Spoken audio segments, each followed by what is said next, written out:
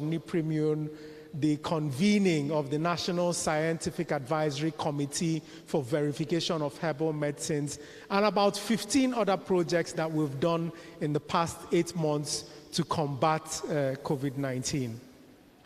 Now, for today's, I know my beard is very attractive to those people who want to keep putting the camera on me. But for the, yes, this is what I want. I want more of the presentation to be on the slide and less of the pictures of myself. When it comes to the lady and the gentleman from USP, if people can put up their photographs. So I'm going to take us through just a quick pharma sector overview, and then we'll talk about the state of the pharma industry, look at some of the concepts and policies that will guide the discussion today, and then pull up certain thematic issues that are critical to national sufficiency and competitiveness globally, touch upon some of the challenges and opportunities, and then we conclude by talking about some of the benefits. So what is the pharma sector in Africa? What is the pharma sector in Nigeria in relation to Africa today? Size-wise, Nigeria has one of the biggest. There are over 160 local manufacturing entities. A few years ago, the estimate of the size of the pharma market in Nigeria was 1.8 billion. If you ask me, it's small for our size.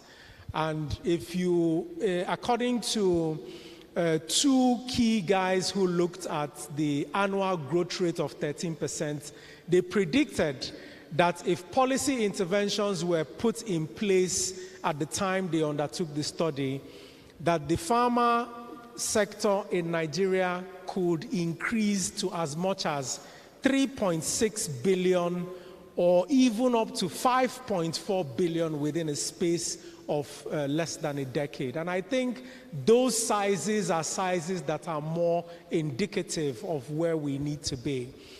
Obviously, in terms of size again, the pharma sector in Nigeria, manufacturing-wise, accounts for about 60% of all manufacturers' capacity in ECOWAS. And so our pharma sector is something that's considerable and should be engaged with. But what is the state of the pharma industry today? You all know that there is an inordinate over-dependence on finished pharmaceutical products. I think it's about 70% that's imported. There is also a dependence on imported active pharmaceutical ingredients and excipients. Very little of the inputs to our pharma manufacturing sector is actually sourced locally. There is also the policy framework that guides the sector is also not coordinated.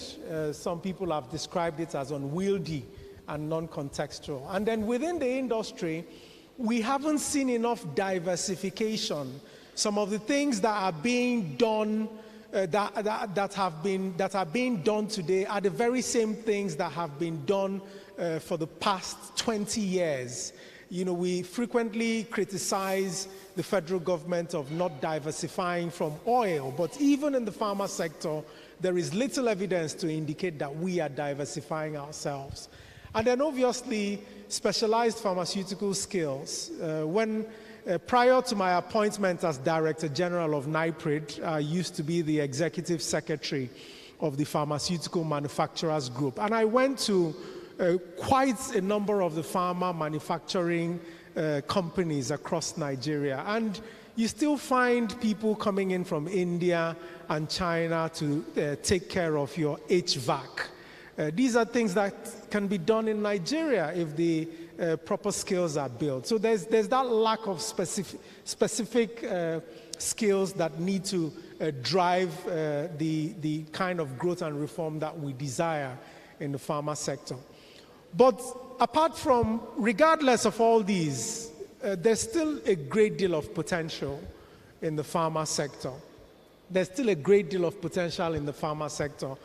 But let us not rest on our oars, because that potential is not going to last for long. There are countries who have realized the potential of pharma in driving their total economies across Africa. And with the advent of the AFCFTA, they're quickly moving to catch up with where Nigeria is. There are all those 4 countries across the North African sub-region. There's Ethiopia that has almost quadrupled its pharma manufacturing capacity within the past 10 years. There's Ghana, there's Kenya, there's South Africa. So despite the fact that we've got potential, we should not stop at potential. We need to start putting in policies and activities in place that will enable us harness these potentials. And so we've seen what the pharma sector is, and we now want to drive down to the particular topic of the day, which is national self-sufficiency and global competitiveness. And so what I've done with this slide is just to try and bring us up to speed, because I know some of us left our academics 10, 12 years ago, and some of these terms are new terms. So just to bring us all up to the same page, we decided to refresh our memories as to what these 2 terms mean. And national sufficiency, as the phrase implies, is when a country can maintain an adequate stock of what it needs across the entire value chain. That is from raw materials all the way to the finished product. You know, if you're able to achieve that in a cost-efficient manner, then you're said to be nationally sufficient in those particular areas. And then global competitiveness obviously refers to when a country can create an environment where its goods and services in relation to other countries are of higher value if you put all the different indexes that get them to bringing those products. So these are the 2 terms that we'll be dealing with, and it's good for people to be in the know. And I think these slides are going to be distributed, aren't they? Chairman CPC, the delegates will get all the slides one day. Yeah, so I won't be reading verbatim, you know, so that if you need further references from some of these concepts, you can go back to the slides and refresh your memory on them. The third concept, which arguably is the most important concept today, not just in Nigeria, but across the world, is the concept of medicine security. This is a concept that we initiated and developed within the PMG-MAN about a decade ago. And a lot of people in Nigeria and in Africa didn't take us seriously. But COVID-19 has now taught everybody across the world a lesson. And now the concept of medicine security is now at the top burner for everybody. And it's a concept that argues that unless as a people you're able to exert sufficient control as regards how your medicines are produced and distributed, you will not be able to guarantee a sustainable supply of high quality, safe and affordable medicines for your population. It's an easy enough concept, but when we were pushing this concept in PMG-MAN, we had a lot of people from the other side that kept arguing about globalization and how we needed to depend on the cheapest manufactured products from wherever it came in the world. And obviously, as you're all aware, when the pandemic hit and people started closing their borders and restricting exports to different countries, suddenly everybody now realized that medicine security is the concept to go. And apart from being able to guarantee these products, the medicine security concept also looks at bolstering a people's socio-economic ability to build their economy. Okay, so things like job creation, things like knowledge transfer, things like revenue generation, things like capacity building. These are all key attributes that have been identified to be key components of the medicine security concept. And so the assignment today is, what are the policy options for driving national sufficiency and global competitiveness in the pharma industry? So we now know what self-sufficiency is. We now know what global competitiveness is. But the last thing that we all need to be on the same page on, and it may sound easy, but it's not as easy as it sounds, is to understand what a policy is. Okay? The simple way to talk about a policy is to say that a policy is a plan. And if you say that, you're not totally wrong. But you also need to understand that a policy is a blueprint put together by a government agency. And ideally, that blueprint is meant to have been developed using a bottom-up approach. All the stakeholders who are critical to that particular sector are meant to be part of developing that policy. So, assuming we're talking about policies that are relevant to the pharma sector, the people in this room should have been part of developing these different policies, okay? And these are some of the simple but frequently overlooked attributes of policy making. And I think going forward in the other slides, you will agree with me that some of these seemingly easy concepts have been missed out. And so, how many policies, or what are the relevant policies that have been put together in Nigeria over the past decade or so, will you identify have driven the state of the industry today? On the screen here, we have 11. My team did an analysis and pulled up 11, but I can bet you there are close to 20 of them, because if you look at the screen, you will not see any of the NAFDAC policies, you will not see any of the PCN legislation. What does that tell you? It tells you that Nigeria is very good at putting together policies. When it comes to making plans, putting up laws, and developing policies, Nigeria is excellent, okay? However, what is the evidence that the implementation of these policies have been robust and comprehensive? You don't need to be a professor of pharmaceutical policy to answer that question. My team has done a preliminary analysis, and we found that some of the major weaknesses center around three things: implementation, monitoring, and evaluation. Some of these policies have sat down there for 10, 12 years. Who is monitoring the implementation? Something as simple as the Executive Order number 3, which speaks about government MDAs, right? Ensuring that they procure made in Nigeria products. How many of you are aware of any publication that has reviewed that particular policy? Okay?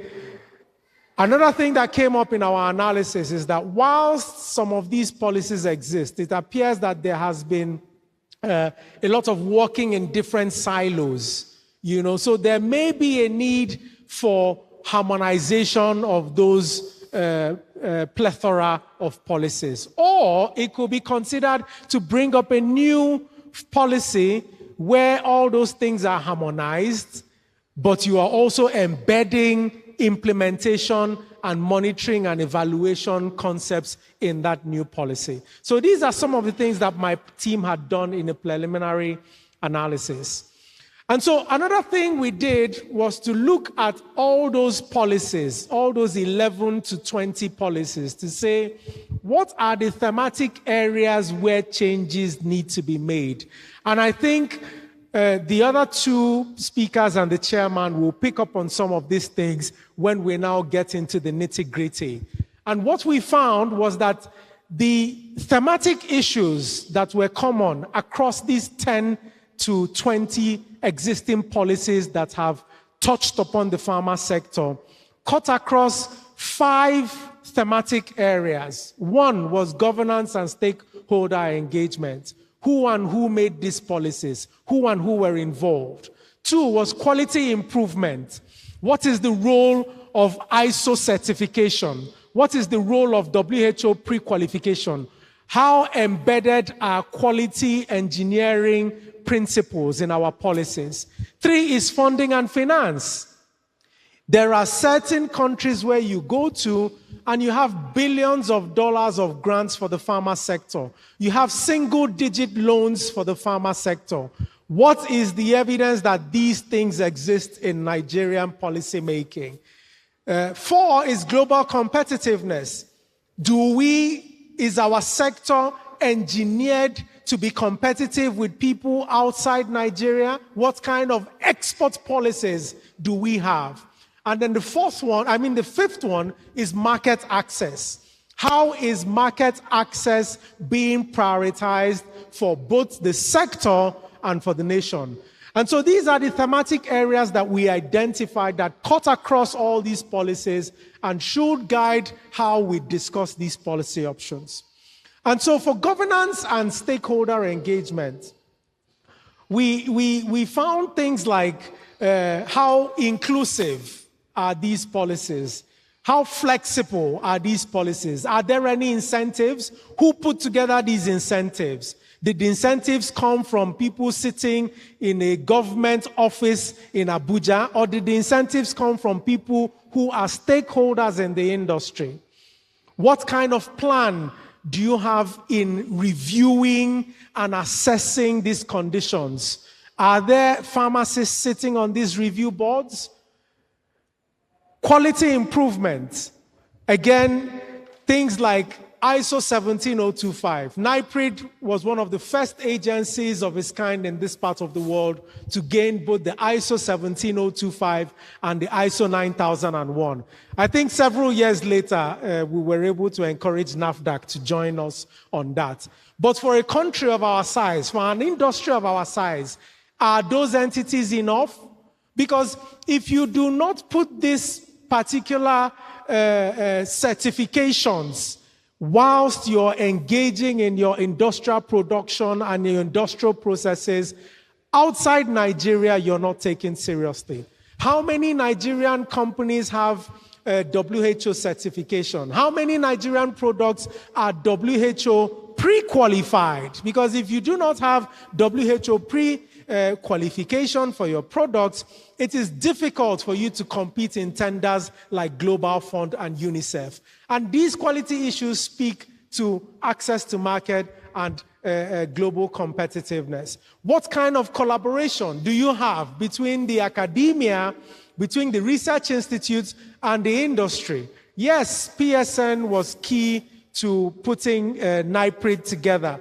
But after that, how has there been an incremental sense of bonding?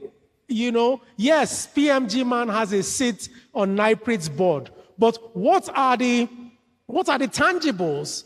How many products have moved from the academia and the research and crossed the threshold into the pharma manufacturing world, or even export? These are the key things that need to be engaged in when you're talking about improvement.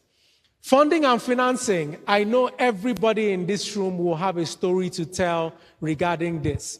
Recently, we engaged CBN very, very, very rigorously. I think before they brought out their policy, at the last count, we had written them over 7 strong letters. Consequently, they brought out 100 billion naira fund for the pharma for the health sector, of which the pharma is a subset. But they've brought it out. How many of you have been able to access it? Again, it comes back to policy. People are sitting down somewhere making a policy, giving you certain thresholds and certain indicators that you need to meet before you're able to access funds. As at the last count, I think less than 10 pharma manufacturing companies have been able to access that money. But also, the other fund we were able to get CBN to put together is 100 billion naira grant for phytomedicines and for vaccines development. Now, phytomedicines is an emerging area. How many of the pharmaceutical companies and pharma stakeholders in this room have been able to engage with that 100 billion naira grant? I'm aware because the board of experts has about 7 people on it. Out of those 7, at least 4 of them are pharmacists. So if a pharmacist is putting together a proposal for that board, you already have an advantage, because the people who are going to assess the applications are speaking the same language as you, who is putting forward that applications. As you all know, NIPRID has a consultancy service, and we let our people know that we're available to consult for them. But unfortunately, I don't think we got a lot of interest from the sector. So these are the kind of things that we need to look at when we come to funding and financing. Is there any prioritization for the pharma sector? For years now, I'm aware that PMG Man has been asking for a pharma manufacturing expansion grant of about 300 billion. Has that been achieved? I don't know. These are the kind of things we need to engage with when we come to the funding and finance thematic issue. Global competitiveness is the other thematic issue that has been indicated. And in looking at global competitiveness, you have to look at what other people have done that have made their own products competitive. And then ask yourselves, have those things also been done in the Nigeria setting? Because unless you do those things and do your own better, it will be difficult for your own products to be as competitive as those people's products. So things like tariffs, things like tax breaks, do these things exist in the setting which the pharma manufacturing and pharma industry stakeholders engage in? We've already talked about low interest loans until COVID-19 came and we blasted CBN with a barrage of letters. That 100 billion naira fund may not have come. Arguably, a proactive population should not be waiting for something like a COVID pandemic before you put together a critical fund for an important sector like the pharma sector. Okay? And then the last one is market access. And this is becoming increasingly important because, yes, we have a lot of potential in the pharma space in Nigeria, but arguably our potential is not only for the Nigerian market. We are positioned to take over the West African market, which is a market of close to 400 million, and even the continental market. Even the continental market. As the executive secretary of PMG Man, I also went to factories of other countries across Africa. And we do have an advantage here in Nigeria. But if we do not leverage, if we do not understand and then leverage on these advantages, it will be difficult for us to be able to create a market access that we can make use of. Additionally, I'm sure you all know about the AfCFTA, the African Continental Free Trade Agreement. In essence, in one sentence, what the AfCFTA means is that if in Nigeria we are not able to build our industry to take over the Nigerian sector and export, in the next few years, the Nigerian market will be importing products from places like Ghana, from places like Tanzania, from places like Madagascar. That is what AfCFTA means. So this particular topic, I would argue, is the most important topic that you can engage with today, because whilst the AFCFTA creates a big advantage for us here in Nigeria, it also poses a very big threat. Because if we do not leverage on these advantages and seize the initiative to create a market that we can access and export to, we will be open to importing from these African countries who currently have less an advantage as we do. And so I ran quickly through those 5 thematic areas because I'm sure the other panelists will do justice to it. But where I have a big advantage and I want to dwell a bit more are the next couple of slides. So we've talked about these thematic areas, and those are the content of the things that need to be done. But how do we go about doing it? How do we go about doing it? Because it's not just the what. You also need to think about the how. If you have a beautiful document you want to sell to government and you have no plan of how to sell it to government, arguably you've wasted your time. So there are 3 key areas that we've identified. My team and I have identified. Our preliminary analysis brought this up. One is for us to continue what we are doing now as PSN, but do it more aggressively. I'm aware that the PSN president, the past presidents, and a lot of the dignitaries in this room have been coming to Abuja more often. I've seen them with the minister, I've seen them with the Senate, and I've seen them with other stakeholders. One option is for us to become more aggressive. So we can pick out these different thematic areas that we've picked up.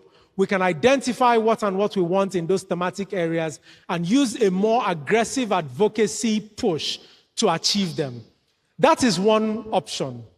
The other option is to look at those 11 to 20 policy instruments, whether they are laws, whether they are medicine policies, whether they are guidelines, and then look at suggesting to governments how those things can be amended, how you can now start embedding monitoring evaluation concepts in those individual policies. That is another option that we can look at. But I would argue that it's an unwieldy policy, because how many of these things are you going to engage with? But again, depending on the resources that are available to you and depending on the strategic approach that you want to undertake, it is key to mention that this is an option that is open to the PSN. The third one is considering new legislation. This is what a lot of countries have done.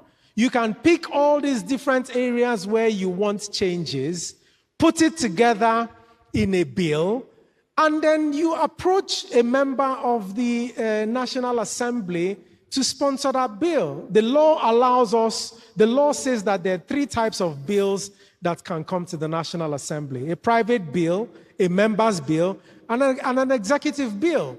So for PSN, you have 2 options. One is that you put together these reforms into one bill and then approach a friendly lawmaker to present it as a member's bill. The other option is that you put it together and approach either NIPRID, NAFDAC, or PCN, which are statutory bodies, and then have them help you sponsor it as an executive bill. It comes from the executive. So these are things to consider in our engagement with these strategies. And so I've come up to what is arguably my penultimate slide. And I think this is the most important slide for me personally. I don't know if that particular sentiment will be shared.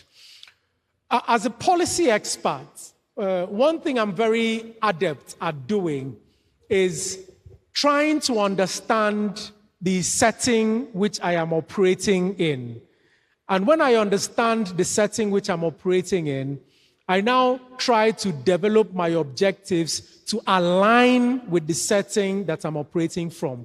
What that does is that it makes my own activities easier. So, for example, as DG of NIPRID, if I want to ask for anything from my principal, President Muhammadu Buhari, I will look at Muhammadu Buhari's body language, I will look at his policy initiatives, and then I will frame my request to align with what President Muhammadu Buhari aligns with and has been pushing. And that makes it easier for me to get whatever request I want from NIPRID from the presidency. And so I want the PSN and the members of the PSN to also consider this approach. Continentally, over the past decade and increasingly during COVID-19, there has now become a policy of looking inwards. African leaders now are pushing for people to manufacture things within Africa. African leaders are now pushing for people to trade within Africa, country to country within Africa. And that is why the AFCFTA was put in place a few years ago. Those of you who are history buffs would have realized that the AFCFTA was one of the quickest ratified treaties in Africa. I think within 18 months of that treaty coming in place, close to 2/3 of the African countries quickly ratified it.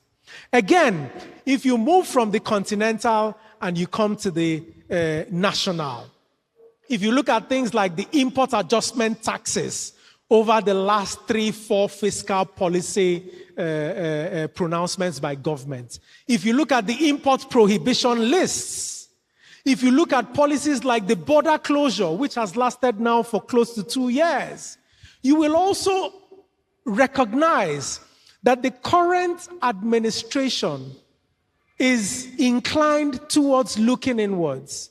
And so as an organization, as a society, as a people, as a business, as an entrepreneur, I would argue that this is the time to start looking inwards. Because if you develop concept notes, if you develop business proposals that focus on looking inwards, you're more likely to align with what is being thought of nationally and on the continent.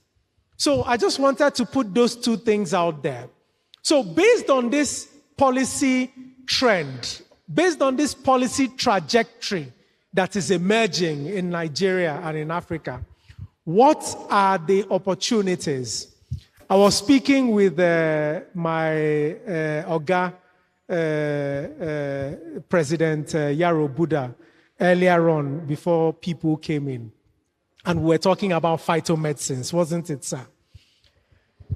It has never happened in the history of Nigeria that CBN, the Central Bank of Nigeria, will bring out 100 billion naira for grants.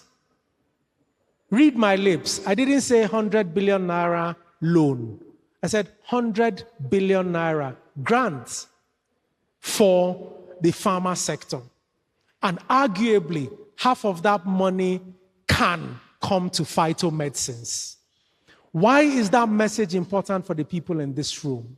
Phytomedicines, like my Oga said, is one of the lowest hanging fruits. There is nobody here who has not taken some form of traditional medicine or has their family member taking some form of traditional medicine. If you're a pharmacist and you have engaged with NAFDAC, if you're a pharmacist and you have engaged with PCN, if you're a pharmacist and you have engaged with NIPRID, if you did not think about getting one of those traditional medicine products to partner with so that you can submit an application for that 100 billion naira grant, I'm afraid you haven't used your pharmacy degree to its fullest potential. At NIPRID, I think we put in between 15 and 20 applications. It's an opportunity that will not come again. 100 billion naira grant. Not low interest loan, no, grant. Grant meaning that if you apply and you're successful, government gives you the money. You're not paying back. This was a fund that was put together based on the fact that we kept pushing. And we kept pushing because we expected that our constituency, the farmer sector, will be the biggest beneficiaries. A phytomedicine submission is not rocket science. And please, the director from NAFDAC, please shed some more light. The threshold to get listing, is it that difficult? It's not that difficult. If you bring a product and you're able to demonstrate using laboratory analysis that that product is safe, you have crossed one of the biggest thresholds for listing. And if you can do that, then you have a foot in for that particular application. The other low-hanging fruits, they're not as low as phytomedicines, but they're low nonetheless, are things like excipients, APIs, and vaccines. Excipients, we're talking about starch, we're talking about alcohol, we're talking about cellulose. Already, we are aware that there are 2 or 3 starch production companies in Nigeria. What is arguable is whether they produce farmer-grade starch. But if you're already producing starch, the steps between food grade and farmer grade cannot be too far. All the millionaires in the pharmacy world, what are you waiting for? By the time AFCFTA kicks in, you will not be able to import starch from Asia or from the Americas. So these are opportunities that exist for people in the pharma sector. Same thing as APIs and vaccine. Vaccines-wise, only one company has started playing in vaccines in the whole of Nigeria. If you look at the whole of Africa, there are not more than 4. I think there's one in North Africa, there's one in Senegal, there's one in South Africa. Where there is a market, there is an opportunity. And I know for a fact that there are close to 10, 15 companies that already produce world-class intravenous preparations. What are you waiting for? These are some of the opportunities that need to be leveraged on. Similarly, packaging and ancillary industries. In more developed countries, people who deal in pharma take over the entire value chain because the thresholds to get to the pharma sector is the highest if you compare other sectors. So what it means is that if you're able to get packaging materials for pharma, getting for food and other sectors is not as stringent as getting for pharma. These are areas of opportunity in the pharma sector. And the last one I'll mention is nutraceuticals. Again, this is a multi-billion-dollar industry. And similar to the phytomedicines industry, it is not as stringent as the core conventional pharmaceutical sector. So what are pharmacists waiting for to enable them get into these sectors and become the market leaders? These are a list of benefits which can accrue to the country if we're able to achieve national sufficiency and global competitiveness. I won't bore you by reading through the details because these are the things we say on NTA, on Channels Television, and Arise every day. So it's there on the slide in case you need it. Let me conclude by saying that the sector has demonstrated critical commitment and there is great potential.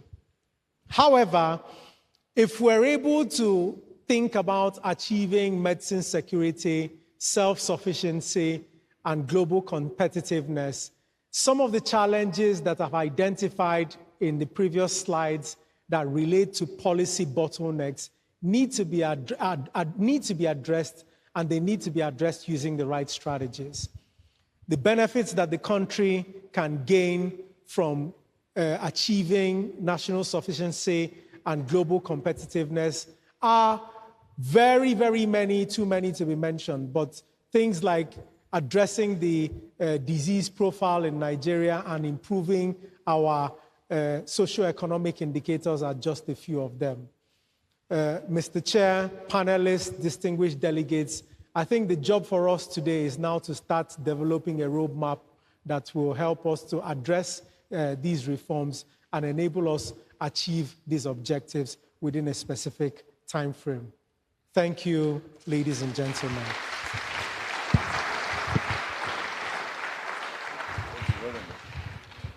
Can you give Dr. Adigwe another big round of applause? Thank you very much. I was told during his presentation that we have until 11:30 for this session. So I was expecting that by the time we got to 25 to 11, I would send him a note, 10 minutes. But the way he was talking, I just got a bit carried away. It was so interesting, I didn't want to stop him. I think he has said a lot. I will reserve some of my own commentary until we hear everybody's. I've made some notes. But for those who are just coming in, make sure that you remember the website of NIPRID, www.niprid.gov.ng. So that you go there and follow up. And then if you missed a little bit, the CPC would circulate, perhaps through your states, these slides as presented. Thank you again. So we would continue. I think I better listen to the lady first, right? Uche, come up and give us your own commentary.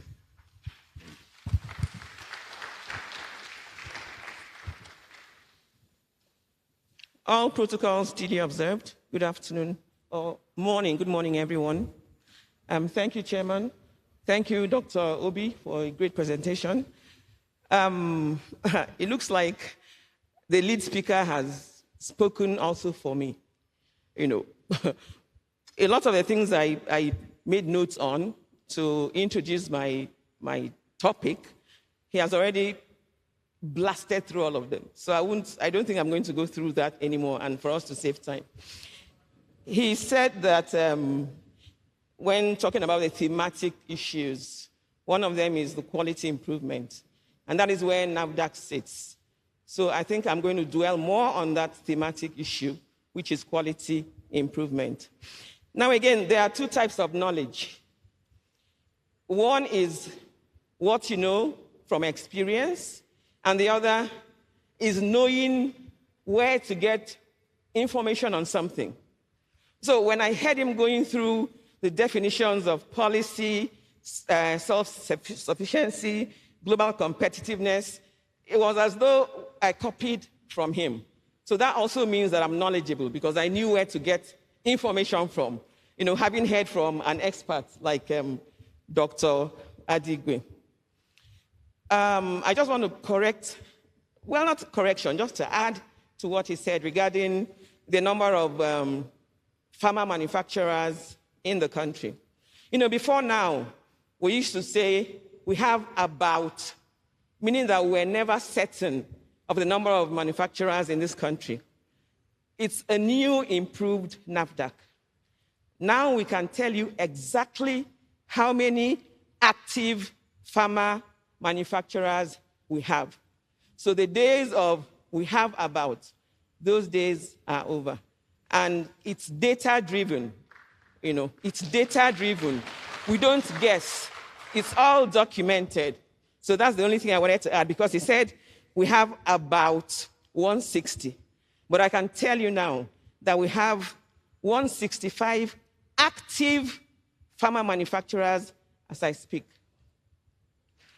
Then regarding APIs, you know, there was also a talk about, you know, we being very dependent on importation of APIs and all of that. Yes, it's been like that for a while. But things are about to change. Because there's a local manufacturer that's currently having discussions with a company abroad, and the whole intent is for them to start manufacturing an API locally. So that's also an improvement from what we had before. So I also agree with the idea of medicine security. You know, from what Dr. Obi also said, that drives national security, and that feeds into national development and all of those. Totally, I agree with them. And what is that thing that makes medicines secure? If you encourage local manufacturing, that's a good way to go. And I tell you what, we didn't have to wait for COVID to drive us to start thinking and looking inwards. Even before COVID, the management of NAFDAC had already seen the wisdom in encouraging local pharma manufacture. So we are like a step ahead. It wasn't COVID that brought this to the forefront for us. We had started already before COVID to think inwards. And that led to what we now call the GMP roadmap. You know, before now, yes, we're conducting inspections, good manufacturing practice inspections in NAFDAC, but really there was no guided focus, you know. But right now, I can tell you, we now have a GMP roadmap that is also data-driven, that is scientific, and is based on global best practices. You know, it was something, because we realized that all the manufacturers are on different levels of development, different levels. Some people at the time were running, others were jumping, others were still sitting down. So we realized that, you know, you don't set the stage for them, you know, you don't put the same bar for them. So we decided to develop this, you know, it was phased, stepwise, you know, so that at each stage of phase, there were clearly defined targets for each category. And now we have, based on that, we've been able to categorize all the companies in Nigeria into a particular status, risk-based. So we can tell you now that we are focused and in trying to ensure quality improvement in all the local pharmaceutical manufacturing companies.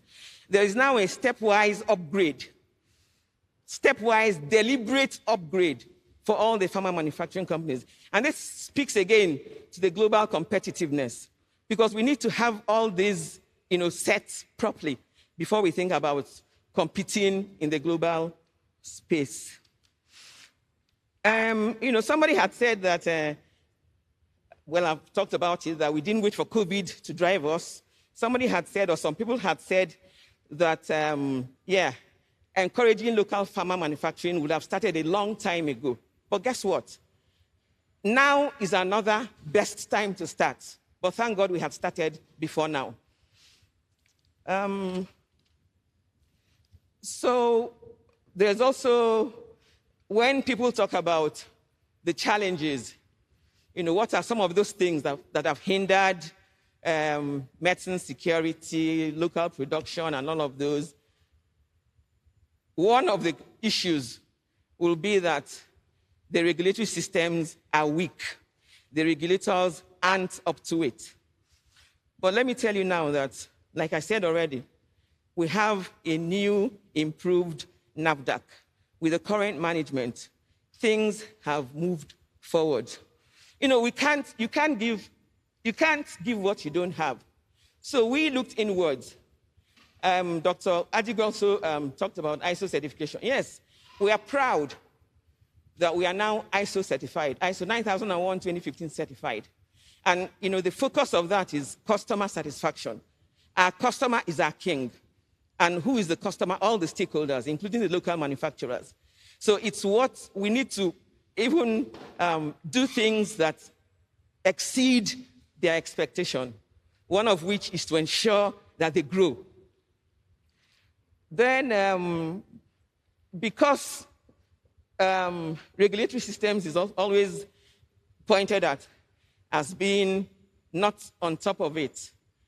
So in looking inwards, in addition to the ISO certification, we are currently going through what we call the WHO GBT. Now, what that is it's now a system or a procedure for the WHO to try to evaluate and assess all the national regulatory agencies. I'm sure you would have been hearing about stringent regulatory authority. So they want to do away with that terminology. So if you meet all those requirements, and I tell you, it's not easy, you're now called a WHO-listed authority, akin to a stringent regulatory authority. So that's where we're headed, because I said to you that you cannot give what you do not have. So we want to equip ourselves, develop ourselves in-house first, before we can help the others. Then, of course, our slogan is customer-focused, agency-minded, like I said, and our customers are including the local pharma manufacturers. So from the lead speakers' thematic issues, quality improvement, I've talked about the development of the GMP roadmap, and I'm happy to announce to you that even Dr. Adigwe, in his previous capacity, and Dr. Mopa, in our various capacities, were in the forefront of developing this GMP roadmap, not just for Nigeria, for ECOWAS. So it's so refreshing that both of them, are on this panel with me. So I've talked about one of the challenges, which is the poor GMP compliance due to wide knowledge gap, and this is part of what we need to improve on. This is what you need to give the manufacturers, help them upgrade their standards, upgrade facilities, improve manufacturing standards so that they will be competitive in the global space. So that we have now. And then we also have a critical mass of very well-trained GMP inspectors. Like I was introduced as a WHO, I am on the team of the PQ inspection team. So that means we have now a critical mass because we do a step-down training, train the trainer. So when you come to NAFDAC now, the caliber of GMP inspectors that we have can compete with any GMP inspector from even the FDA. That I can tell you. So these are ways of continual improvement, and like I said again, you can't give what you don't have. Now that we have it, we can pass it on to the manufacturers, and this will help them to build capacity and then be able to compete globally in that space. Then again, the days of some people complaining about PCN and NAFDAC, we don't know what PCN is supposed to do, where does their function end and start and all of that. That's history. Because right now we have an MOU with PCN. It's now a seamless approach. There will be no complaints anymore because there's now an agreement between NAFDAC and MOU regarding where PCN starts and ends and hands over to NAFDAC. So it's a seamless approach as we speak. This also will now feed into the continual improvement and help the manufacturers add value to their processes. Then again, the quality of APIs. So we realize that it's important to understand what it is, the quality of the ingredients that you want to use in making your final product. So right now, we expect that manufacturers submit their drug master files for review. And I tell you, it's yielded a lot of very positive fruits because a lot of them who hitherto would have done things in ways that were not acceptable now know that these are the requirements and they have to stick with it. So this, again, adds value and helps improve the quality of the products so that we remain competitive in the global space.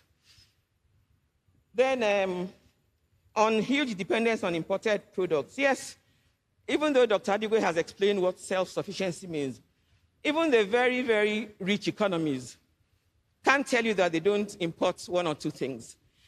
Self-sufficiency doesn't mean that you have it all. There must be collaboration. You must engage with others. There are certain things you may not have, you may need others to help you with.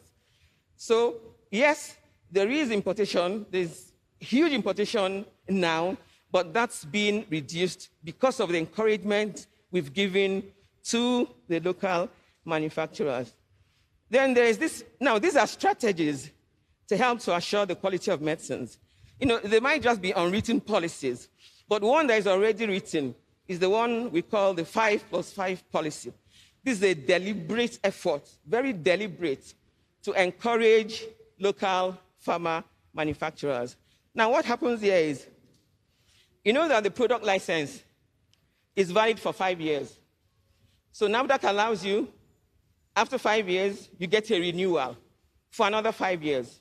Now, what this policy means is that you're supposed to start migrating to local manufacture before the end of the second fifth year. So before the 10 years, you should start thinking about migrating locally to start your production. So we expect that maybe around the 8th year, that would be like the 3rd year into your second renewal, we should see a blueprint. We should see a commitment that indeed you're thinking in this direction. It may not be easy for you to just start a manufacturing facility right away, but there are other options. We have companies who are well-versed in contract manufacturing. So you can partner with any of those. So this is one of the policies, and it's being implemented because right now we've seen a lot of manufacturers sending in their facility plans. They want NAFDAC to help them look at the drawings, the diagrams, and all of those. So people are heeding to this call, and this really has come to stay. So this is a policy that is deliberate to encourage local pharma manufacture.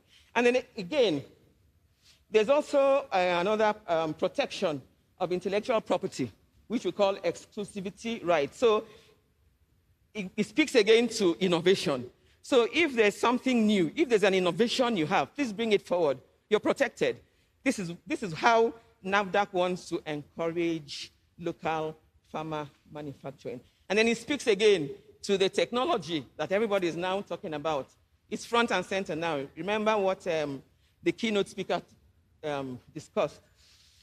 So that's a protection for anybody who has any innovation. Your intellectual property will be protected.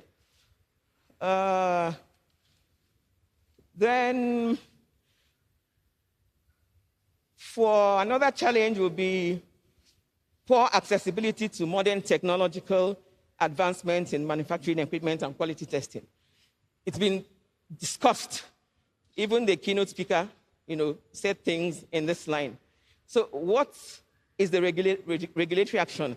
How will NAFDAC help in assuring quality of medicines to deal with this? So we support International Expo to attract technology transfer. So this is one thing that NAFDAC does. And then advocacy through a lot of diplomatic channels. There are always high-level meetings, which sometimes those ones are above my paycheck. So the top management, are the ones that deal with these issues. So NAFDAC is really serious in this regard of trying to encourage local manufacturing so that it remains sustainable. And then we are looking at, again, research and development. I don't need to talk about it. The expert has already talked about research and development because we collaborate with them in a lot of ways, and even the academia, to try to rejuvenate R&D activities. Then again, he spoke about financial incentives, the 100 billion naira pharmaceutical intervention fund by the CBN.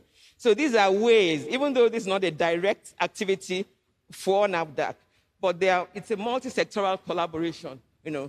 People key in where they need to, because the objective is the same. So I've just decided to talk about according to the lead speaker, the thematic issue, which is quality improvement. This is not exhaustive in any way, but I've tried to bring out the ones that, relate to local pharma manufacturing. So in conclusion, for want of time, access to medicines that are safe, effective, of good quality, affordable, and sustainable is our objective. And then we are now looking to see that patients are safe, the product is of good quality, and then the supply chain is secure and has integrity. Thank you.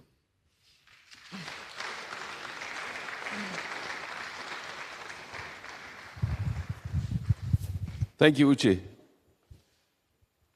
Again, you see, I just wrote my 5 minutes and you finished. I wrote 5 minutes, I was going to sleep to you, and you finished.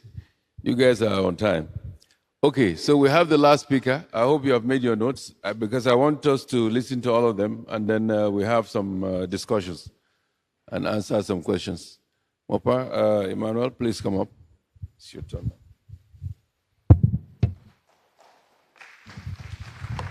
Good morning, distinguished colleagues. I want to stand on existing protocol.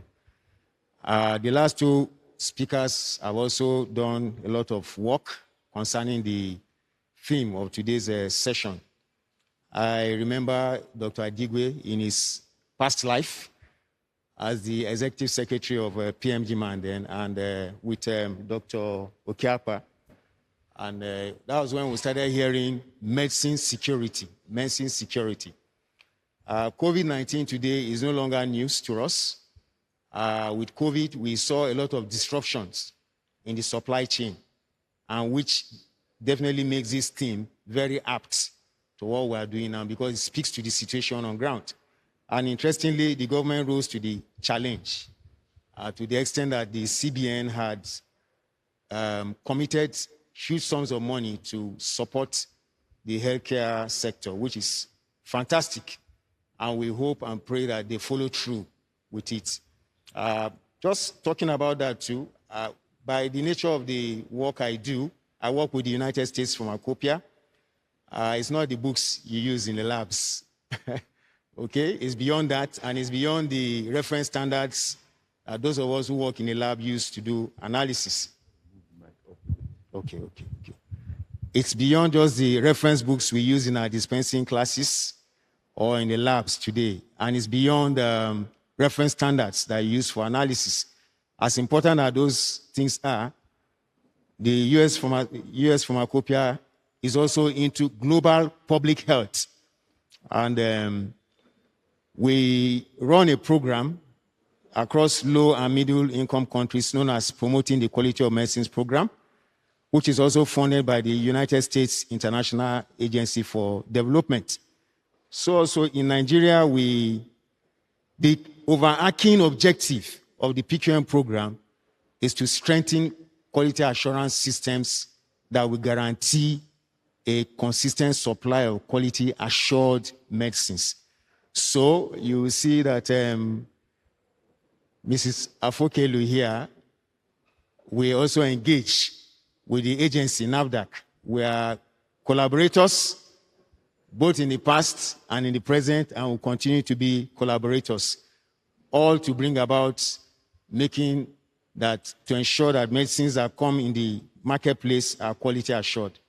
Having said that, I would like to, a lot of things have been said, but I will try to navigate within the time frame. In the closing slides, some of the last slides that Dr. Adigwe talked about, there was this slide on cross-cutting, and I think that is very fundamental to what we do here as a nation. Cross-cutting issues, very, very key. And in his presentation, we are not lacking for policies. We are not lacking for plans. We do very beautiful planning, very beautiful policies, but it's there in the implementation. So he enumerated a number of things there. We have governance, which is very key. So governance is the umbrella where policies can actually be initiated and then implemented. But beyond just policy, governance speaks to linkages. And I heard him clearly. He was also talking about stakeholder engagement. Policies ideally should come through a bottom-up approach. And that is where linkages come to bear. You want to engage all probable stakeholders in that area of policy initiation you want to do. So for the health sector, we depend on so many other stakeholders beyond our core activities, all right? Today, if there are going to be policy initiatives that we make for sustainability of medicines in Nigeria and competitiveness, then there are other aspects. In the government circle, it is Ministry of Health that we lead. But beyond the Ministry of Health, there are other ministries. You have a ministry for industry, trade, and investment. We want to see those linkages at that level, because sometimes what you see happening is a ministry says, it is my mandate. These are our mandate as a ministry. So Oga Health or Oga Finance, these are our mandate. And sometimes we have recognized this as a weakness in the implementation of policies, and even how some policies are fashioned. By the nature of the work we do, we also engage with government actors within the countries that we work in, and it helps us to see through some of these challenges. That is why governance is very, very key, and it's also important, just like Dr. Adigwe elucidated, that as a professional body too, our approach, we should be able to have a good understanding and scanning of the government terrain to see how we can further strengthen advocacy in this area. Sorry, I'll start with cross-cutting, and then I'll talk about one or two few issues that directly speaks to making sustainable products in the country. So that is very important. He also talked about quality improvement, which Mrs. Sonny Afokelu has also done justice to. Just to add to what she has said, in 2018, our organization with NAFDAC decided that we'll embark on a GMP roadmap project, because it was initially initiated by UNIDO. Remember, we were in Ghana, in Accra for that meeting then. But then there was a sample that was used, 20 companies or thereabout. And it was thought that that is good, but it could be better. Hence, we decided that with support, with collaboration with NAFDAC, that every company that is actively manufacturing should be inspected based on GMP standards. And you know the report she has given us that. Now, a lot of findings were made, all right? Fantastic job done. A lot of findings were made. Scientific approach, WHO risk method was used to classify the companies. Now they have a lot of CAPAs, we call them, a lot of audit observations to address. How will those things be done? Because those audit observations are categorized into various compartments as it relates to quality compliance to GMP. You have some that speak to infrastructure. You have some that speak to workforce development because of the knowledge base. You have others that speak to general issues, all right? General issues. So having said that, for us to make that giant leap we're looking at, there must be policies tailor-made to human capital development. It's not, we will have policies that speak to in-service training within the industry as well as the regulator. But beyond that, we are looking at the university level, in the pharmacy schools, in the engineering faculties, because this is very important. Some of the courses we did in pharmacy school have their roots in engineering science. Things like mixing, things like lubrication.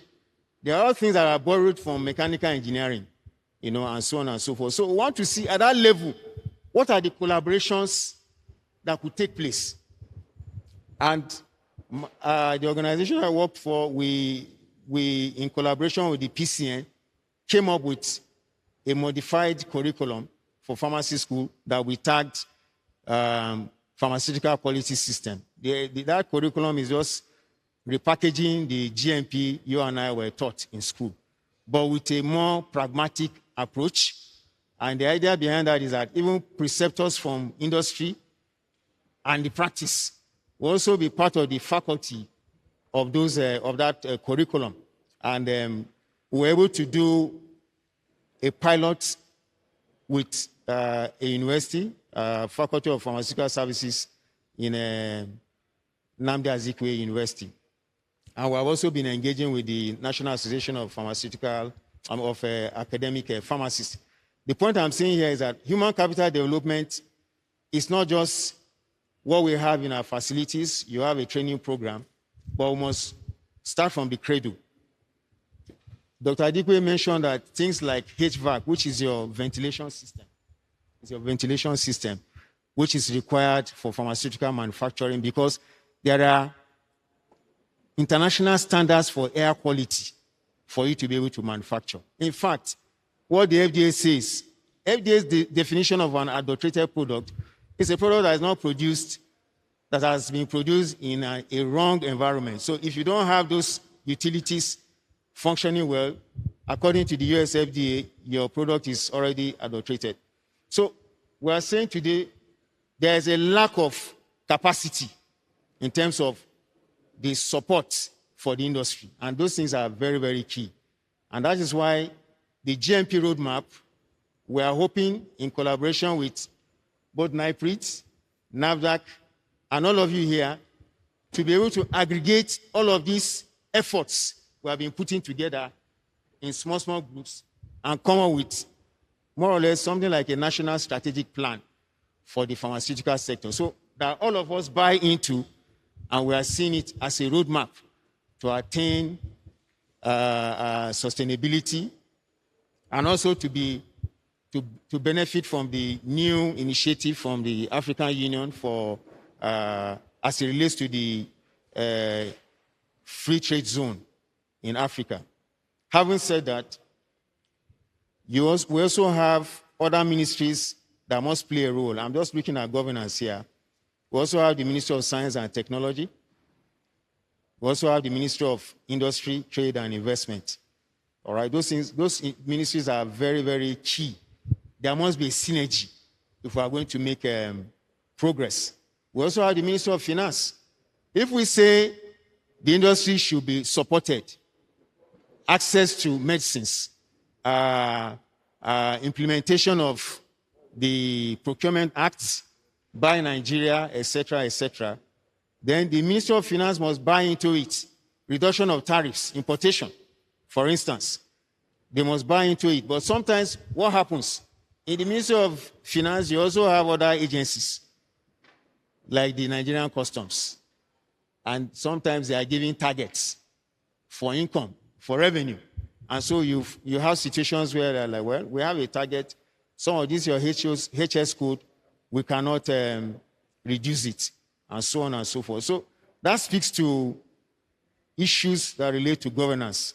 And that is why with a professional body like this, our advocacy needs to be further strengthened. It needs to be further strengthened.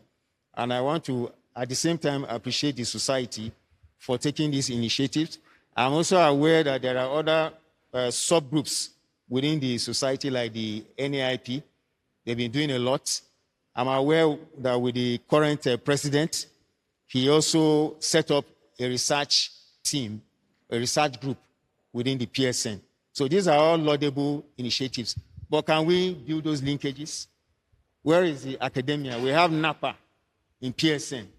What role are we really playing?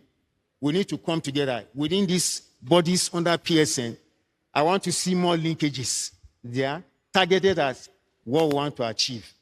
Medicine security, competitiveness. It's time to get your business really soaring with ShopKite. Whether you're just starting up or been in business, ShopKite is your easy-to-use, downloadable mobile POS app designed to help stores, mini-marts, pharmacies, and more manage their sales and inventory without needing a computer, UPS, barcode scanner, or any expensive software. Now, you can view all your in-store products, manage sales, receive expiration notifications, and even print receipts, all from your Android or iOS device. And that's just the beginning. Worried your customers can't find you online? Well, ShopKite automatically gives you a free online store managed by us and tied to your physical store. All you need to do is update your stock and your customers immediately.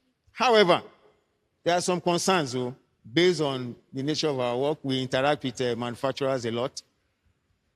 Some people have received the monies. My question is, how is that money being utilized? I'm not saying it's being diverted. No, that's not what I'm saying. But in one or two situations, we came to situations where people just go and say, based on the inspection report, my factory does not have a ventilation system. And they just dial or go to the internet and say, okay, supply me AHUs so that we can install. So it's also important that those monies should be well spent. And most times, we'll always advocate that you get experts that can provide guidance. And where you can't find them, I'm sure that the Directorate of Drug Evaluation and Research, they also have people there that can provide guidance. If you are going to remodel your facility, you need to see experts that will help you out. Because in the global space, quality is a non-negotiable, it's a non-negotiable requirement. And that is why, even as we speak today, no company in Nigeria has been able to pre-qualify. However, no company has been able to pre-qualify a product. However, we are aware that there are about 3-4 companies now that are at advanced stages of WHO pre-qualification. And I'm sure maybe by this same time next year, we should be able to celebrate 1 or 2 companies that have pre-qualified products. But having said that, even with the level of quality compliance, some companies are already beginning to supply products to international donors, which means that they are also operating at a level that is of internationally accepted standards. Well, I will just take my bow from now so that we can continue with the program. Thank you.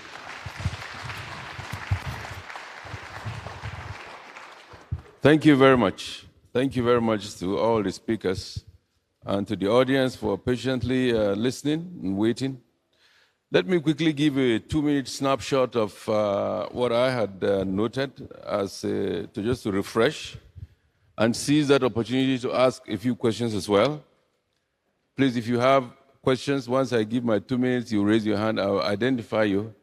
The speakers would take notes and then we'll respond after all the questions have been asked, because we've virtually run out of time.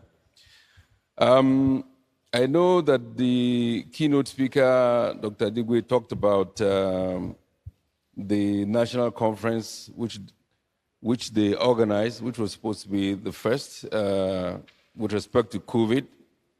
What I don't know is whether it had a goal or a major theme, because I do remember that in between 2001 and 2002, when I was PSM president, we had a high-powered visit to President Olusegun Obasanjo, and the goal given then was that we should strive to produce 70% we should try to achieve 70% local manufacture of essential drugs within 2 years. So I do not know whether in your because now my feeling is that if all the players are brought together and you have a theme or a goal, then everybody now brings his own part into the pot to deliver on the goal. So perhaps just a little bit of explanation on that. Okay, yes, I know that you talked about the size of the pharma sector. and that the projection is that by 2026, it may double to about $3.5 billion plus.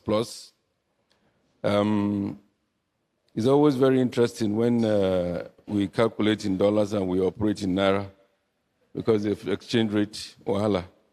So perhaps I'm always interested in those kinds of information. You talked also about the state of the industry, lack of APIs. I'm glad that NAFDAC talked about a company. It would be nice to know where and how and what. And then you identify the concepts for your discussion. On policies, certainly I know, as a member of the National Institute, there are so many policies in this country. Surely, implementation, monitoring, and evaluation has always been the problem. So perhaps, if I go back to the goal that I mentioned earlier, that is something that we can engineer. I do not know who would engineer, but I'm sure between NIPRID and NAFDAC, perhaps if we identify one goal that everybody can lash on, then everybody can bring his own part. I'm glad, and please note that NIPRID does have a consultancy service, so explore that. You talked about the market, the largest in West Africa, and probably strive to be the largest in Africa. A few years ago, I was at an exhibition in India of manufacturers, and quite surprisingly, I learned that India is the #1 supplier of generic pharmaceuticals to the United States. And you know what that means? #1 supplier of generic pharmaceuticals to the US. I even thought it was China, I didn't know. And also to Africa. India is #1. How did they achieve that? And how come we still have a lot of products from India that are substandard? So it means that there is some dichotomy there. As we strive to achieve achievables, we should also recognize standards all the time. You mentioned about the opportunities of the 100 billion Naira CBN grant. I'm sure you're going to be getting a lot of inquiries, including from myself. Sounds very nice. And this time when there's no money, to cover areas of phytomedicine, APIs, packaging, vaccines. And for many who do not know, who are not in manufacturing, packaging actually is a big business because it is one of the things that takes away all the money. The tablets don't cost so much sometimes, but the packaging. So you can invest in that, and it will help. I'm glad that NAFDAC now has exact numbers on manufacturers. I made note about your registration of 5 years plus 5 years. What I don't know, and really I worry about, is that is it for everybody? If somebody comes in and is, you know, we have so many artemisinin combination drugs around. Even amlodipine, so many brands. I believe that there are people who can produce. This is simple tablets. They should be able to produce them. So it doesn't have to be 5 years plus 5 years for everybody. That's my own thinking. That if indeed you are going to give, except of course if you're also matching that with your calculated demand, need. That is, if we know what our needs are in the country. But otherwise, why would you give somebody... Okay, sorry, the other thing is that I don't know if you have a record of the installed capacities of the companies and then their production capacities. And therefore, you know the difference. And so if somebody comes in and he wants to import, and you know there's a company that can produce what he wants to import, do you have an arrangement to do those linkages? Because I think that in doing policies, those kinds of policies can help. Essentially, I think we must be ready to help our local manufacturers, because that is, as you talked about security, It is extremely important. Let's help local manufacturers. If we do that, it makes life easy. I know there is already a little bit of discomfort or discord between those who are importing heavily and those who are manufacturing. We focus on local manufacture. That's where we are going to be saved. And anything you do, try to ensure that that is the direction. So you direct those who are importing to those who are manufacturing where they have the capacity. Okay. What is life if it's not worth living? And of what value is wealth without good health? Hence, we became very passionate to preserving life and to make it worth living. This dream must come alive. We decided 2 decades ago, and innovative diligence took the center stage, which has now metamorphosed into a wonderful discovery from virgin coconut oil. Now with electronic This superb and delicious nutrient-filled natural food property has enormous health benefits. Therefore, in our quest to realize our dream, virgin coconut oil was cold-pressed into soft capsules to evolve age-well virgin coconut oil capsules, I'll take a few which guarantee a strong and healthy heart by inducing increase in the secretion of insulin to control diabetes or blood sugar, and regulate the blood cholesterol level to minimize the heart's risk to diseases. Okay, we have one here. Its high nutritive value is excellent. 1, 2 with the mask. 3. Now I want a lady. Okay, the lady at the back there. That's 4. Any other person? I think I've counted you. 4 with the lady. Any other on this side? No. Okay, we'll start with you.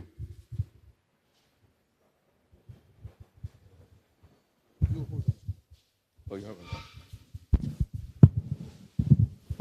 haven't. Good morning, Mr. Chairman. Just take notes. Just answer the questions together. Good morning, Mr. Chairman. Thank you for this wonderful session. I want to start by first asking you, because I know you are into manufacturing. When you started your yogurts and the fruit juice products, did you start by first making sure that all of the big machineries were in place? I'm trying to establish something here. The speakers have tried to talk about WHO standards. The speakers have tried to talk about HVAC, and in a different forum, I've tried to talk about the need for us to ensure we comply with global standardization. But when you look at America, when you look at India, you look at China, they have not thrown away their kitchen manufacturing capabilities. And as far as I'm concerned, we are starting from rather than establish the foundation, we are trying to build a skyscraper without first establishing a proper foundation. Because for me, it's about our capacity and ability to be able to produce these things, rather than about the standards. And as for now, we don't seem to have that capacity and ability. We have issues with our lights. We have issues with our research systems. We have issues, he talked about integration from the lab to the market. The Indians have been able to do a lot of integration. The Chinese have been able to do a lot of integration. The Americans and the Europeans are wonderful at that. But we have not developed systems for ourselves to be able to do that. So for me, that I feel is one area the PSN should work on, because the PSN is more like a cosmoboard, a melting pot for everybody. I will do that. The other thing I want to talk about is the issue of post-marketing surveillance, M&E. Most times we talk about these things, but go out there, we don't have the framework. We need to practicalize these things. Integration and connectivity, especially through the Association of Professional Bodies. We have issues with lights problem. Energy is a major problem for the manufacturers. When I was in the manufacturing sector, when we want to produce nitrogen, we shut down NEPA and we use diesel. The cost of energy alone in manufacturing is will not make us competitive. So we need to solve our own problem locally. Before we begin to talk about one company, whether Siemens coming to solve that problem for us, let us use our engineers here to do something. Let us also break the buck. I'm coming, sir. Let us break the buck. I'm speaking to the regulators, the material distributors and sellers. As a student, you want to do research with some materials. Okay. With some materials. You don't really get APIs to work with. You have to begin to source. Thank God one of the, I think from Pharmacopoeia or somewhere is here. Let us create funds that can guarantee that a minimum of some of these things are available for our students, our researchers to be able to use, easily access them. We can come out with our own findings in Nigeria. Thank you. Mr. Chairman, sir, can I request that they all come forward so that we can take it at a go? Please, if you are picked for the questioning, come forward and let's take it the same time. Good morning, Chairman, President Buddha, and distinguished speakers, Dr. Obi, Pharmacist Esuga, and Pharmacist Sonny Afokel. Thank you very much for your presentations. I have two questions. My name is IG, and I'm the National Chairman of the Association of Industrial Pharmacists. The first speaker actually spoke on my first question. Now, I'll take it this way. We say that we want to produce up to 70% of essential medicines that we consume in Nigeria. 2 years ago, 2018, as Suga mentioned, there was this UNIDO NAFDAC roadmap that was conducted, and we're able to see that we have maybe about 165 active local manufacturers. And that exercise was supposed to check the systems to see how well they are. So I think there was this high risk, low risk, and medium risk, and all of that. Now we understand that they were giving compliance directives, and that they are not able now to close their CAPA. I think since last year, many of them are not able to close their CAPA, and we understand from NAFDAC that they are not even coming up to say this is what we are doing or this is not what we are doing. And when we asked our members, we understand that they don't have money. They just don't have money. The market is tight. The CBN intervention that came in, many of them are not able to access it. I don't know how many access, but we had about 8 out of 165. So this tells you that to make progress on that is a challenge. Now, there is a need for in-house discussion. That's what I want to present to PSN. Why am I saying this? That's what the last speaker alluded to. Today, we know that all pharmaceutical companies in Europe are not WHO pre-qualified. Just as I continue, I want to make a case that we are not saying that we want a reduction in standards. We must meet quality standards to move forward. But I believe that as a regulatory agency that NAFDAC is, quality is not different, as I understand. But as he has said, the quality as of 2020 is not the quality as of 1950, for example. So many of these companies in these countries have been able to move, gradually to where they are today. So if we want to make our companies be as compliant as a company in a developed country in 2020, it's a tall order. Also in India, as Dr. Alaji Buddha has mentioned, all the companies, they are not WHO pre-qualified. Please come down. They are not WHO pre-qualified, and they are manufacturing and exporting. So we cannot give Nigeria a condition that all companies here must be WHO pre-qualified. So we must have a national discussion. I think Esuga mentioned something about national strategic plan to improve our local. We must have a discussion with manufacturers to know how to move this forward over a transition period of maybe 2 years so that this will be achieved. Sorry, sir, please. The chairman has not asked me to cool down. I know. Let me finish my question. So please, I believe that with the global benchmarking that NAFDAC is going through, NAFDAC will be a strong regulatory agency to come up and say this is what we want to do. So I want to implore PSN to galvanize to have this conversation between NAFDAC and the local industry so that we can know how to go. We also want to hail NAFDAC for the 5+5 initiative. We are happy about that and we want it to happen. Then the other issue is data in the industry. All of us stand up and we say that locally produced products are 25% of what we consume. What is our reference? I have not come across any reference. Is guesstimations. Maybe UNIDO or somebody comes and says Nigeria produced 20% of what, or 30%. I challenge somebody to give me data on that. So we don't have that, and we have mentioned time and again that NAIP is willing to work with NAFDAC to raise this data. Generally, what we consume and what is imported into Nigeria, at the level of the entire market, at level of therapeutic areas and molecules. Thank you very much. Okay. We want short questions, please, so that the speakers can respond. All right, the next one. Yeah, there's one. There's one here.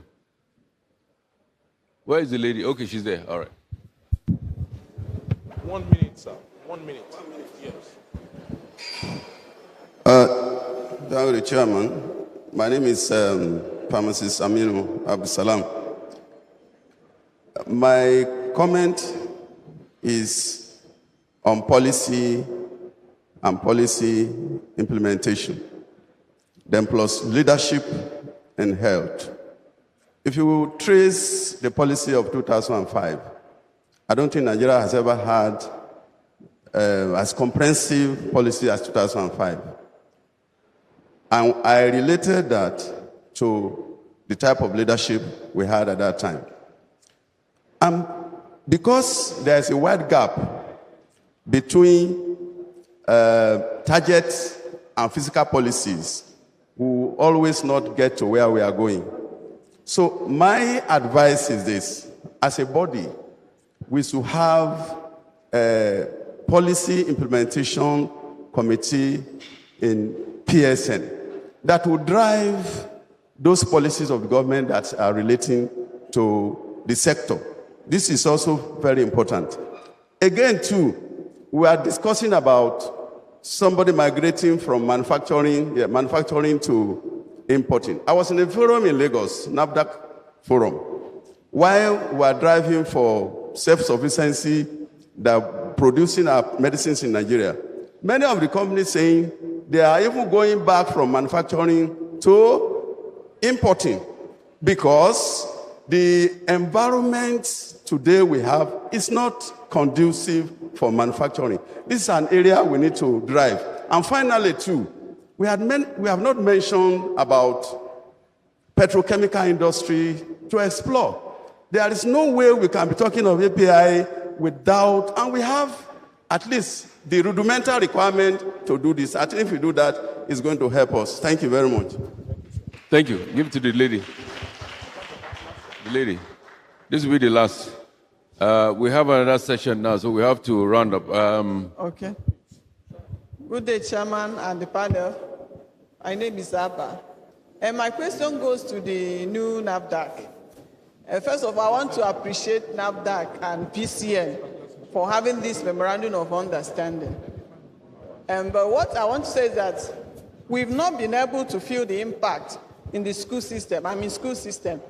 Because like the forensic we used to do in school system and these old books we use, if there's a memorandum of understanding and there's new policies in NAFDAC and PCN, we should be able to have them in the school system so that we begin early so that students will also know about it. And then my other question also will go to PSN. Because like now that pharmacy schools, most of them are running to do PharmD. But our own PharmD, I don't think is like the one in US. I think it has to be hybrid, both PharmD and then production. And then for those of them in PharmD, it's easier for them to get this first-hand experience from teaching hospitals and all these things.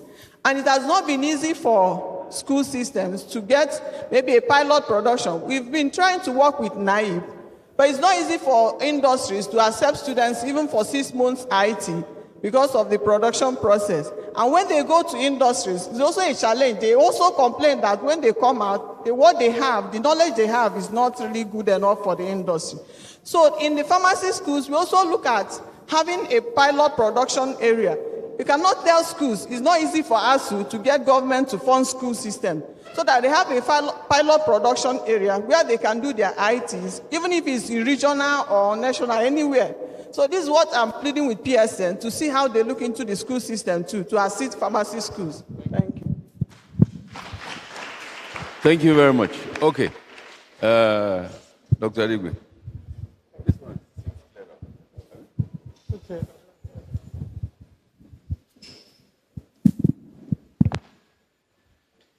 Thank you again, Chairman, and delegates for such insightful questions. I wasn't wrong when I said that you all recognize the importance of this session, and it's reflected in the quality of the questions. I want to clarify something. This topic is a topic that normally would take 2 to 3 weeks to cover, and it's been covered in less than 30 minutes. So basically, the approach is to cover the entire spectrum, and that reflects in the question that was asked by the first and the second speakers. WHO pre-qualification is not for everybody. WHO pre-qualification is a market decision. If you want to export your products for people like Global Fund, who will buy over 50 countries, that's when you need WHO pre-qualification. The legal requirement to sell products in Nigeria is NAFDAC certification, and that is good enough for everybody.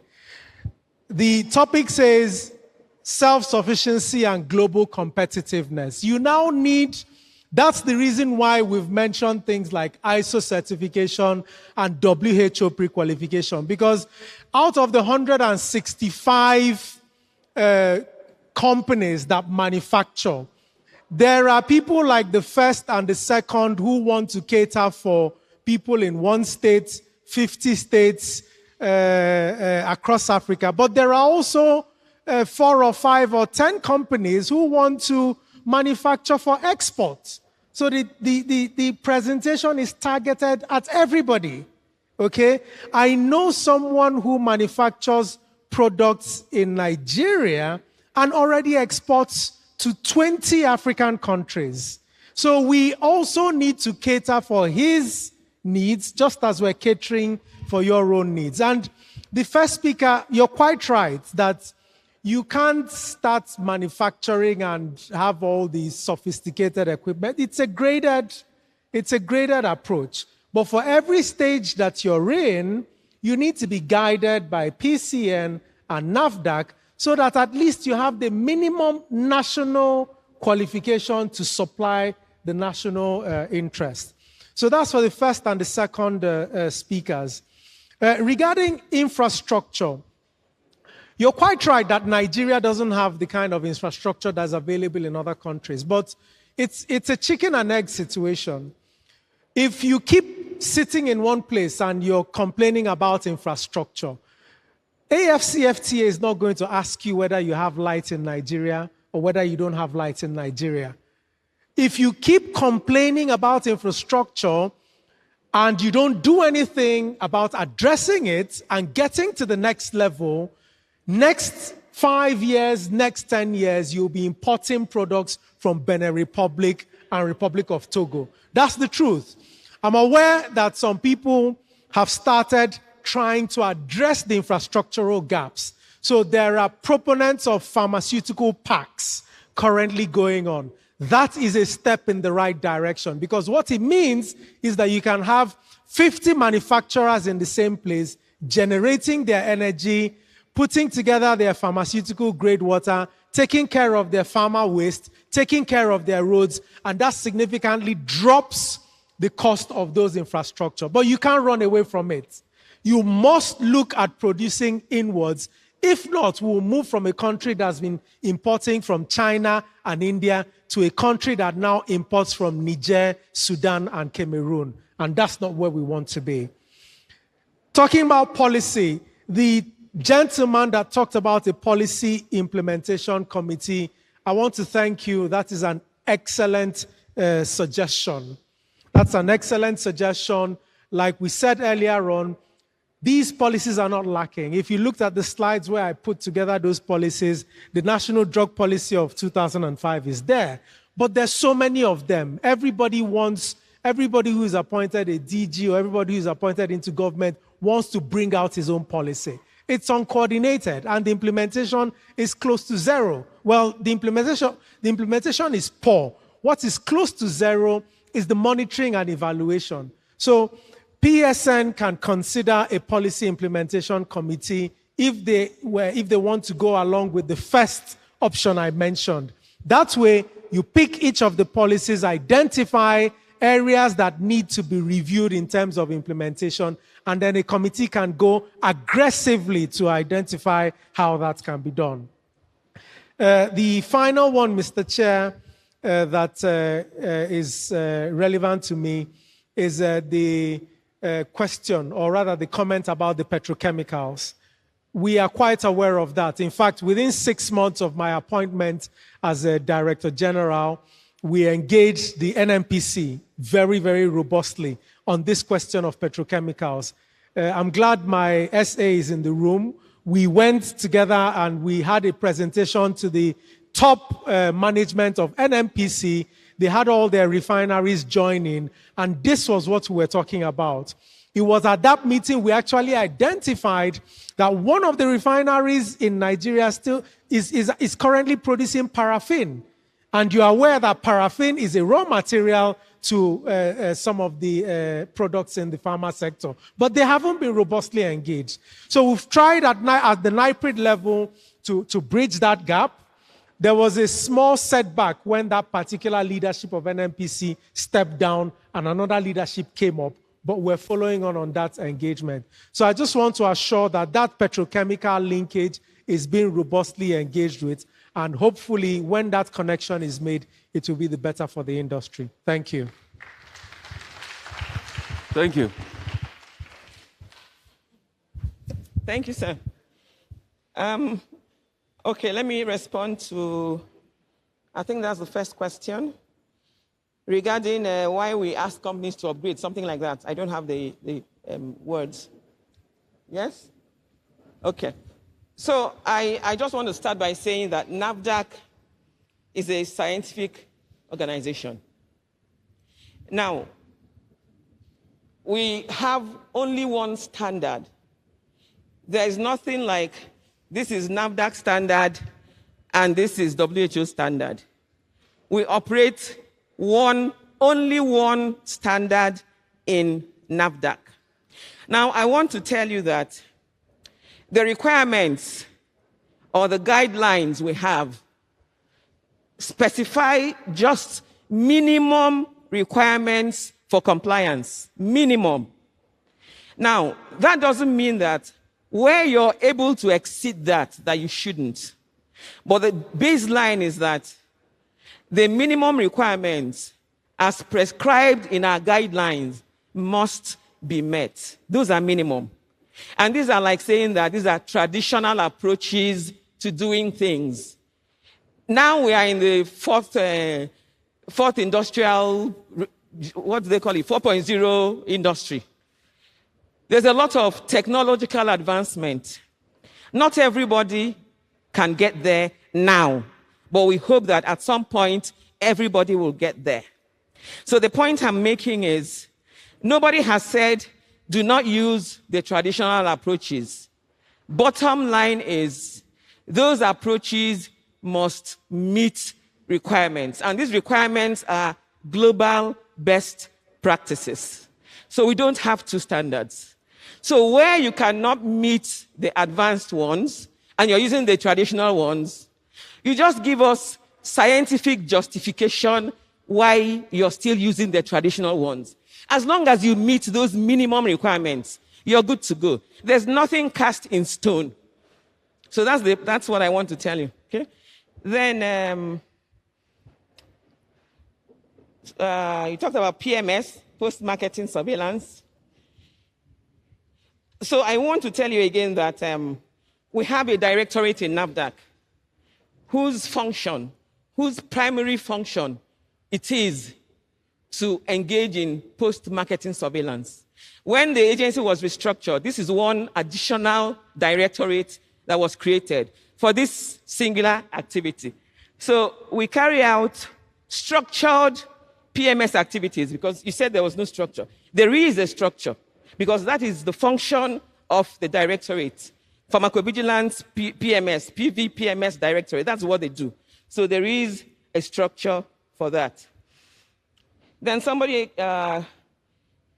APIs, people are not able to bring in APIs for trials or something. That's not correct. Because if you go to our website and then you look at our e-platforms, you will see that there is one approval that is granted by the Port Inspection Directorate, and that approval is for people who intend to bring in little quantities of materials for machine trials. So that is there. Then then from NAIP,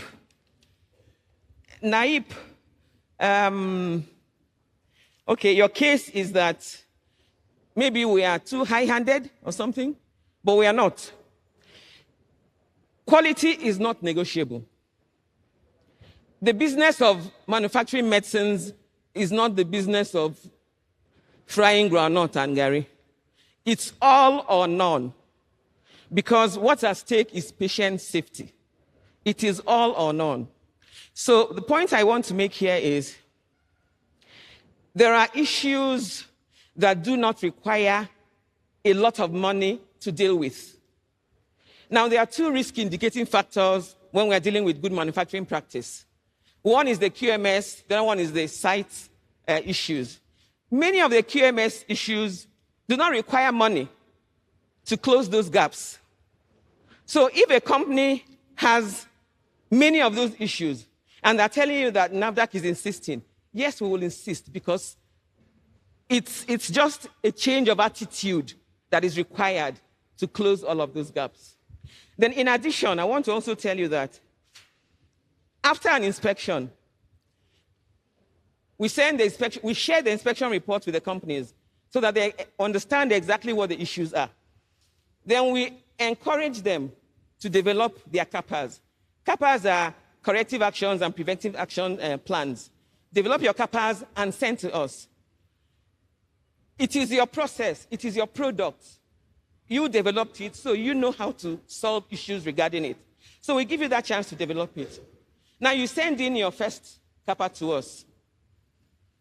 We take the pains to review the first CAPA plans you sent.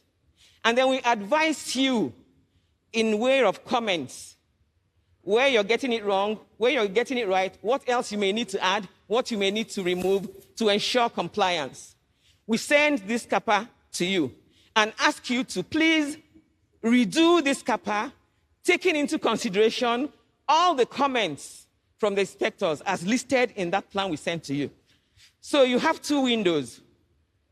You give us yours, we tell you no, you need to add something, we send it back to you. We expect that the second time you're sending it to us, you would have taken all those comments into consideration, and then you would have prepared a more robust CAPA plan that is capable of closing all the gaps. But we realize that sometimes, even after the second window, many of them are still not able to do that. Then we have another window we call a CAPA clinic. Now, this is a one-on-one we have with companies where we find that you're finding it difficult to close all those gaps. We give you the chance. It will be a one-on-one with you and us so that we understand exactly what your issues are. Why are you finding it difficult to close these things? So this is another window of opportunity that we give to the client. There's a fourth one where you still find it difficult. One more minute. Okay. Where you still find it difficult, we can offer technical assistance. So there are so many ways. So I don't see why people will say that they can't do their CAPA plans, they can't comply, when we've given you several windows to help you to comply. So please let your people take advantage of all of this. Then somebody talked about data. Then PQ, like the lead speaker has said, it's not mandatory. Nobody has said all companies must be pre-qualified. Besides, it's not the company that we're pre-qualifying, it's the product. The only other thing that can be pre-qualified is the lab. So we pre-qualify the products. And nobody has said that it's mandatory for products to be pre-qualified. Nobody has said that. It's an option, like Dr. Adigwe has expressed, if you wish to. But I tell you, it gives you an edge. But nobody will say you must do it. Then, what again? Then somebody said that many local companies are migrating, they're going back to importation. Well, it's not, remember, it's supposed to be a multi-sectoral collaboration. Ministry of Finance, Ministry of Trade and Industry and Investment, Ministry of Health. So when it's part of the engagement that Mopa was talking about. When everybody keys in where they're supposed to key in, I'm sure that this might be reversed. Then the school curriculum. I think PCN will better advise us on this one. Thank you. Thank you very much. We have completely run out of time. But Uche, can you stand up, please? And pull down your mask a bit, because it's not only your voice we want to see. Let's recognize, put down your mask a bit, so that they see your face now, recognize you. The same thing with Ima. I know Adigwe has come forward and let us see you first. So I'm giving a vote of thanks to our wonderful speakers. As we have to leave, there are 2 other sessions and there's an AGM. If you send any questions or any to the PSN, I'm sure they will get it and they will be able to respond. Go to NAFDAC website for more information, as well as NIAPRIC. You do have a website as well, right? Yes. Okay. So we'll publish it. Thank you, and have a great morning and afternoon.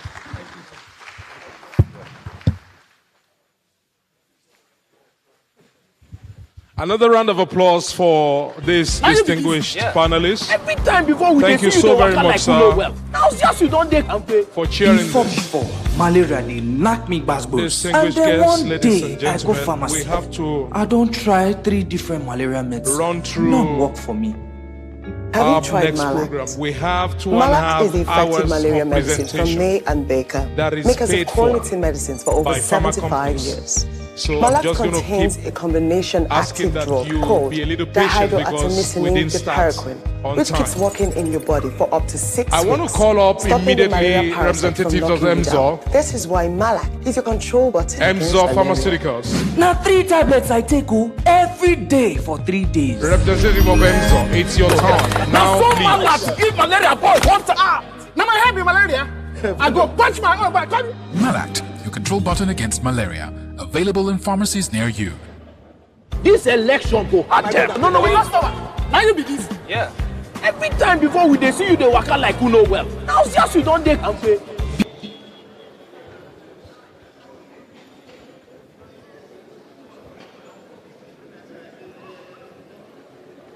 Slide is already.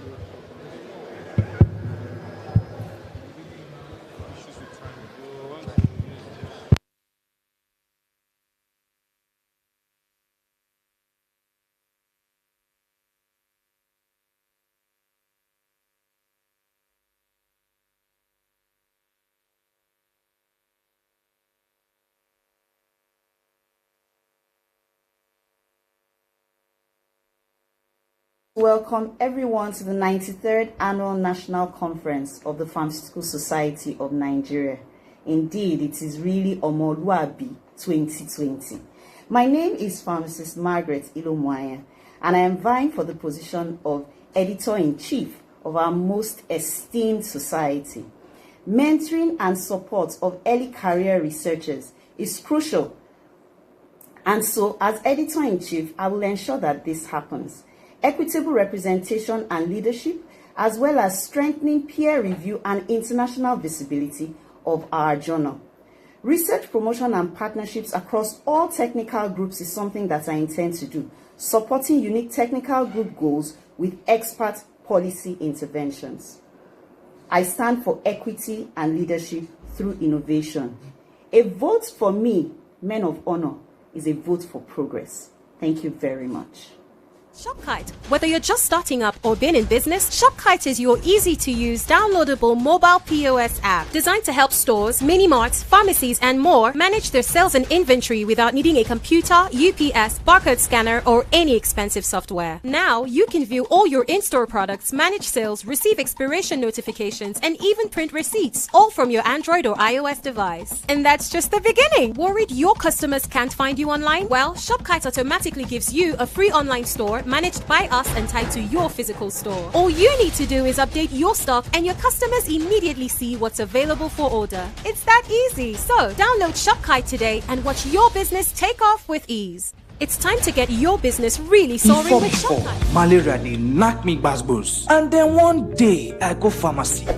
I don't try 3 different malaria medicine. None work for me. Have you tried Malact? Malact is the effective malaria medicine from May and Baker, makers of quality medicines for over 75 years. Malact contains a combination active drug called dihydroartemisinin piperacin, which keeps working in your body for up to 6 weeks, stopping the malaria parasite from knocking you down. This is why Malact is your control button against malaria. Now 3 tablets I take every day for 3 days. Now so Malact give malaria boy one time. Now my head be malaria. I go punch my own back. Malact, your control button against malaria. Available in pharmacies near you. This election.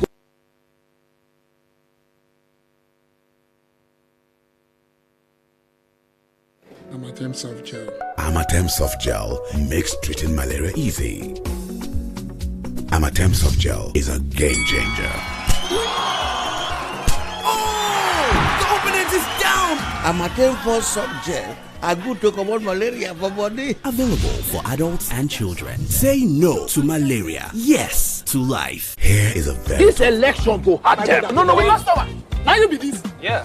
Every time before we see you, they work out like you know well. Now just you don't take and pay. Before, malaria dey knock me gbasgbos, and then one day I go pharmacy. I don't try 3 different malaria medicine. None work for me. Have you tried Malact?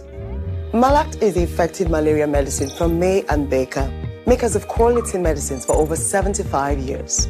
Malact contains a combination active drug called dihydroartemisinin piperacin, which keeps working in your body for up to 6 weeks, stopping the malaria parasite from knocking you down. This is why Malact is your control button against malaria. Now 3 tablets I take every day for 3 days. Now so Malact give malaria boy one time. Now my head be malaria. I go punch my own back. Malact, your control button against malaria. Available in pharmacies near you. This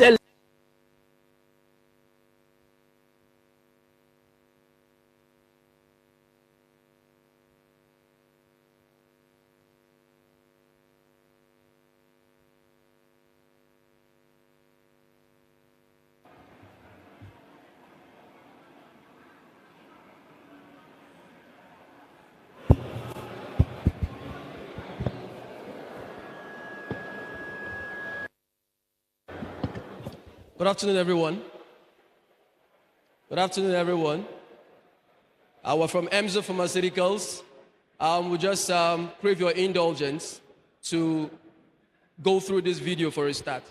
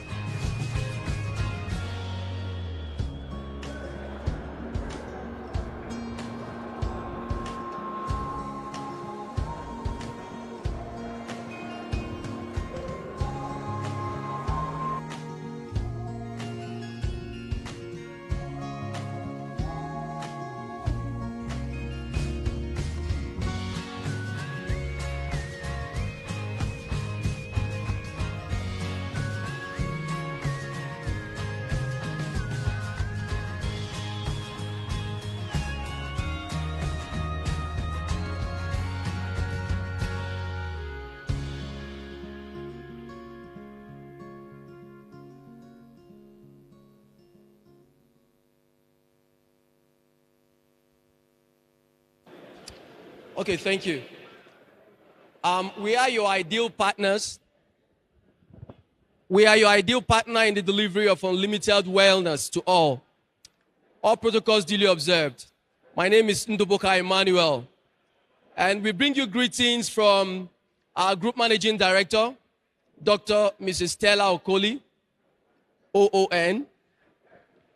I'll start by saying that currently 3 factories, 2 warehouses, 140 products, 100 wellocrats, dedicated employees, 35 years of legacy. EMZO is a fully Nigerian-owned company with highly qualified and invested people who take ownership and pride in providing wellness to all. We have the faculty of sight to be the leading healthcare company in Africa through the provision of world-class products and services. This is our mission. This is our drive, to have an unwavering commitment to producing or to provide our customers with healthcare products and services of consistently high quality, made readily available at prices that create value for all stakeholders. We've heard the presentations today.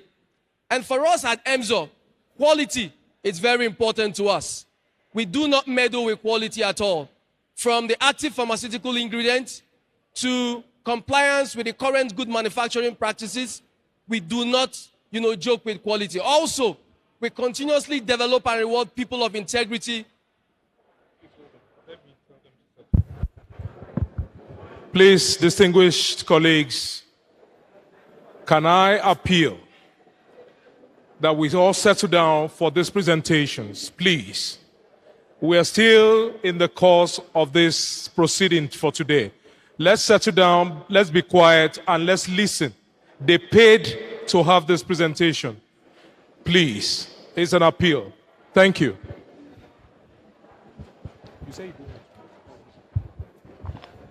Thank you for your attention.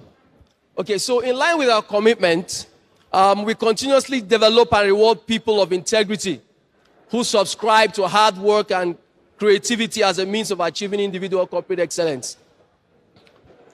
All right. Now, these are our core values. We have a legacy. Currently, I'll draw attention to the current population of Nigeria. It is in the public domain that Nigeria currently holds a population of 206 million. It's a 2020. Now, sad to hear that of all these, 25% of global malaria cases is actually from Nigeria, and 24% of global malaria death, all from Nigeria. Nigeria has the highest number of global malaria cases. And this is where EMZO comes in.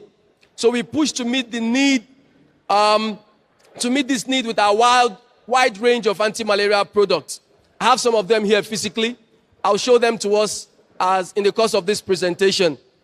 Okay. Now, EMZO also played a very leading role in the eradication of polio in Nigeria. So we have so much legacy to protect. EMZO played a leading role in the eradication of polio in Nigeria. Currently, we have over 140 NAFDAC-approved products, and we're still introducing more to meet the need in pharmaceutical manufacturing. In terms of globalization, with the African Continental Free Trade Agreement, EMZO is ready to fill that space. I'll pause by quoting the words of Ralph Waldo Emerson. He says, "What lies behind us and what lies before us are tiny matters compared to what lies within us." So in EMZO, we have chosen to look within. We have chosen to ask ourselves, what can we do for our country and as a country? Like the presenters have said here, we don't want to come to that place where we start importing pharmaceutical products from Niger Republic, from Togo, and from Ghana, and all of that. But rather, in EMZO, we have positioned ourselves such that we will rather be the ones to be depended upon. These are core values: commitment, passion, energy, excellence, character. These are the things that drive us as a corporate entity. From 19 1977. This is our journey so far. EMSO started as a little pharmaceutical shop somewhere in Lagos, by our GMD, Dr. and Mrs. Stella Okoli. 1977. And from there, in 1984, EMSO, expanded that retail organization into a business that today is arguably the largest pharmaceutical industry in Nigeria. And then in 1988, thank you. In 1988, we produced our flagship product, EMSO Paracetamol. And that's what you have here. And some persons probably believe, that once they hear EMSO, the next thing they want to say is paracetamol. Thank you for that loyalty. And then in 1993, we went further to officially own a factory that was commissioned by the then interim national government, Dr. Christopher Okoje. Then in 1999, we extended the factory, commissioned more. In 2009, we launched about 60 products that receive ISO certification. Today, we have over 140 products readily available, accessible, and at prices that create value to us all. Now, this product cuts across this therapeutic segment, from the analgesic ranges, the antibiotics, gastrointestinal, cardiovascular, antihelmintics, antitussives, antifungal, anti-malaria, topical agents, antibiotics, nutritional oils, and we're still bringing in more. Of all these products, we have some new products in the pipeline. New products currently produced, and we have so much more, to bring in, because we're trying to meet the need, or to close the gap in pharmaceutical manufacturing. One of them that I'll bring to our notice today is fluconazole, an antifungal agent. Antifungal oral suspension. We also have here nystatin. We have Emzoline 4-way, the antitussive. Emzoline 4-way is actually for catarrh, cough, cold, and congestion. We have a lot more products that we are producing just to make sure that we have all the products that we will need, at least a good number. This is our heritage. From EMSO Paracetamol, a flagship product, we are arguably the first company, to give you the anti-malaria artemether lumefantrine, Lockmal, with free cards of EMSO Paracetamol within, so that you don't have to pay extra for buying Lockmal. We call it Lockmal Combi. We are the first. Then others can follow. We are also the first in Nigeria to produce a single dose paracetamol, 1,000 milligrams. Now you can agree with me that EMSO is doing everything possible to close that gap in pharmaceutical manufacturing in Nigeria. What about distribution? As much as possible, we have taken it upon ourselves to make sure that these products get to us, readily available wherever you are, through all the geopolitical zones in Nigeria, from the northeast, northwest, north central, southeast, southwest, south. And we have accurate distribution pattern to make sure that these products get to those areas. We're centrally coordinating that from Lagos. And today, it is our pleasure to tell you, in line with that goal to make products readily available to you, we are here at the PSN conference today with these products just before you. And we're also saying, after this presentation, take out time to come to this conference, to our conference stand. Not just the new products you will get to buy at a very affordable price, but you also get the time to interact with us and to confirm some of the things I'm saying. You are our partner, PSN. We also partner with ACPN, alongside NMA, AGPMPN, and other corporate bodies. Because you are of value to us, you are important in the things that we do. Aside from pharmaceutical manufacturing, we are also involved in contract manufacturing, distribution, rollback malaria campaign, maternal and child survival initiative. I'll just dwell a little more on this. The corporate effort, we are making corporate effort to increase access to life-saving commodities. You'll agree with me that there are 13 life-saving commodities marked by the UN. And 6 of those commodities are actually manufactured by the EMZO group. Magnesium sulfate injection for maternal health alongside misoprostol. For neonatal health, we have chlorhexidine gel and then the anti-malaria injection, Recmal, our Tesonate injection.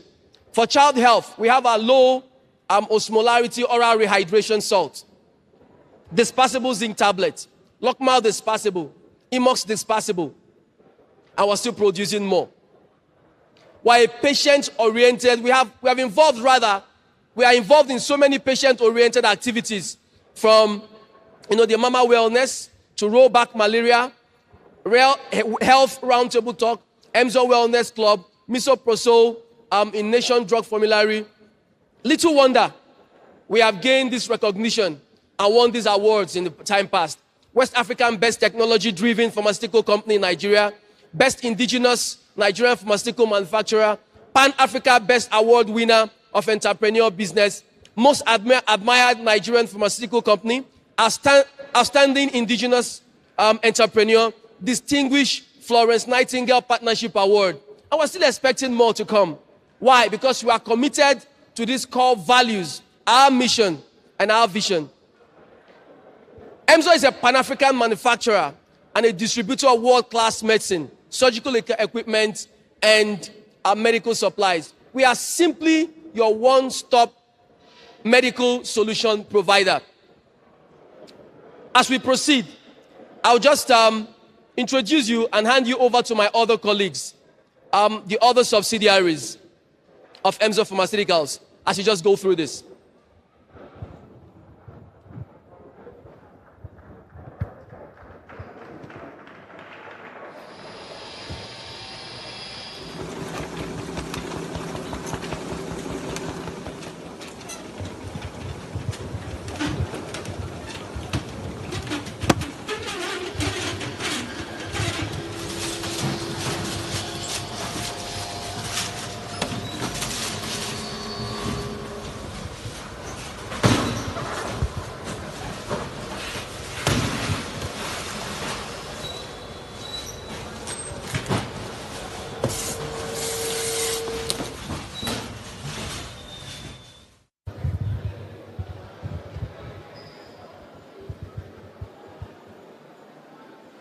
Good afternoon, distinguished pharmacists, and thanks so far for your great patience. Thank you so much for your patience, and we crave your indulgence to continue being patient. This will take a couple more minutes before we finally round off. I crave your indulgence for your kind attention now. Please. May I have your attention, please? My name is Bello. And I'm here to present on behalf of Zolon, the subsidiary of EMZO. You have heard and you have seen how EMZO is positioning to mitigate the gaps that have already been identified in the panel discussions of the day. World-class factories, contract manufacturing, etc. We stand for quality, and we are your partners in providing unlimited wellness. And now, I want to take you a bit deeper to one of the ways we are creating a difference, because Zolon particularly...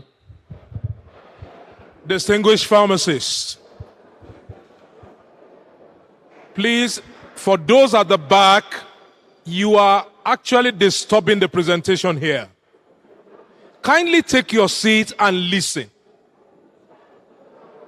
These companies paid so much to have this opportunity. We must allow them talk. Please. Thank you very much. Thank you very much, sir. And thanks to all distinguished pharmacists for your kind attention. So, my presentation is focused around anemia and how we are using intelligent solutions to help us make a difference in the use of iron therapy for the treatment of anemia. I wouldn't bore you with the definition of anemia. And of course, I'm sure we all still remember what results in anemia: blood loss, increased blood destruction, and all that. Some of the symptoms that commonly we see in our practice are also very clear. We don't need reminders of that. Fatigue, weakness, and paleness are some of the most common. Anemia is not new, and I'm sure we all know it is still quite prevalent in Nigeria especially, and of course sub-Saharan Africa, because the prevalence of malaria is highest here: hookworm infestation, HIV, tuberculosis, kidney disorders, cancers, rheumatoid arthritis, etc. All these things have a leaning towards the rate of anemia. Additionally, the pregnancy and delivery rates in Nigeria keeps climbing. As of today, we know that over 6.5 million live births occur in Nigeria. So these are situations that result in anemia, especially iron deficiency anemia. And anemia is not something we can overlook because the consequences can be fatal. They can be fatal. So, back to the crux of the matter. Do we know, are we aware that there are different kinds of iron preparation for the treatment of anemia? The truth is, there are, and they are graded into generations. So the first generation, you have the ferrous preparations, iron 2, and then the second generation is where the iron 3 preparations belong, basically ferric. And then the new generation of iron preparations contain iron polymaltase complex. This is a complex that sequesters the ferric ions in order that they don't have direct contact with the lumen and with the cells of the stomach. These have practical consequences. So for the ferrous salts, you have poor absorption, pronounced GI irritation. Of course, iron overload is a great concern. For the ferric salts belonging to the second generation, solubility is an issue, as well as bioavailability and some form of GI irritation as well. But the third generation, which is where we are, has come to solve a lot of things. And this is our way of introducing iron polymaltose complex in the form of Zgem syrup from Zolon Healthcare. IPC, iron polymaltose complex, is not a new technology. In the early 90s, it became available. The iron stays in that ferric form until there is need, and when there is need, the body releases more receptors that will now trap the iron and release it from the complex. So what you have is that there is no free ferric ions in the stomach to cause those oxidative processes that lead to GI irritation. So, are there any advantages clear that have been studied? Are there, in the earlier session, someone was asking a question about data. Is there research supporting iron polymaltose complex? Yes, there are. And these are two very clear, researches showing the benefits of iron polymaltose complex over the old generations of iron preparations. So a meta-analysis, for instance, is showing that in equivalent doses, the two compounds, the ferrous or the ferric and polymaltose complex, have similar efficacy. But then when it comes to tolerance, the IPC is a lot better. And of course, tolerance has a lot to do with compliance. So I'm going to tell you a little story about the patient for whom iron therapy has been prescribed. So let's assume what the patient got was the first generation or the second generation. So you say, to improve absorption, patient X, please take your iron therapy on empty stomach. And the patient complies. What happens? On empty stomach, the gastric irritation is a lot more. The taste is nothing to write home about. So we're considering patient X is a pregnant woman, right? So because of the taste and the gastric irritation, they dump the bottle after 2 days. Have we achieved anything? I don't think we have achieved much. So, can we get something that eventually will be nicer tasting, at the same time cause less or no GI irritation, that has better dosage regimen of once a day, and then that doesn't discolor the stool or change its form? And that is what ZGM syrup has come to do. Absorption is active, efficacy is high, no GI irritation, no concerns about iron overload, no interaction whatsoever with any other drug or foods to be taken. So this means whether on empty stomach or with food, you can take or administer ZGM syrup. And it doesn't stain the teeth. How about the taste?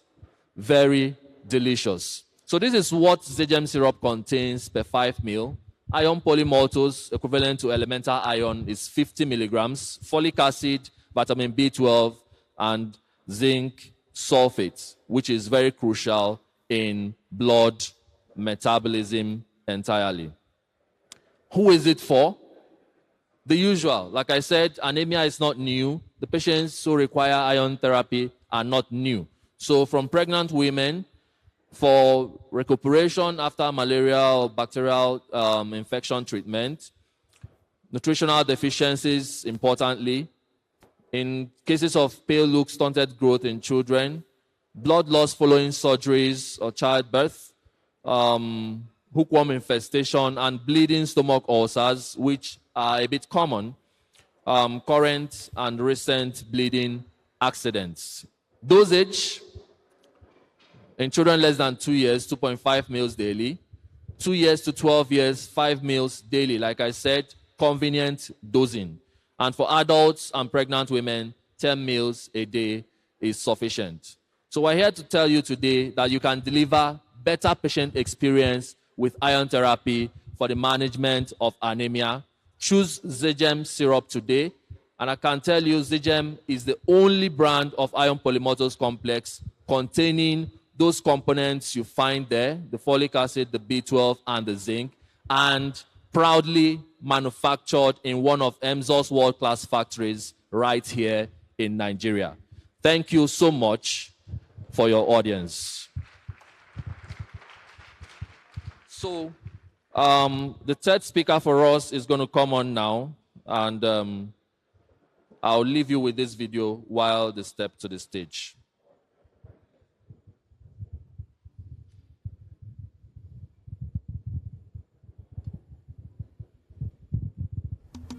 We are a leading brand in the health sector in Nigeria and provide solutions that empower healthcare practitioners.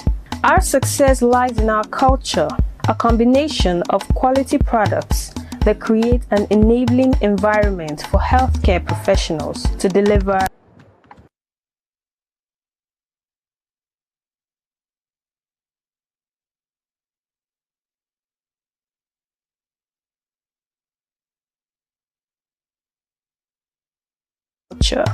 At EMZO HESCO, we offer solutions such as quality medical consumables for Welcome to EMZO HESCO Limited, a member of the EMZO Group.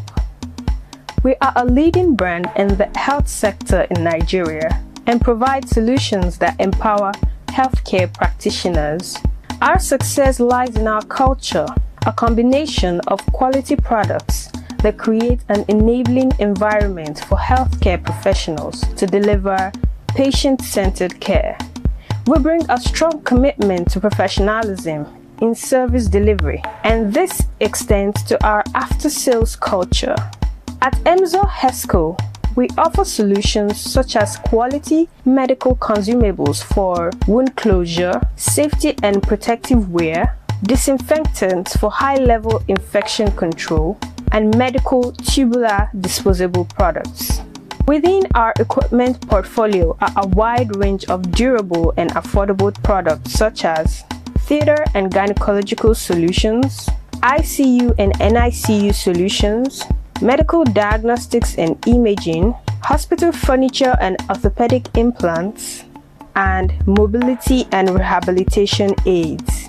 We offer our unique partnership models to accelerate equipment acquisition And this includes, but is not limited to, endoscopy and ultrasound PPP, 24 hours medical consumables outlets, equipment and orthopedic implant rentals, comprehensive after-sales services through our biomedical engineers, and lastly, capacity building in various medical specialties. We are accessible through various sales outlets, online platforms, and have medical sales reps all across the country. Emzor Hesco Limited is your frontline total healthcare solution and the name you can trust.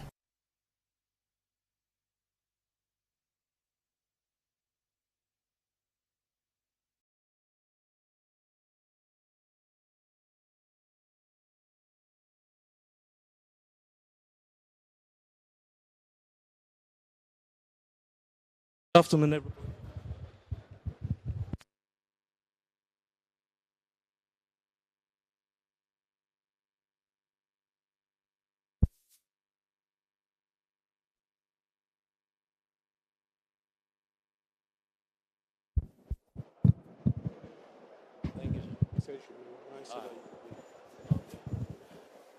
Good afternoon, everybody.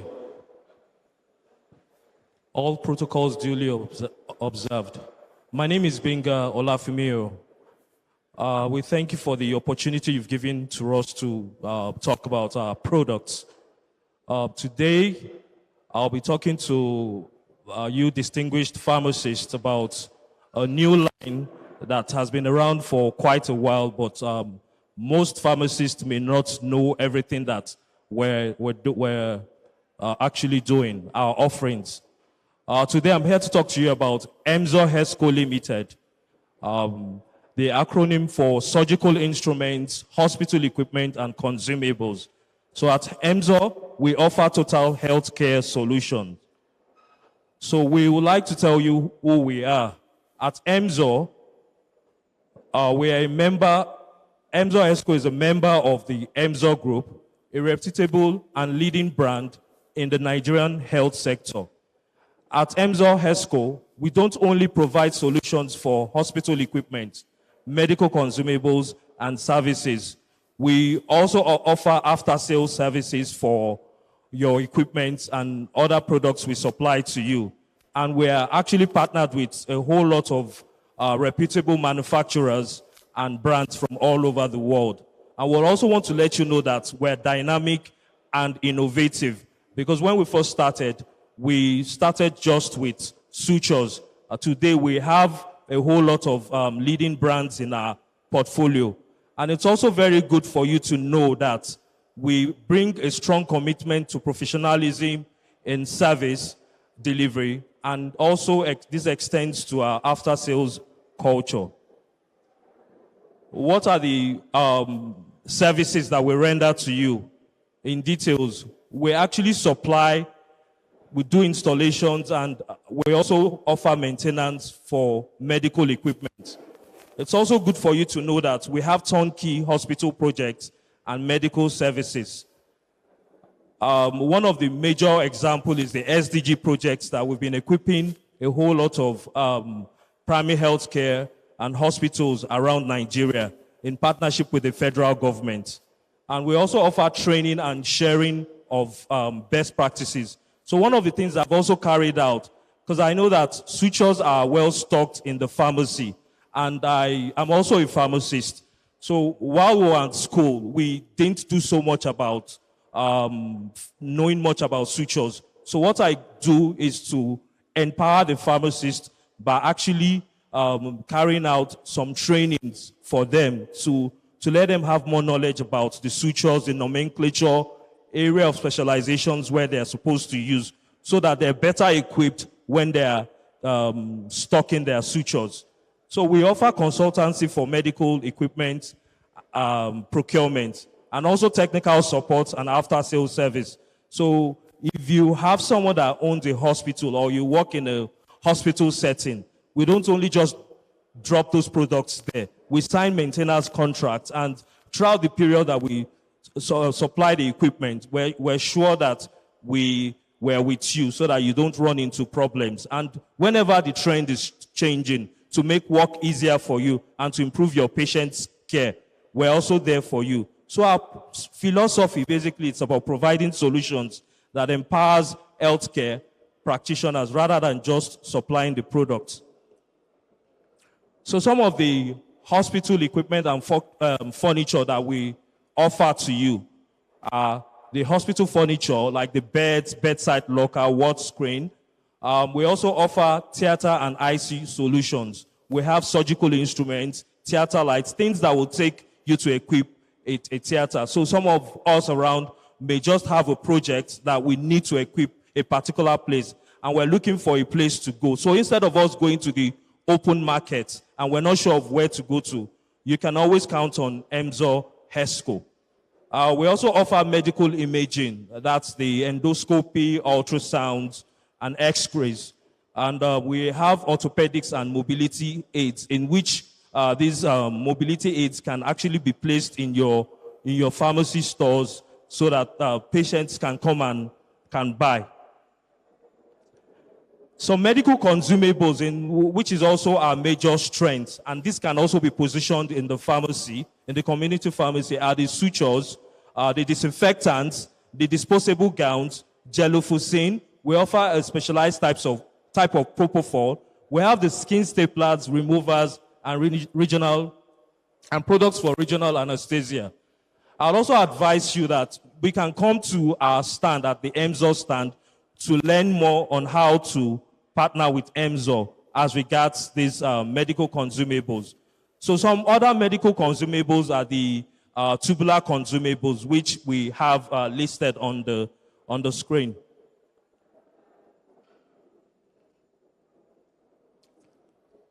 So the main reason why I'm also here today is actually to let you know that people that have community pharmacy or run hospitals in conjunction with other people, it's a great advantage to partner with Emzo, because our medical consumables can actually serve as a profit center. It can allow you to make extra cash and also increase your range of products. So what we're offering here today is the right route to market to access quality and affordable medical consumables, and also for provision of total healthcare solution services to stakeholders.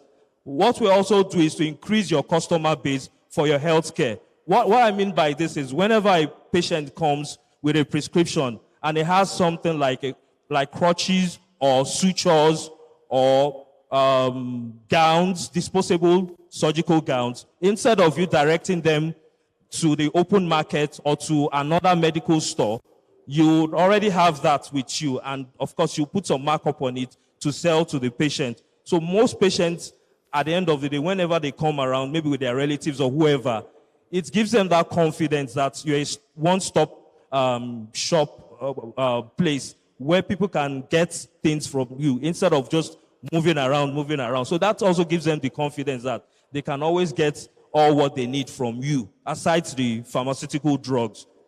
Then most importantly, we also offer training and support for for you.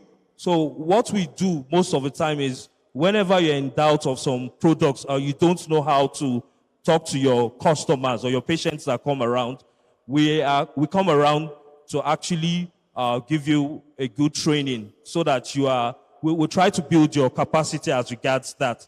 Then we also try to let you benefit from sales promotions when you become our strategic partners. So how do we get set and move into action?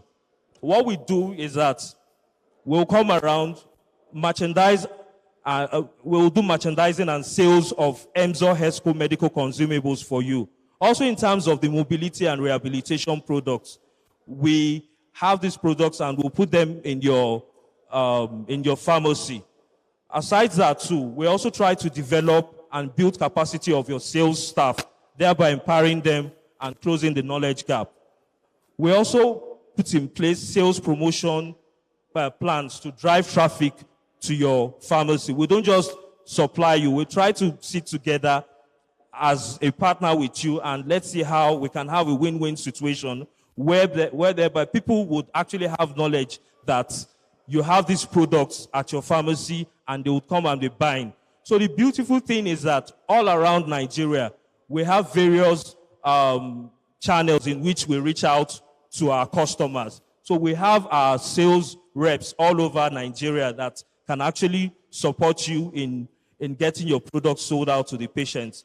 And I must tell you that this is a way of creating business opportunities in the areas of hospital equipment, furniture, and also at affordable prices. And would assure you that we would reward referrals.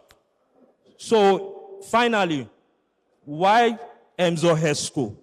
We provide the best products and services for total solution to our customers in any setting. Very excellent international partner relationship. Like I told you, we're partnered with renowned renowned manufacturers around Nigeria. The beauty of it is that when we started with the sutures, the partners that we were with too are actually very well known around the world. And when we started moving on to other partners too, we ensured that they were well renowned in all over the world. And it wasn't just that we just wanted to bring in products, that there are people that are highly referred. Aside that too, our products and services help theater management to efficiently manage the operating rooms too. Then it's also a true Nigerian company. I must assure you that our products, our consumable products are NAFDAC registered. So they're not just products that we do importation and they're not NAFDAC. They also go through the rigors of ensuring that they are trusted products that would also work well for Nigerians. So that's a good thing to know. And we also have a proven track record of delivering on all our promises. So today I just want to ask you, whenever you are through with your program or in between breaks, I want to ask you to come over, especially those ones that own pharmacy. We have a questionnaire for you to fill so as to know how we can come around to your place. No matter where you are in Nigeria, we want to come and meet you and partner with you. And we also want the hospital pharmacists, the community pharmacists, all the pharmacists to come around and see what we have for you. Thank you very much.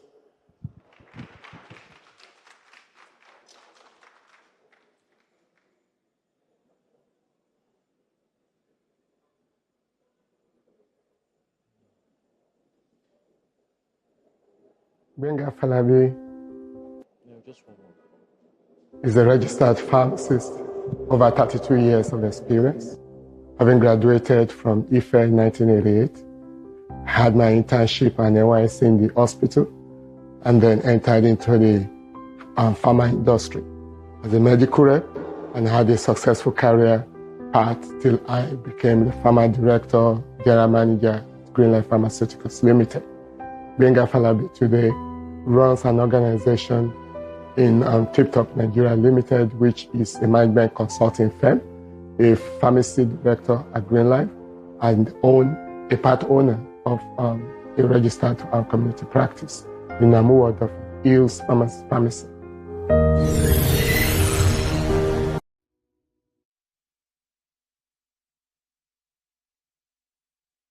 Hello? Please, a very brief announcement. This is coming from the Board of Fellows. For all fellows, you are all invited to the AGM of the Board of Fellows, which is happening today, 11th November. Departure time from this venue will be 1:30 this afternoon. The venue is the Sunap Hotel, Biket Hospital Junction, Ikirun Road, along the main Ikirun Road in Osogbo. Buses will be right in front of the BOF lounge for the takeoff. This is only for fellows' attention. The buses to the AGM will be waiting in front of the lounge for takeoff. Thank you very much.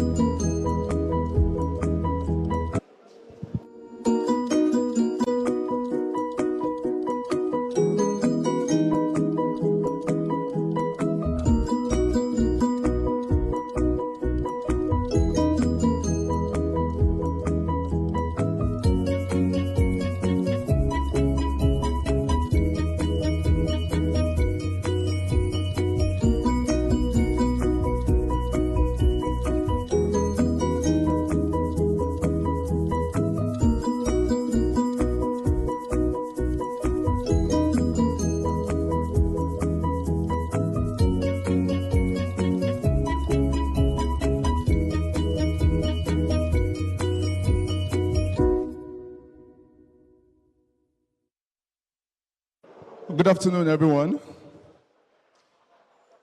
All right, I'm also from EMSO Group, and we have heard from the other subsidiaries. And I quickly want to talk about vaccines in the next few minutes. All right, I know a lot of us are used to hearing paracetamol when we talk about EMSO. But EMSO has been marketing vaccines in Nigeria for almost 6 or 7 years now. And our major focus right now, as of today, is hepatitis B. And I want us to quickly talk about an hepatitis-free future. Excuse me. All right.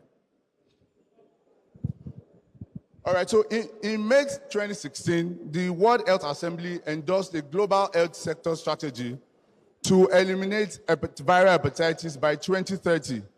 And there have been several movements in that regard. A lot of awareness are going out, and it's been encouraged that all stakeholders in the health sector, from the pharmacists, the medical doctors, the nurses, help in driving this awareness to ensure that people get screened and vaccinated against hepatitis.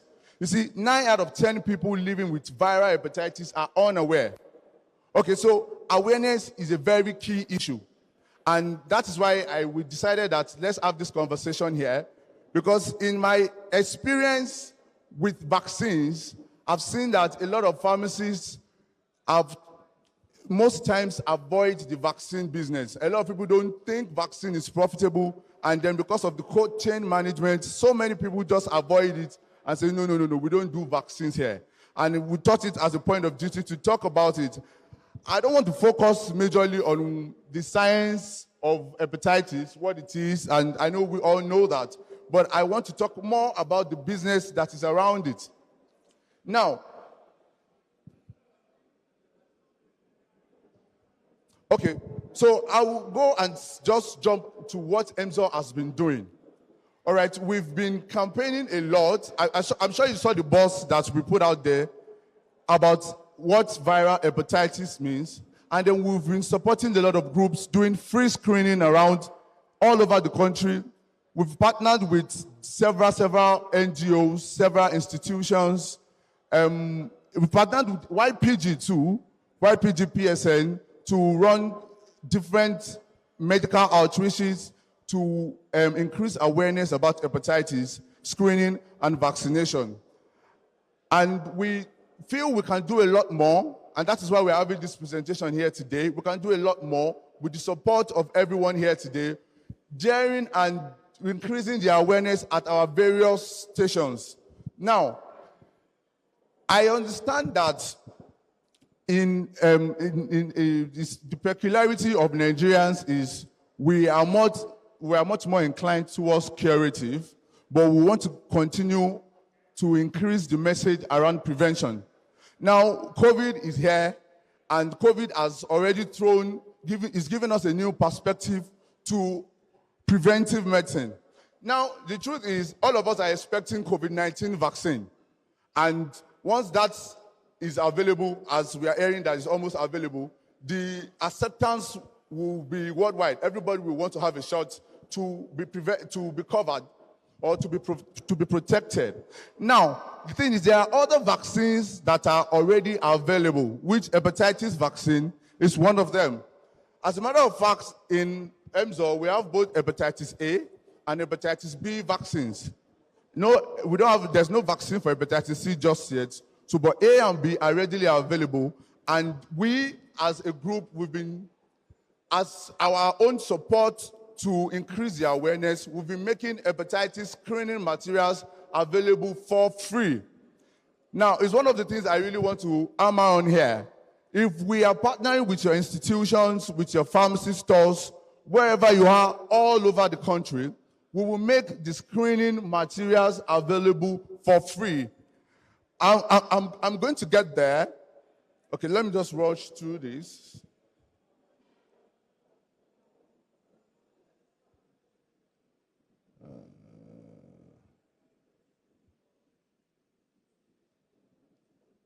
Okay, all right. So this is where it concerns you exactly. How to get involved. Participate in spreading the news, awareness, not the virus. I've said it before, 9 out of 10 people living with hepatitis are unaware. So the major problem is awareness. And we found out, over time, we found out that people say, oh, I don't know if I'm living with hepatitis. Okay, why not take the test? Get the screening done. People are, okay, how much will the screening cost me? And then we say the screening is for free. So one of the things that we are doing, and we are proud of that we are doing in Emzo Pharmaceuticals, is we are making sure that you can get screened anywhere you are for free. So the decision to then take the vaccine will be yours. All right, so how to get involved is to increase the awareness, take adequate precautions to avoid being infected or infecting others, take an immediate action by getting screened or tested to know your status, and if positive, go for immediate treatment to prevent the viral transmission to other people. And if negative, urgently vaccinate yourself with the right vaccine and complete the schedule. All right, and we are also encouraged, it's highlighted in red because it's key to extend or recommend these steps to your family, to your friends, neighbors, associations, etc. Because if you are protected and those around you are not protected, then we are far away from elimination. So our commitment as Emzo Group is, number one, free screening materials for participating institutions. I put T&Cs apply because we need you to make a commitment too. We don't want to just make the materials available and then they are not being used. So every time we visit again, they are just somewhere in the box, not being used. The awareness is key, and encouraging your clients, friends, family, associations to get tested. That's the first step. So once they do that, then we can make recommendations based on their test results on the next action. And then we've been partnering to vaccinate corporate organizations. One of the things I actually want to achieve by coming here today is to encourage us. All of us already have contacts of people that are around us, friends, families. We know CMOs. We have the clinical directors of different institutions. But the truth is, if the talk about hepatitis is not being raised, a lot of people are aware, but they don't take any action as regards it. So the thing is, ask your friends, ask that HR person that you know, and ask that clinical director, ask that pharmacist that is your friend that is working in a corporate organization if their staff have been vaccinated against hepatitis. The thing is, I work with one of the pharmacists that we've worked together at the moment is vaccinating Numasa. Some got us 7-Up, some got us flour mills, rum oils, and the response has been massive. So for me, it is not just about getting this, it's not just about here, it's about once we get back to our different locations, let's activate our connects, our clients, our friends and family. Let's get this awareness to them. And let's see how we can spread this message of screening and vaccination against hepatitis. And the truth is, it's good business.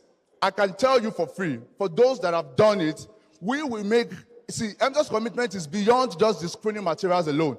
To the syringes that we use to administer the vaccines, to the alcohol pads, to the gloves, to everything that you need to use to get the vaccination done, we are making them available. Everything we need is your contact to reach out to these people. We want to reach out. Our storehouse in Emzo is full of screening materials. We spent millions and millions of naira to make these things available, but they are not going to be used in there. We need to create more awareness, activate our clientele. Please, let's do that. Once we can do that, we give all of the support that you need and get the vaccination done, and then you will make your money. Honestly, some people they make as much as 200 to 300% of 200% profit of the business. But eventually, the bottom line is to get people screened and get people vaccinated. So we are eliminating the burden of viral hepatitis where you are making money too. So for me, it's not just about presenting about hepatitis, it's bringing you a business opportunity. And at the end of this conference, I'm hoping that we can continue to have this conversation because I have limited time here, But at the MZO stand, we'll be there. If you want my contact, it will be available. The materials and the resources that you will need to get this done will be made available. And the vaccines are, okay, I'll get to the vaccines. Let me run through that. Okay. I'm trying to get a picture of our hepatitis vaccine. It's WHO pre-qualified. Okay, this is it. Gemvac is WHO pre-qualified. It has vaccine vial monitor, which you can use to know the efficacy of the vaccine, to be certain that the cold chain has been maintained from our hand to your hand. So you are guaranteed that we are giving you a very fantastic product at affordable prices so that we can use this and get out there. We want to run several outreaches.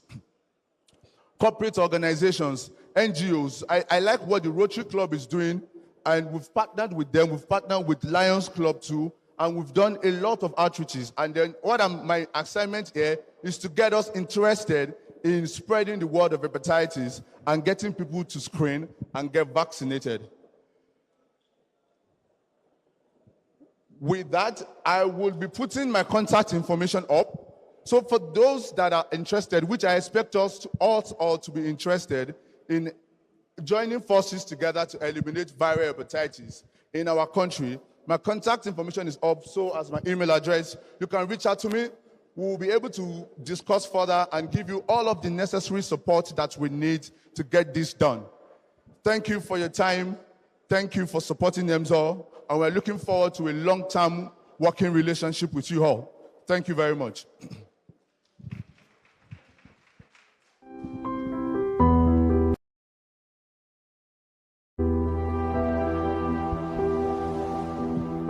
The Young Pharmacist Group is an interest group in the PSN.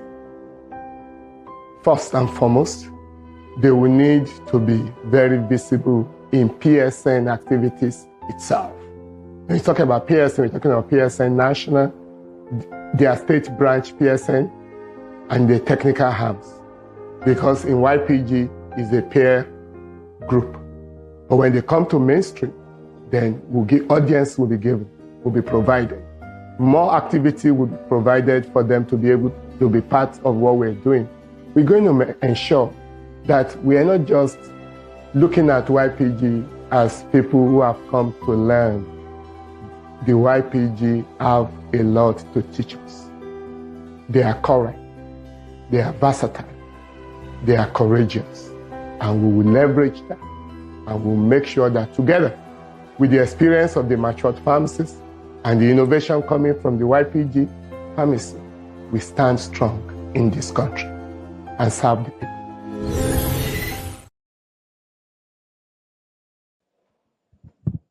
Is Atlantic ready? Atlantic. Okay, please come forward. Distinguished pharmacists, we have just been told now that His Excellency, the Governor of the State of Osun, has lifted the curfew over the state. That calls for celebration. He has done this to allow pharmacists to move about freely in the course of this conference. Therefore, the social night that is happening at 7 p.m. tonight at the Atlantic Civic Center, so I'm made to understand, will go as planned. The LOC was almost changing the time for the social night. So be rest assured that nobody will harass you on the streets of Oshogbo starting from today. The curfew is lifted. We are free to move around.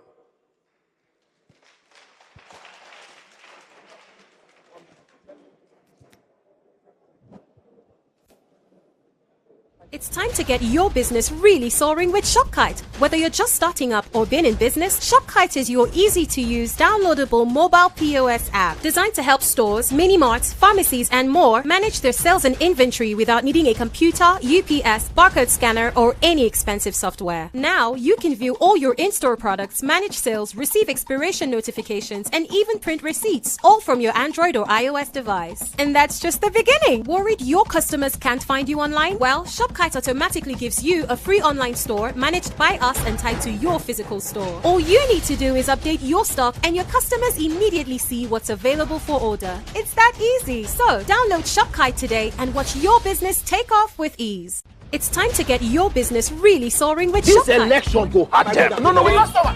Now you be this. Yeah. Every time before we see you, they work out like you know well.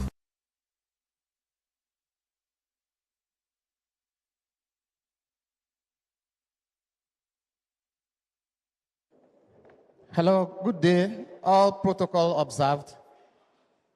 My name is Chukwu A. Chukwu. I'm from Atlantic Import and Export. Atlantic Export and Import is an international company that is representing international brand, of which one of the brands is what I am here to talk to us about.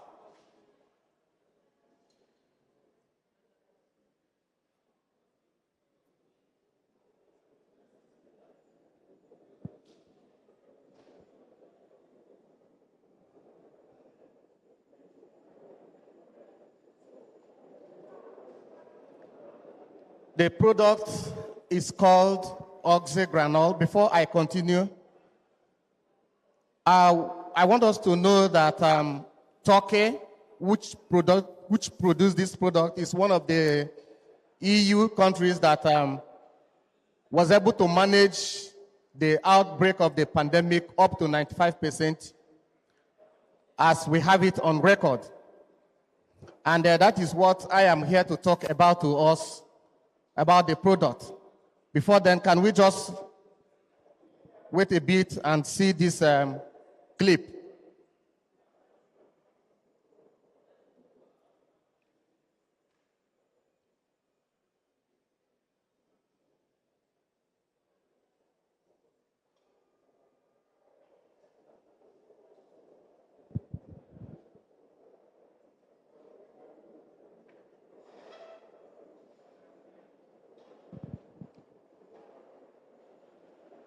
Where's the clip?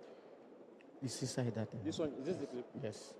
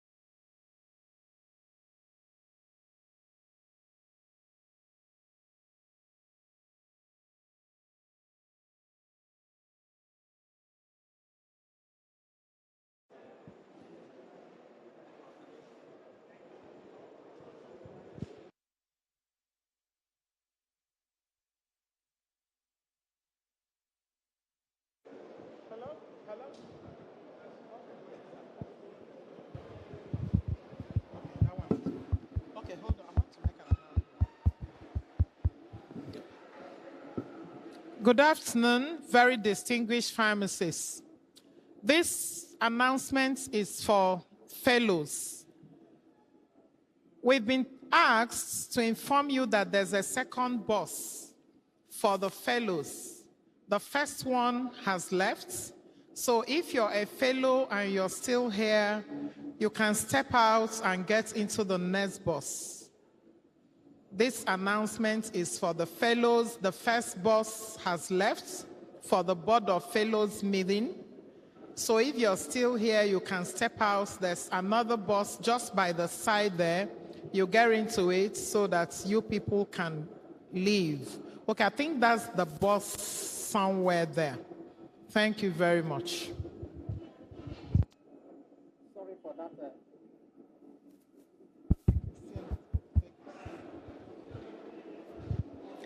Sorry for that break in transmission. So as I said earlier, the product I want to talk about is called oxygranol, a product from Turkey. I said earlier that Turkey was among the EU countries that was able to manage COVID-19 up to 95%. And they could only do that with the use of this oxygranol. It is a granulated substance that has been approved by the Turkish Ministry of Health, and it is acceptable and also approved throughout the European countries.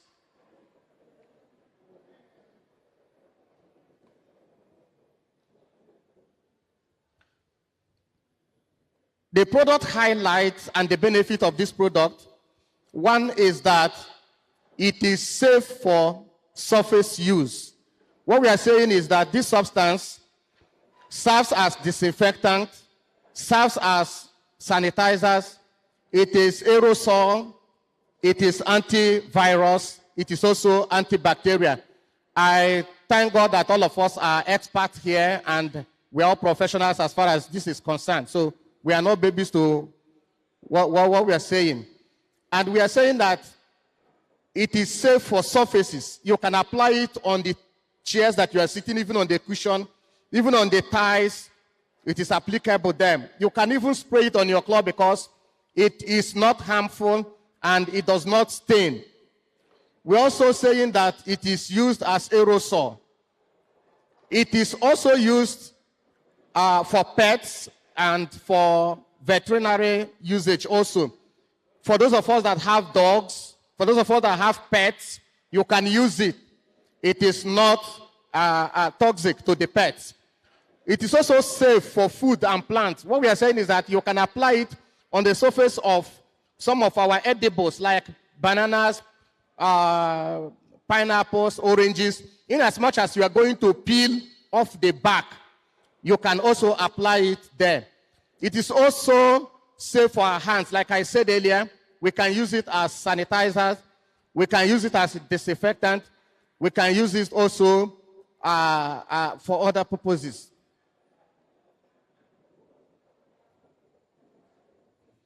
We also want to say that this product we are talking about, the oxygranol, like I said, has been approved and certified by Turkish Ministry of Health.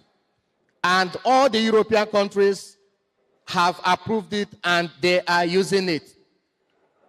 It is not toxic, and this is what they used before and after the COVID-19.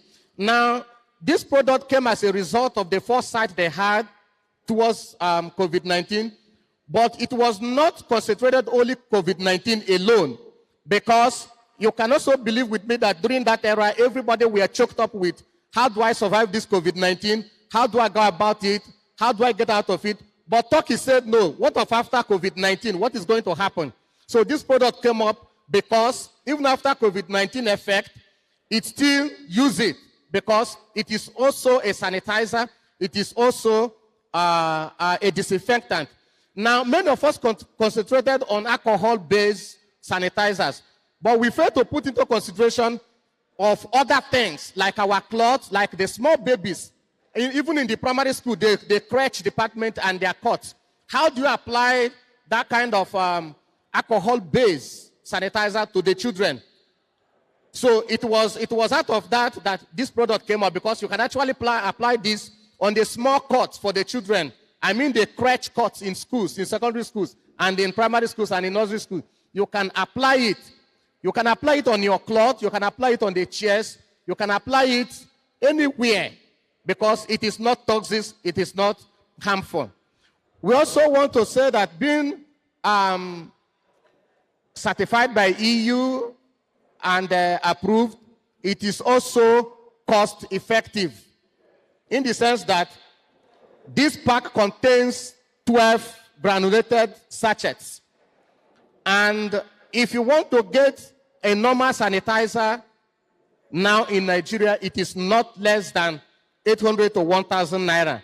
But this has about 12 sachets of granulated oxygranol.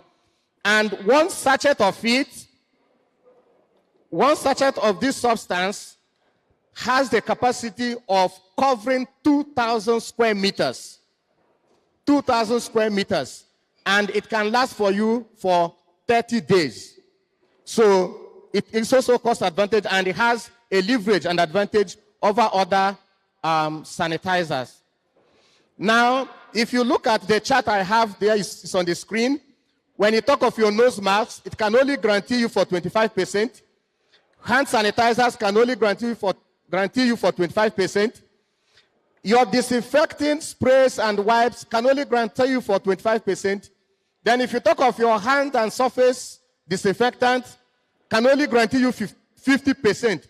But with this product, the oxygranol, your safety up to 75% is guaranteed because it serves as antibacterial, disinfectant, and sanitizer at the same time.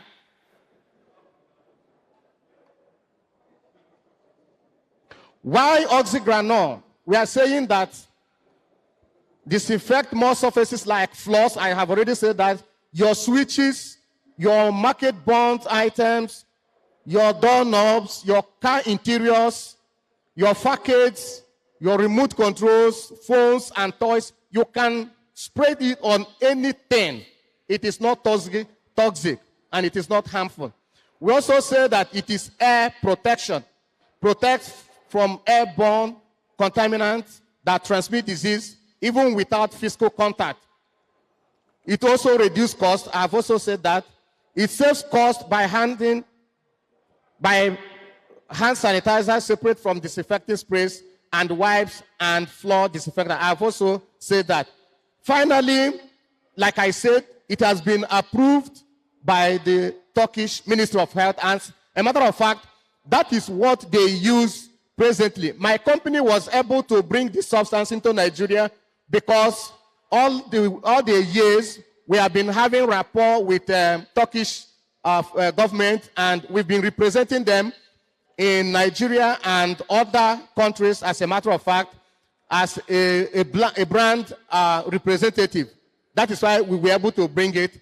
We are stationed in front of the tunnel machines. If you want our contact, you can also meet us there, or you can go to www.aie.ng. www.aie.ng. You see the contact there, or you meet us outside. We are also the provider of the tunnel you are seeing at the entrance. If you need the contact, you can meet us there. Thank you, and God bless you.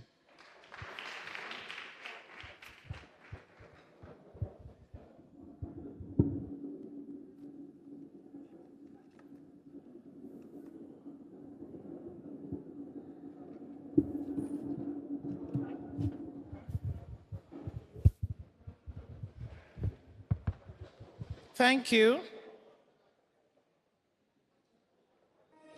We now call on the representative of PIO to step up and do their presentation for 10 minutes.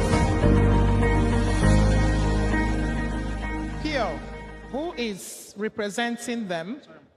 Okay. I'm not representing them. Okay, you want to? Okay. The representative of PIO. If they are not ready, we can have Mega Healthcare Distribution Centers PLC. Are they here? Which one is this? The Mega? Okay. Yes, you can take yours. Yes, you can. Okay, step up.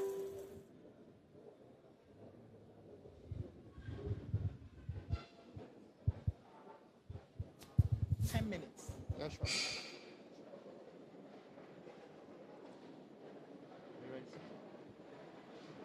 Where's the slide changer?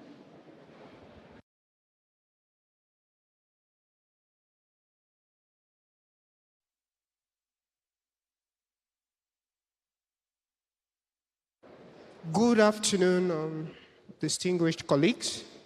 My name is Pharmacist Adekola Ujola, and in the next 10 minutes, I'm going to be talking to you about the new thinking in the Nigerian pharma distribution space.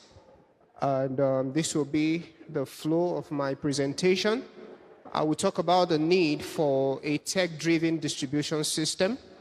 We'll talk about the needs of the pharmacy before I go on to tell you about Mega Medex, which is an online platform that delivers just in time. I'll talk about how it works, and finally, I'll tell you about how to join the Mega Medex network.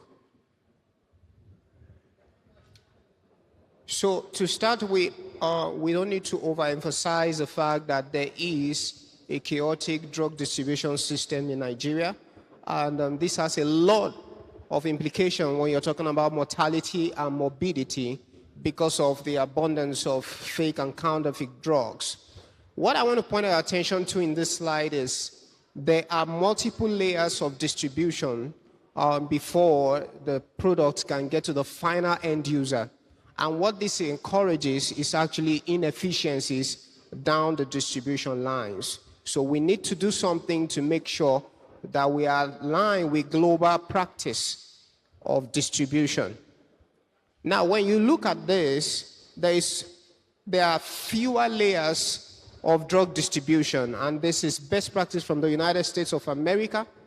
And the advantage of a simple distribution system, which you see here, which goes from manufacturers to traditional distributors and then to chain wholesalers, chain pharmacies, and so on, is that obviously because of economies of scale, what 100 people could have done, just one, what do you call it now?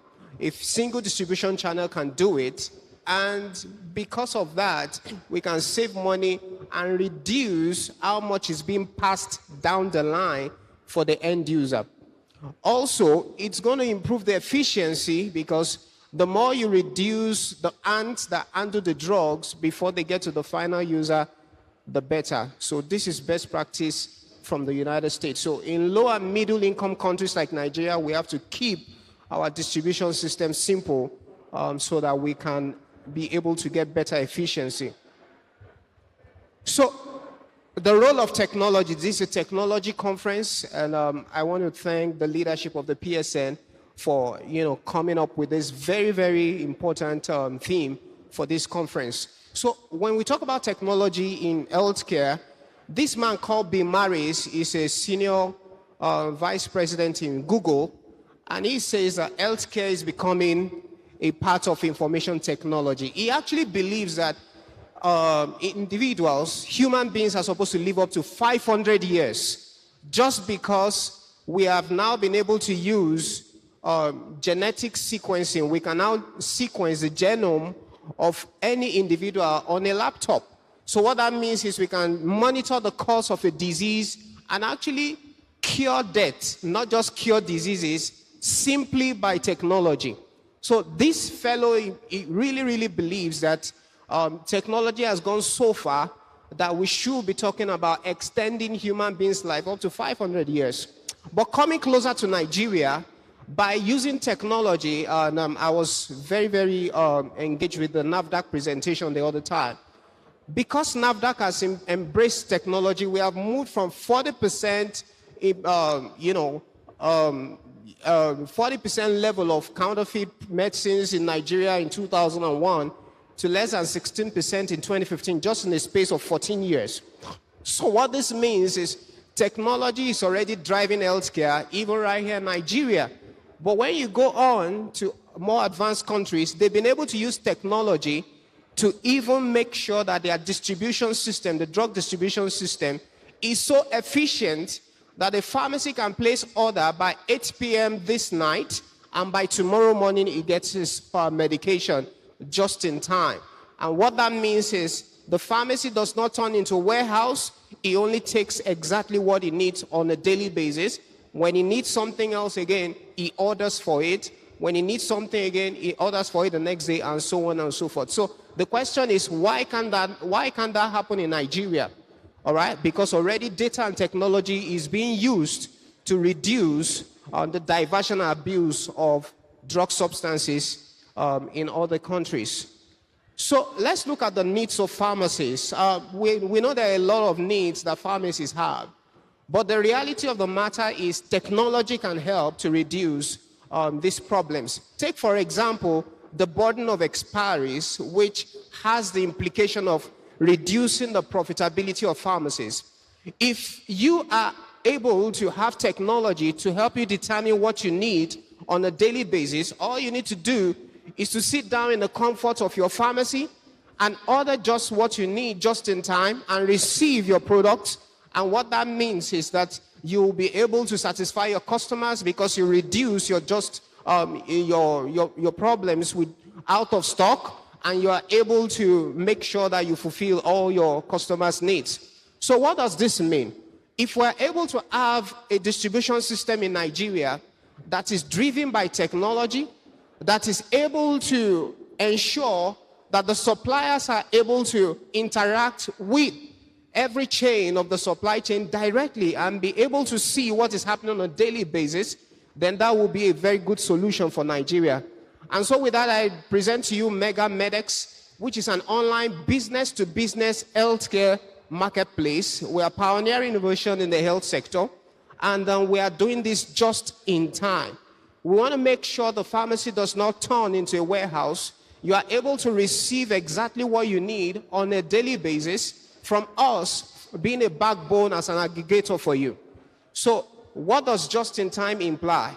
Just-in-time implies that as a supplier, as a manufacturer, you are able to know exactly what the market is demanding from you, right? So every year we give sales targets to our reps based on what we think the market can take. But when everybody is ordering just in time, everybody knows what exactly is needed, how many cartons are needed on a daily basis in Lagos, how many are needed in Ibadan, and we just produce exactly that.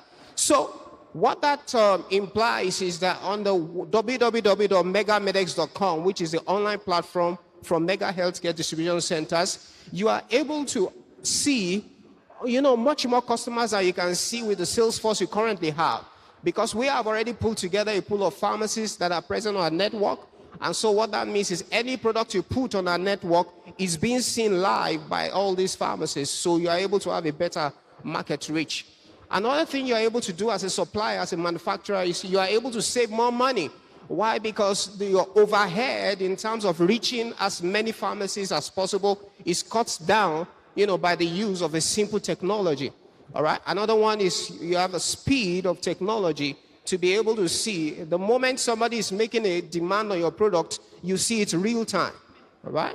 Thank you very much. And very, very importantly, you will have an idea into where your products are being used and the pattern of demand on a daily basis, not on a weekly basis, on a daily basis, real-time insight.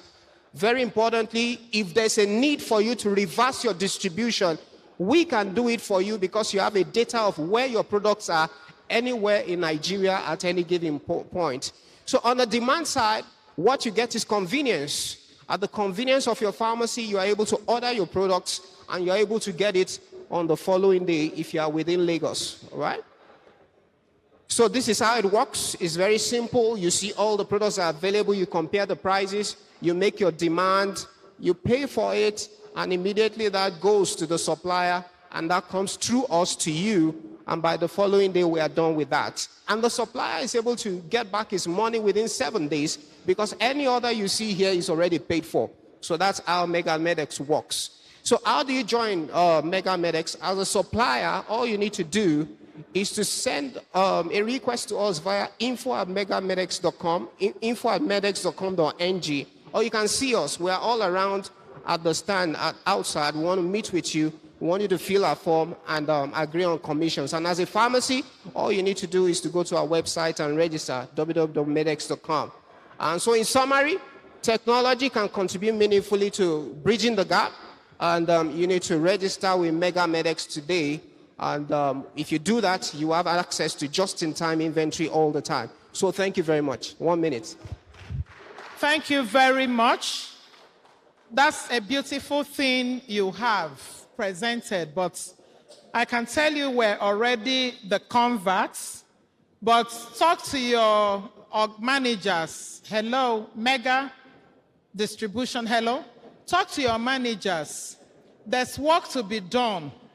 They should follow policy and drive the quest pharmacists have always been putting up about the open drug markets. Am I making sense? Let them lobby the national, as I said, what the projects you have will make a lot of sense if the open drug markets are not there. So tell your management, you understand? You're the management, beautiful. Find a way to put money into lobbying. If you can't do it directly, support us so that we can lobby and then get the open drug market shut. Then you'll see business chase you around. Thank you. All right, let's have a meeting immediately after this. Thank you. I will have that meeting with you. Thank you. Thank you very much. Do we have the representative of Pure here now so they can take their 10 minutes? If they are not here, may we have the GSKR? Please let's applaud the GSK as they come up.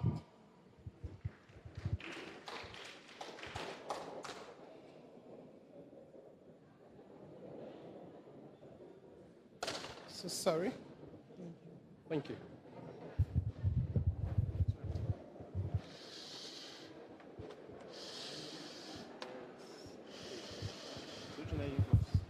Sorry? This one? Okay. Okay. This one will be SRS. Yes. So this is PDF. It's in PowerPoint. No, it's PDF. It's PDF. So I was only sent it to okay. Oh, I'm good. Yeah, we have to take a while. To look. Yeah. You can just put it here for a while.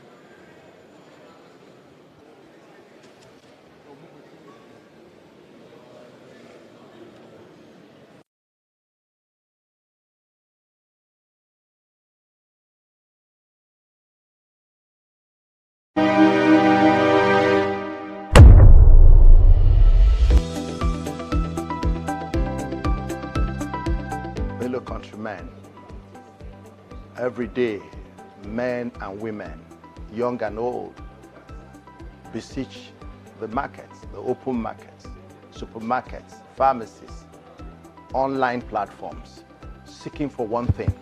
Good afternoon, ladies and gentlemen. I will be standing on an existing protocol to take us through this presentation. I'm Dr. Nelson Isibo by name. I'll be presenting Sensodyne for dentinal hypersensitivity. I am a representative of GSK Consumer. So without wasting so much time, I'm going to be very fast so we can go through and move on to the next item on our agenda. So as you can see, the picture I have projected on the screen shows somebody who eats biting ice cream, and we can see the reaction on his face.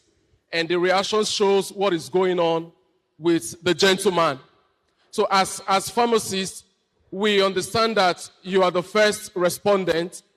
The patient, they come to you first when there is any issue with them, even before they go to the hospital to see the doctors. And assuming somebody walks into your outlet and he tells you that this morning or this afternoon, I took cold water and I couldn't swallow. I took cold water, I had this very shocking sensation in my mouth. Or I took warm water or warm tea or warm coffee. I had this very strong sensation in my mouth. Basically, what that person, most likely, what the person will have is a dentinal hypersensitivity. And dentinal hypersensitivity, it's a widespread condition that affects quite a number of people. And from my slide here, we'll see that 1 in 3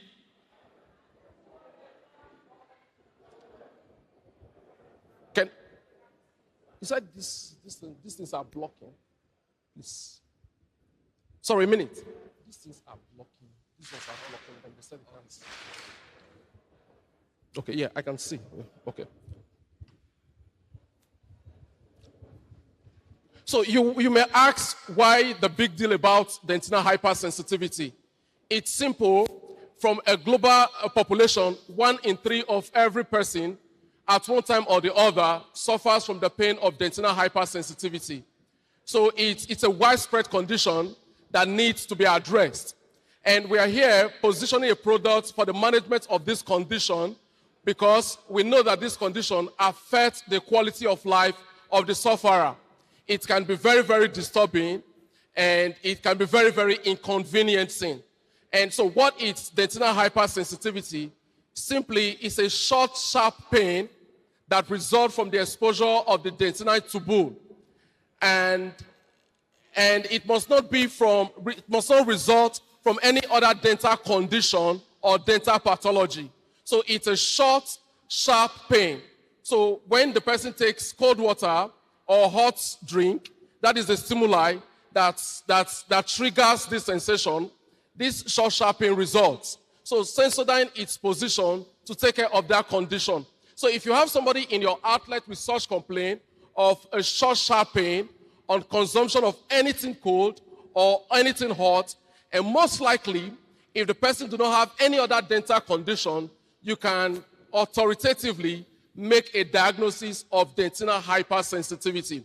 And that is where we'll bring in Sensodyne Rapid Action. Sensodyne Rapid Action, it's a legacy brand. It's a brand that has been here for quite a while. And a lot of you are quite conversant with the product. It's a tested product. It's been proven to be effective in the management of the pain of dentinal hypersensitivity. So what we've been able to do, and why we are here this afternoon, it's also to let you know that we've gotten a lot of feedbacks from you over the time that the issue of pricing has been a challenge with a lot of the sufferers, a lot of patients who come to the pharmacy to purchase this product. A lot of them, they find it difficult to purchase the product because of the pricing. And having gotten those feedback from you, we took those feedback back to the company, and the company decided to come up with this, with a new package, a smaller unit of this same product. So right here, we have a 20 gram of Sensodyne Rapid Action. And that 20 gram sells for a way cheaper price than our regular 75 mil. And also, we also have a 100 gram also we'll be unveiling this afternoon. So we'll be unveiling as 20 gram, 100 gram this afternoon. So basically, that is what I just want to share with you to let you know that we have a smaller packaging for the sufferers of dentinal hypersensitivity. And without wasting time, we'll be going into the unveiling. And also, before we go into that, I also want to quickly draw our attention to this new package of our Panadol. Our Panadol our Panadol Extra has been repackaged in 4 caplets in a blister.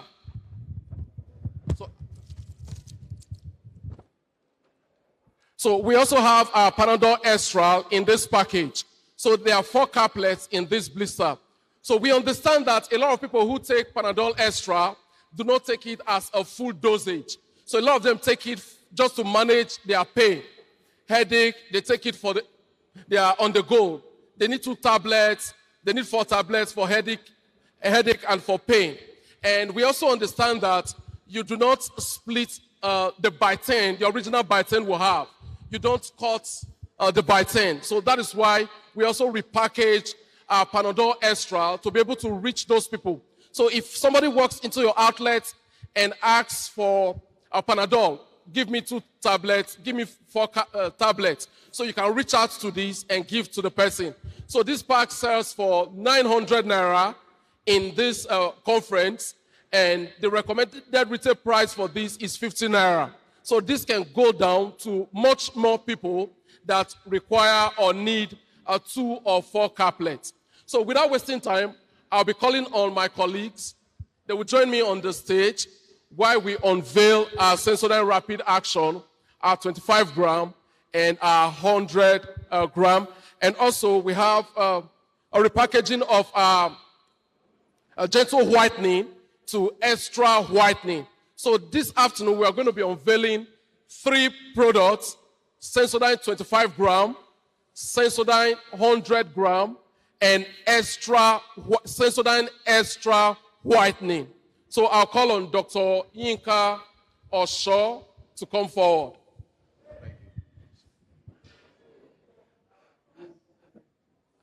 Good afternoon, House. Good afternoon, sirs and Mas. Just come down. Yeah. Okay. Once again, we want to appreciate you for the time you have shared with us this afternoon. As a company whose purpose is to make people do more, feel better, and live longer, my colleague had rightly said, our intention is to implement feedbacks that we've gotten from the pharmacy community. And some of the feedbacks includes that pricing, hence, as a company, we decided to drive affordability and access pack. And that is why today we will be asking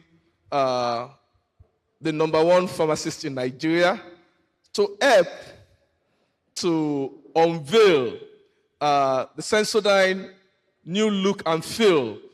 Before now, you used to know Sensodyne Rapid Action as Sensodyne Rapid Action 75 mils. Today, it has changed its look and feel, and we'll be having Sensodyne Rapid Action 100 gram and 25 gram. Likewise, you are used to Sensodyne Gentle Whitening. For your patient that wants that extra whitening, the removal of extrinsic stains, GSK has gone further. No more gentle. It is now extra whitening. So I'm going to give the... Okay, thank you. Yeah, we will need to give our president some support. So I'm going to pick from the floor, Professor John Akarele. Please support our president as he unveils the Sensodyne new look. Dr. Amaka Okafor, please support our president. Dr. Finwuche, please step up and support the president of the PSN. The CPC chairman, encourage, okay, you beg to not to step up. Dr. Karin Ebe, please support my president as he unveils the new look of Sensodyne. Okay, I think we'll be fine with that. Yes, which one is it? This way, okay.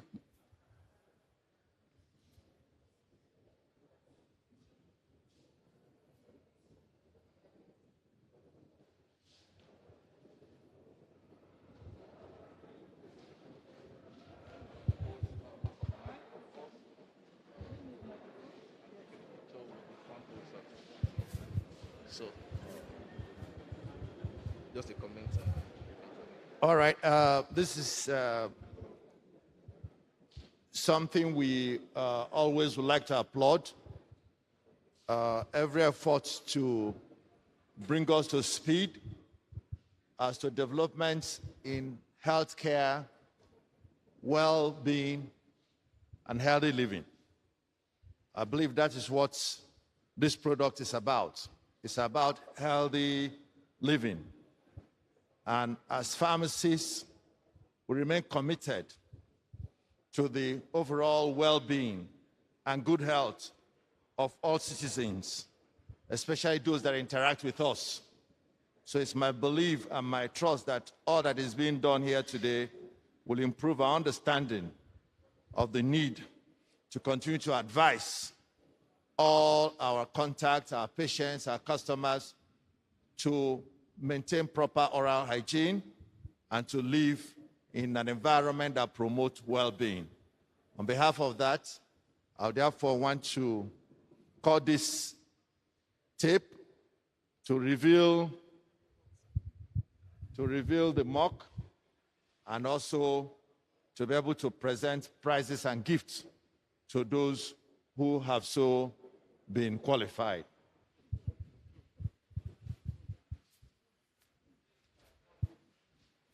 In the name of God the Father, God the Son, and God the Holy Spirit.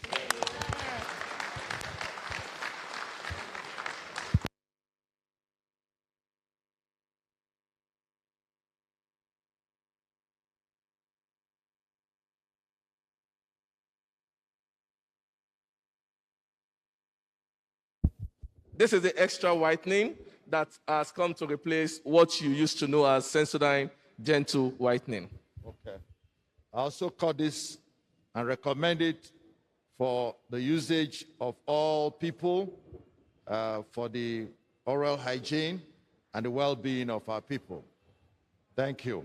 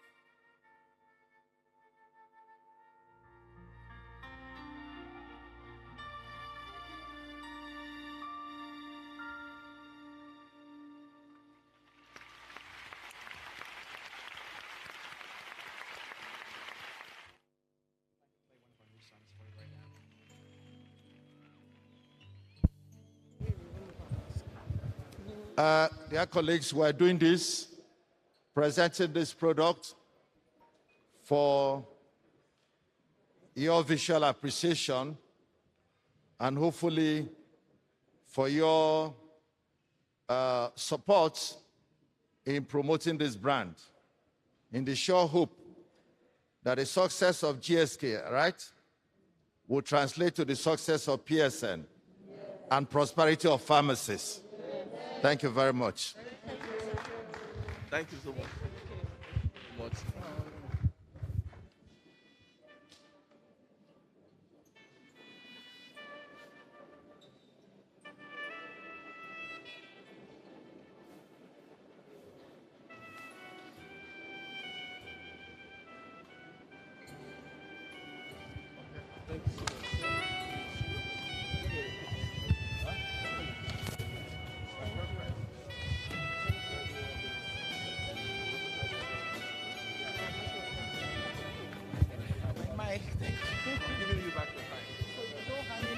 He needs to bring my president to unveil. So we'll talk about that. Thank you very much. The GSK, are you done? If you are, please clear the stage for us so that we can, in the next 1 hour, maybe constitutes the stage for the last plenary.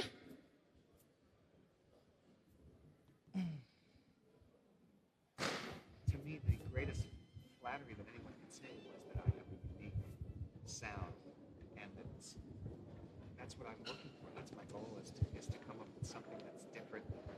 Are you okay? You're still okay. Yeah, the GSK actually has an hour, so I'm sure they may still have some few minutes.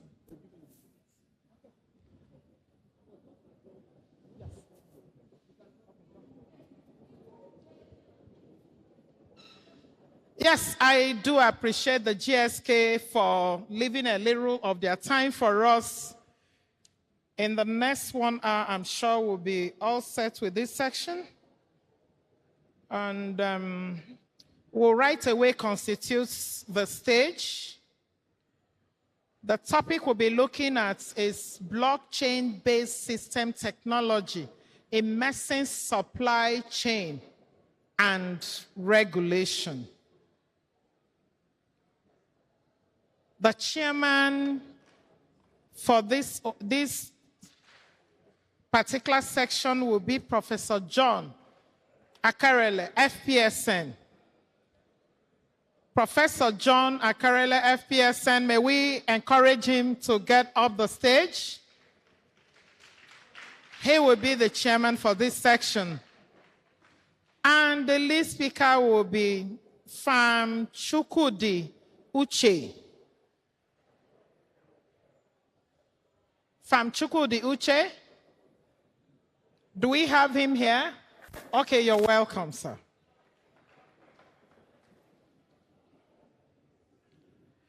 Then we're going to have 3 panelists. The first is Mr. Oluwaseun Oyedeji. Can we encourage him as he steps up? Let's also have pharmacist Chedozie Ejieji. Pharmacist Chedozie Ejieji, please encourage them. Encourage him. Are we hungry? Okay, you're hungry. Don't worry. I will convert this speech to bread. Let them just finish. Just be patient with them. Farm Doctor Aninwike Cyril. The last but not the least. Please take your place at the stage. The topic they are going to look at is blockchain-based system technology in medicine's supply chain and regulation. I'll hand the microphone to the chairman of this particular section, who is no other but a very erudite professor, John Akarele, Fellow of the Pharmaceutical Society of Nigeria. Prof.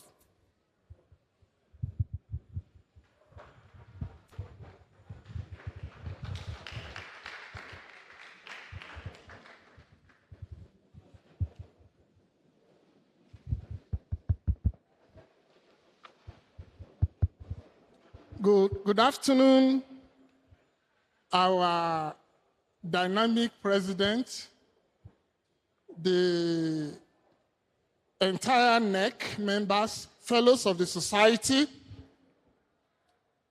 the very effective local organizing committee members. I welcome you to this plenary section 3. You will all agree with me that we have spent some time because we did not start on time. So I will not waste much time than to go straight into the business of this plenary section. The topic, blockchain technology as a new deployment, technological deployment for the regulation of medicines. To me, we have said so many things about technological deployment in the pharmaceutical space. So I see this as a very, very unique engagement, particularly when it has to do with artificial intelligence and deployment of data in pharmaceutical supply chain. The topic, in my view, is a very topical one, and I want to believe for some of us that it is a completely strange environment. So I am all here, and I think you are here too, to learn how this new emerging technology is going to be deployed for the safety of our medicines. I am told from the little I know about it that is an electronic ledger system where information, particularly on medicines, are shared in a chain system for a control. This blockchain has been used in the energy industry, in the finance industry, and even in the law practice. So, if it's now going to be adopted for the security of our medicines, I think it's the best thing to do. So, I would like to welcome the main speaker to set the ball rolling. Thank you. Thank you, Prof. Let me start on the existing protocol. First of all, I know so many of us have been sitting for a very long time now, and I will crave your indulgence that you please stand up. Just for 1 minute, just stretch. Hello? Just a minute, stretch your legs, your hands, so that we will be able to pay attention.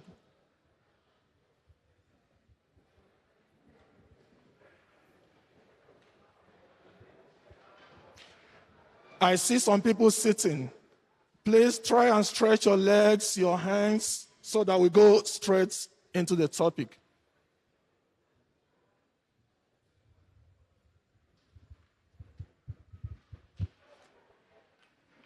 All right.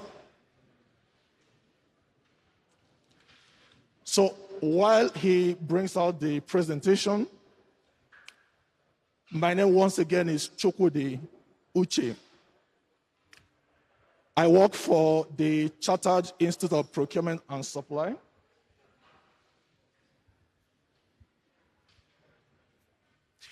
I work for the Chartered Institute of Procurement and Supply, CIPS in short. CIPS is a United Kingdom-based organization. We are the largest organization when it comes to taking care of procurement and supply management professionals globally.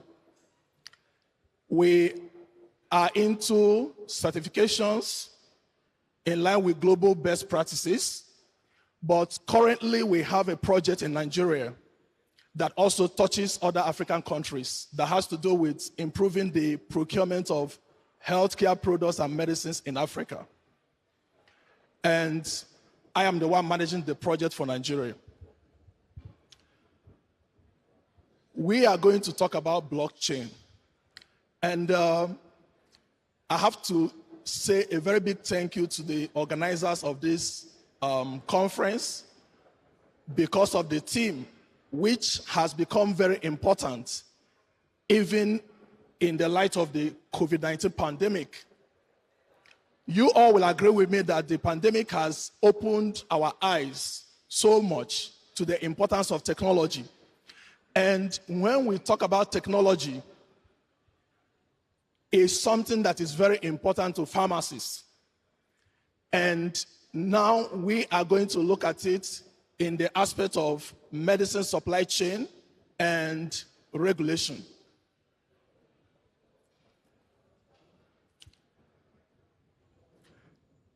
So this is the outline I have to speak through. And the first thing is just a little preamble so that we will have a way to go straight into the topic. After that, we are going to look at this blockchain technology. What is it all about? So many of us have heard about blockchain. So what is it all about? So we look at the elements of blockchain. How does it work? What are the benefits? And we now delve into the specifics when we talk about blockchain in medicines, supply chain, and regulation. And after that, we just look at a few examples of blockchain technology projects that could encourage us, for us to see that, yes, this is something that has come to stay. And thereafter, we look at the conclusion. Now, as a way of preamble, you will agree with me that when we talk about medicine supply chain, we've had a lot of things going on. It has evolved from one level to the other. It has grown, whether you look at it at a global level or at the national level. So, medicine supply chain is not just something that is small. It has grown big, and we can look at it from the aspect of global consumers, global supply chain, and what have you. Now, blockchain comes into information technology, and that is the same thing also that has happened. So the same way the supply chain is evolving, that is also the same way information technology is evolving. And we can come to the aspect of e-commerce, electronic business, which has become an integral aspect of pharmaceutical business. Now we have few examples. We have online pharmacies that are springing up, which are in line with the e-business that I'm talking about. And what is the implication of that? If we have all this springing up, it means that also we need to look at the challenge that it poses around regulation. The other thing that we need to note is when we talk about business functions, we are seeing the need for them to be integrated. For instance, we have some of us here that are into manufacturing. So it's not in the past that maybe someone is at the production end, working in silos. You have those in sales, working in silos. You have those in operations, working in silos, or customer service. We have seen the importance, the need for us to have integrated business function. And we cannot talk about integrated business function without looking at the applicable technologies that go with it. Now, we look at regulation, because the topic is talking about blockchain-based technology in medicine supply chain and regulation. We can't talk about regulation without looking at issues around good governance. We can't look at that without talking about issues around transparency. And when we talk about transparency, that also brings us to the importance of IT, information technology application. And I recall some time ago, I was involved in trying to put together something for Tunisia that has to do with how to strengthen their regulatory framework. And when we looked at what plays out in the country, it became very clear that apart from looking at how to strengthen issues around their policies, their regulations, and others, we needed to also see how we can bring in applicable technology to help them. So this is very, very important. Now, use of appropriate IT is very critical. It's very critical. And I touched some of the things that are available at the moment. Now, if we look at where we have progressed from, we have moved from things like mobile technology. We've had instances where people use like mobile technology application, mobile SMS, even in medicine supply chain. In addition to that, we have also progressed to use of things like 2D barcodes. And this is where some of the applications that have to do with scanning come up. Now we look at things like the RFIDs, that's radio frequency identification devices. And this has to do with the use of electromagnetic waves to track whatever we need to track in medicine supply chain. And what this does is this: those chips, those tags, at any time, at any point in the supply chain, they can be tracked using electromagnetic field application that goes with them. Now, the other one also is what we call Internet of Things. And I will use something maybe very common to explain this. Now, when we talk about Internet of Things, you look at the connection of like objects using sensors, softwares, in such a way that you can use internet to track them. And I will give you a common application, like when you have a health device, a health monitor that you wear, that you have a way of tracking it using internet. So something like that comes into what we call Internet of Things. Now, we look at the blockchain. And this is basically what we are here to talk about today.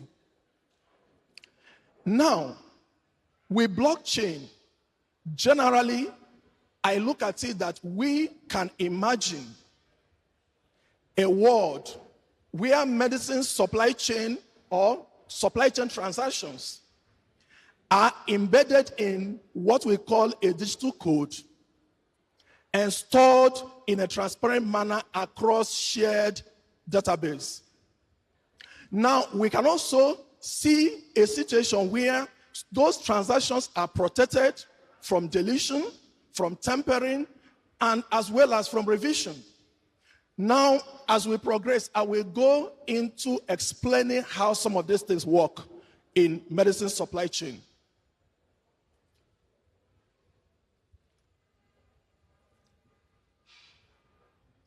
Now, what is blockchain? The first thing we need to take note of is when we talk about blockchain, is talking about distributed network of computers or nodes. And let me explain it this way. Now, before we look at the block, I want you to imagine a situation maybe for a manufacturer here. You have different branches. Maybe you have one in Oshobo. You have another one in Lagos. You have another one in Abuja. And you are able to have a situation where you can electronically manage your transactions from here in Oshobo in such a way that what you are doing here is linked to what you have in Lagos, linked to what you have in Abuja, in form of the nodes I talked about. Or you can look at it from the point of the computing systems that are connected that way. Now, beyond that, we look at the aspect that has to do with digital ledger. And I'm going to do a simple explanation. So many of us here, we are used to ledger on a daily basis. And ledger, we use that to record transactions, sum up transactions, especially for those that have been working in the financial sector. But in this case, imagine you have this as a ledger where you can record transactions and bringing it to medicine supply chain. Imagine a situation whereby you are a manufacturer in this location, and as you are producing a particular product, you are able to capture some of the key data elements that you need to record on a ledger like this. And at the same time you are capturing it, the same ledger can be broadcast to other nodes at the same time, in such a way that whatever you're doing at this point can be accessible from the other points that are called nodes. And this is what the distributed ledger means, or what it's all about. Now, each ledger consists of what we call blocks. And this is where the name blockchain is coming from. Now, what that means is this. Still using this as an example, imagine a situation whereby you have data you want to record. So every data you want to record can come in form of a block. Like for instance, relating it to medicine supply chain, at the point of manufacture, you have things like maybe the batch number of that particular product. Maybe you want to record the date of manufacture, and you record it on this ledger. So what that does is you are creating a block. Now, by the time you come to another level, maybe you've gone to the aspect of maybe quality analysis, and you want to come and capture the data. You are coming in to create another block on the same ledger. And what happens is this. As you put the records and create the blocks. Ladies and gentlemen, there's too much noise. Hello? We're having plenary session, and you should be quiet. Those people upstairs there, be quiet.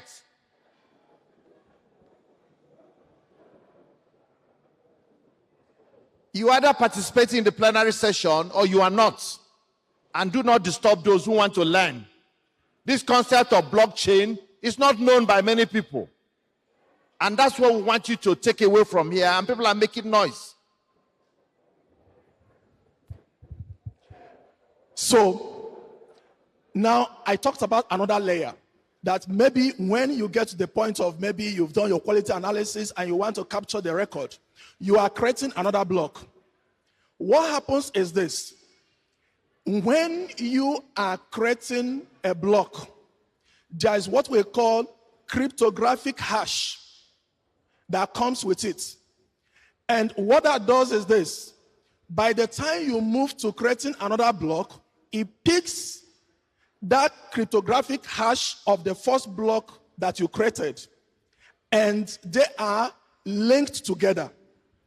And by the time I go further, we now start looking at the attributes and talk about things like how immutable blockchain is. You understand how it works. And the implication is this.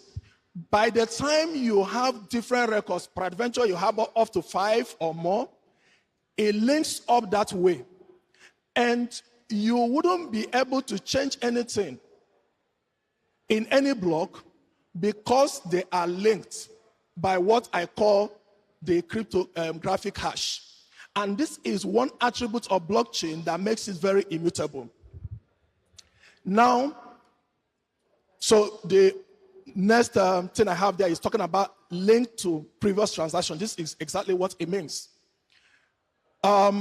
Transactions are recorded between parties efficiently in a verifiable, permanent manner.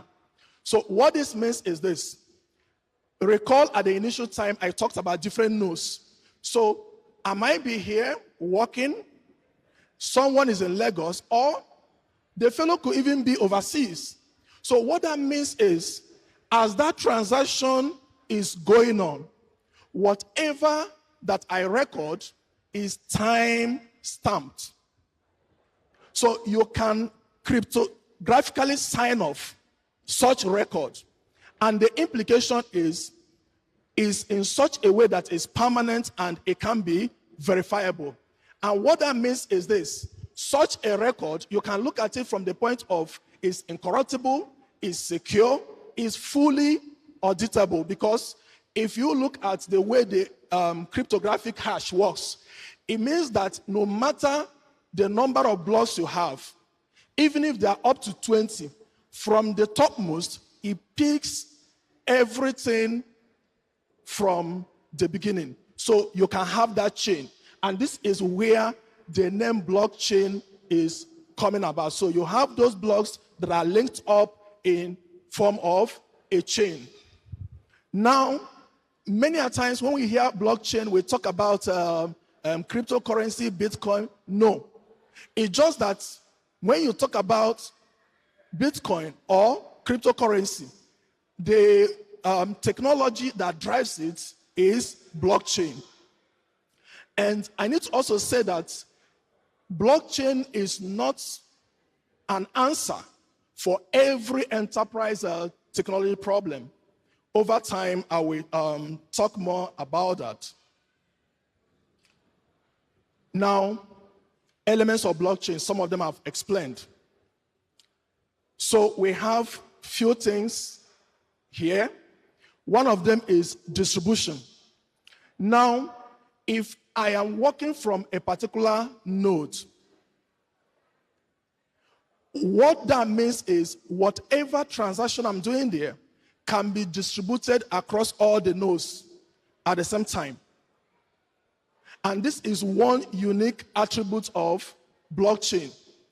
And I need to let us know that when we talk about blockchain, the technology works around what we call peer-to-peer network. So what that means is each node is kind of independent, but they are networked in such a way that they fall under the architecture that we say is peer-to-peer networking. And that means whatever that is happening from one node can be distributed across all the nodes. And this is one very good benefit of blockchain. Now, and that relates to the decentralization. Now, in decentralization, I will use like an example of the kind of thing that happens at a port. Imagine in future, we have opportunity to implement blockchain in Nigeria at the port, where NAFDAC will be an entity in the chain. Maybe we have customs, we have the shipping lines, we have the consignee. What that means is NAFDAC can sovereign govern what happens in their node. So some of the things they do there when it comes to like confidentiality, the entry of data and what have you, they can serve as a sovereign govern it and work from that end. Now you go to customs, the same thing. So meaning that maybe if I start from the manufacturer, imagine a manufacturer that has manufactured a product and shipment has happened. They have imputed key data in a blockchain system. What that means is from Nigeria, it is possible for you to get to customs instead of the physical transmission of shipping documents, for instance. Because we have opportunity to digitalize some of these documents, it means that you can access all those data from there in a secure way. You go to shipping line, the same thing. You go to NAFDAC. So what that means is in a very decentralized manner, we can have the supply chain as far as medicines is concerned work that way. And that is one good thing about the decentralized aspect of blockchain. Now, we look at the aspect of tokenization. In blockchain, we have assets that move from one point to the other that go in form of value. And this is what this is talking about. The aspect of immutability. Remember what I said before, where as you are recording different blocks, it has a way of picking the cryptographic hash in such a way that as you're doing that, it's time-stamped. So it's an immutable system. So once you do that, you can't go back and alter it. And this is one very good attribute of blockchain. Now we go to the aspect of encryption. At different nodes, depending on the arrangement you can have private keys, you can have public keys. So what that means is a secure system that you can't just access anyhow.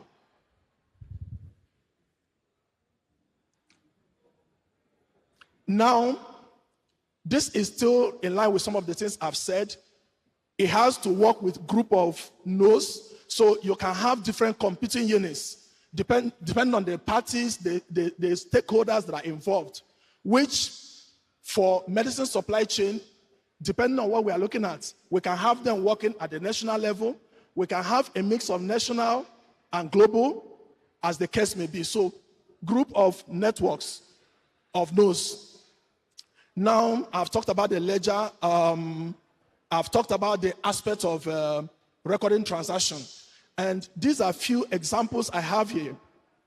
When we talk about medicine supply chain and application of blockchain, what that means is those key data elements that we cannot change, we can have a way to capture them using blockchain. Like, for instance, if a shipment leaves, it has left. The estimated time of arrival can change, but the time it has left cannot change. So, meaning that if we have a way of recording it, someone from Nigeria, for instance, can access and confirm that such a shipment has left at so time. The same thing applies to things like maybe the batch number of medicines. It can also be recorded. Now, I've talked about the blocks that are formed every time a transaction data is recorded. Now, because of the way the protocol is set up, at any point in time, each node has to agree with others for a transaction to be made in a seamless way.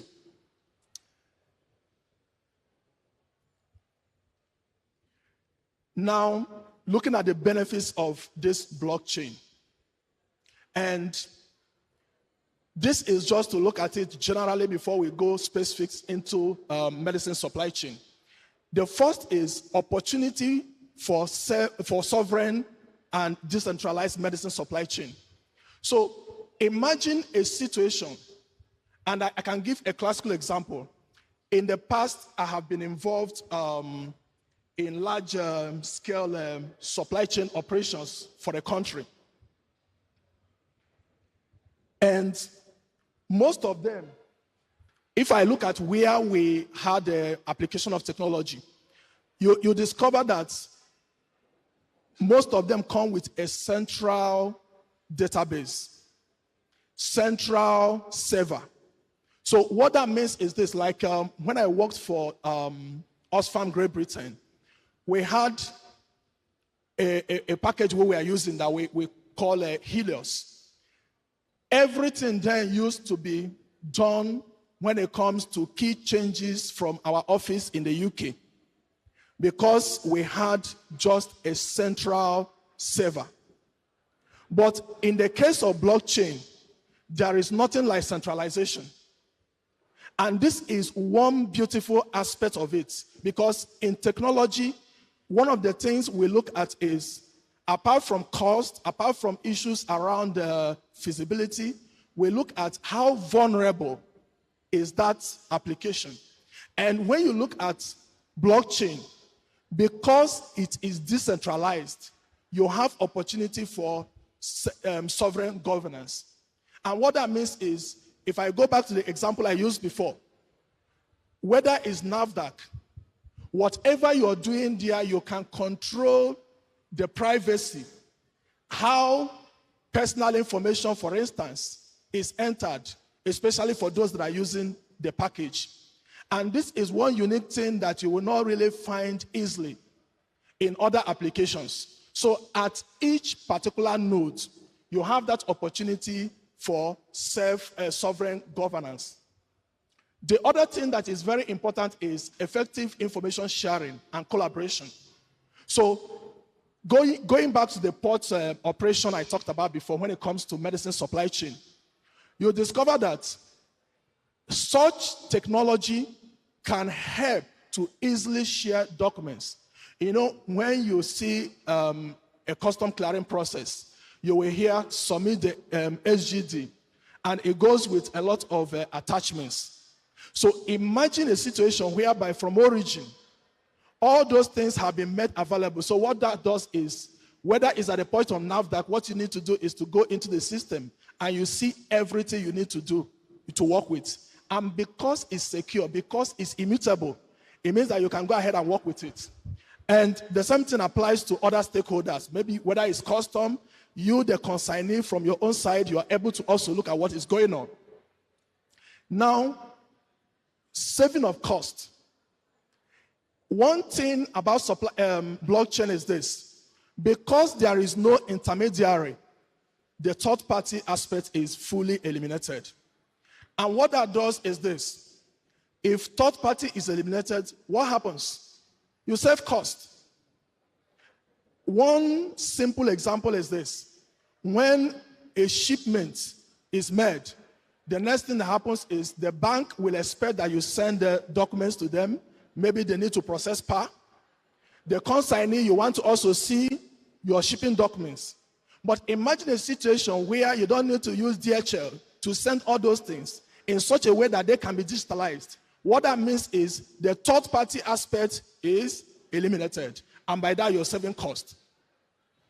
The other thing is the aspect that has to do with insurance claim. For some of us that have had opportunity to handle insurance claim in the past, you will agree with me that this is one technology that will really change a whole lot of things.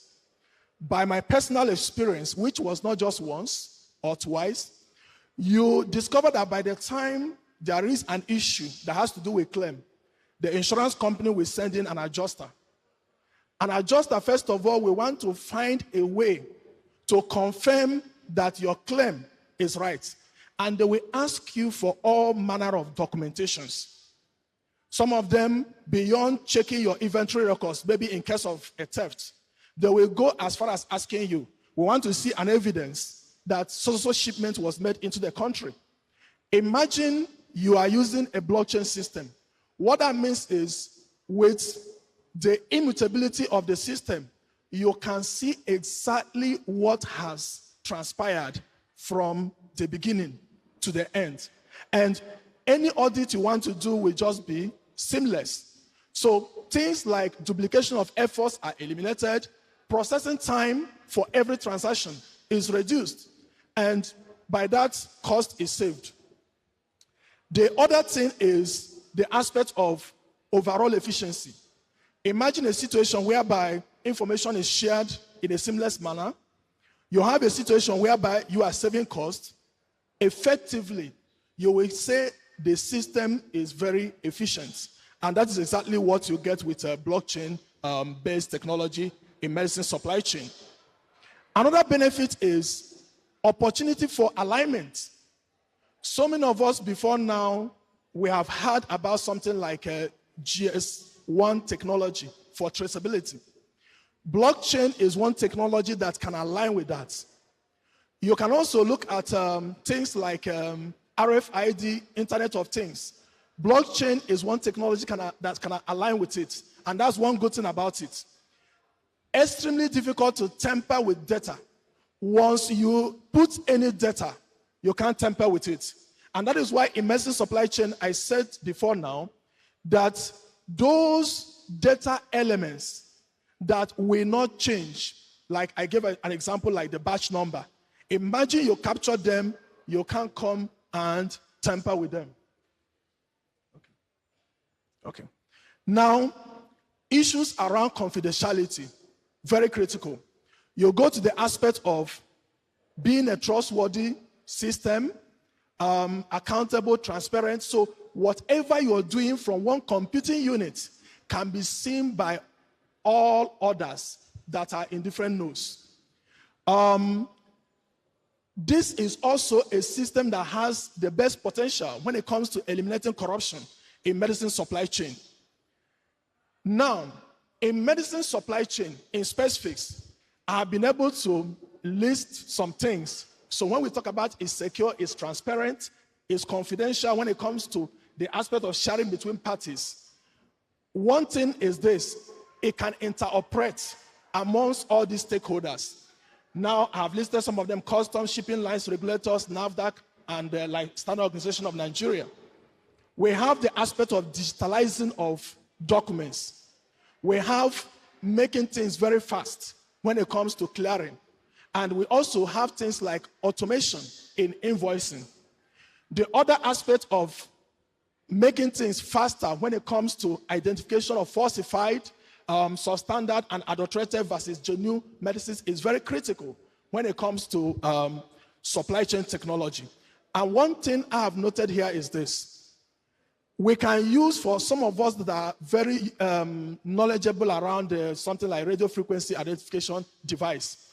It's possible for you to have a tag that is genuine, but when you look at the ownership protocol, you discover that something is wrong. And this is one thing blockchain will do for you as against the others.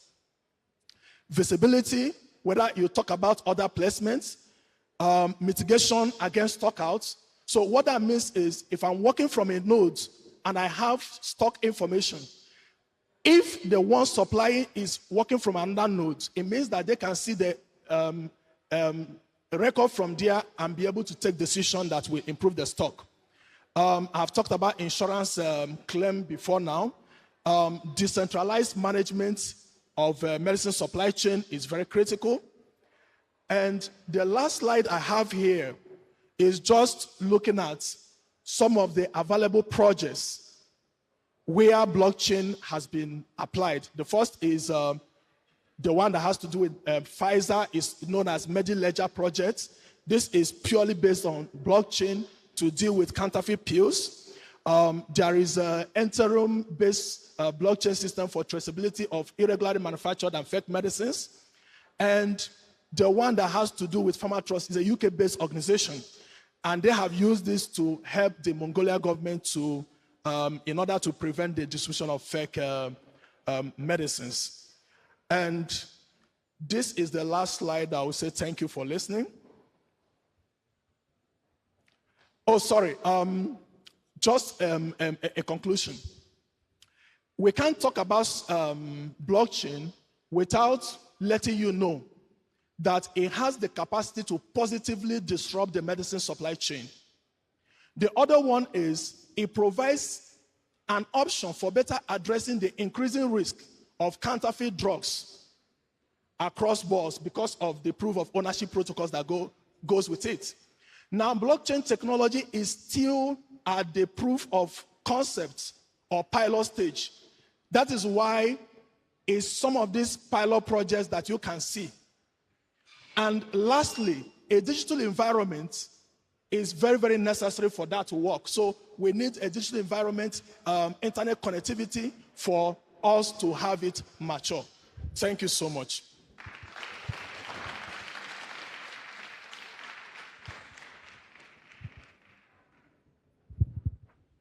Thank you very much. You will agree with me that this is a very new area of technological deployment. So we're going to get more input from the other panelists. I think we begin from, please you introduce yourself. Okay. Thank you so much for having me here. I'm an operational person. I've been in the field of supply chain for over 18 to 20 years. And when I saw the topic, I realized that it's looking forward. That is basically what this has to do for us in the pharmaceutical industry.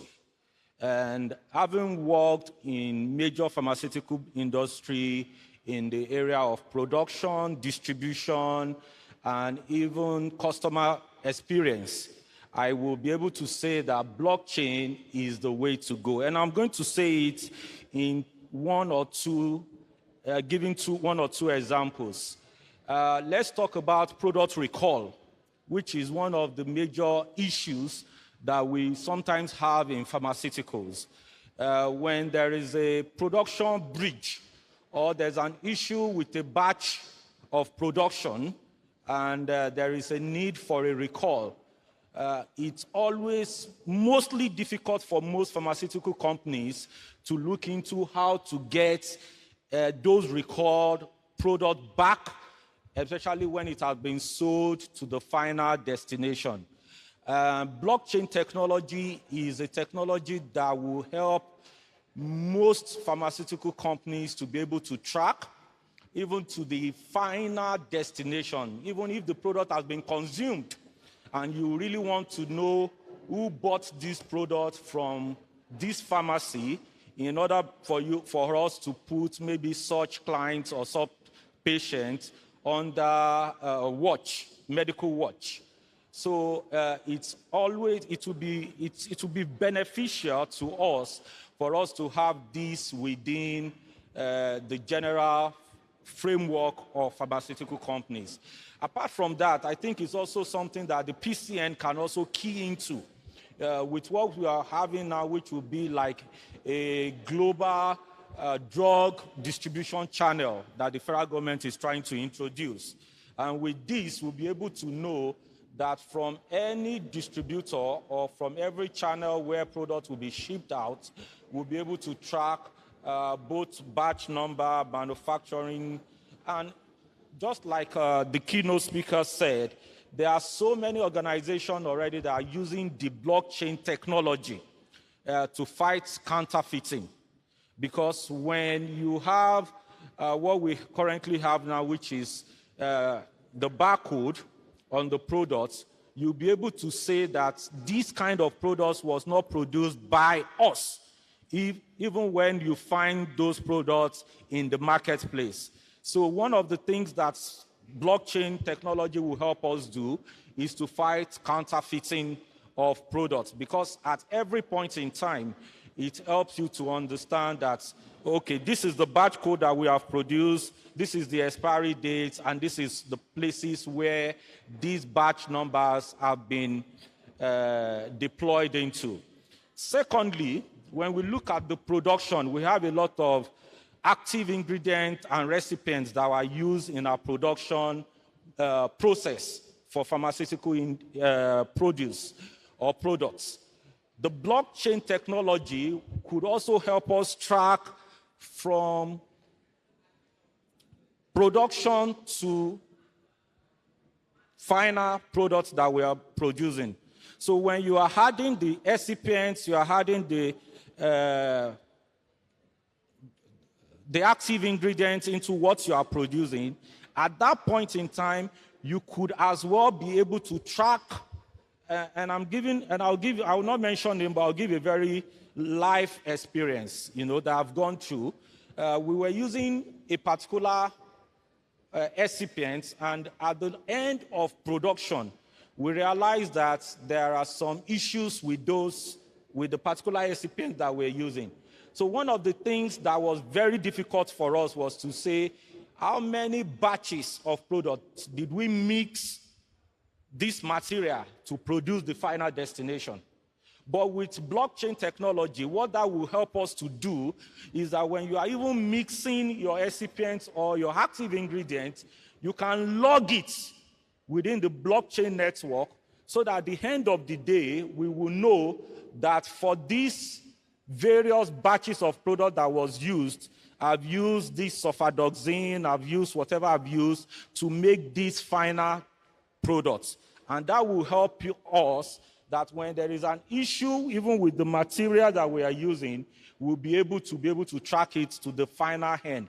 So for me, it's all about data. Data is key in blockchain technology. Thank you. Thank you very much. Please encourage him. Thank you.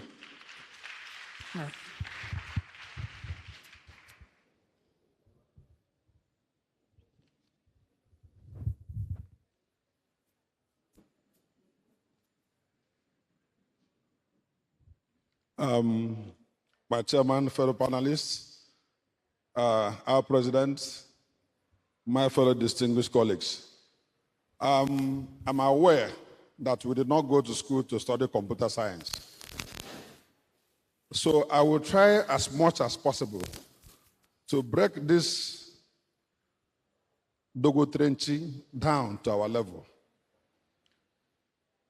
Blockchain technology, it is not a software, so don't imagine it to be something like maybe Microsoft or Word. It's a technology on its own. But to visualize it properly, imagine a fence. Just imagine a fence.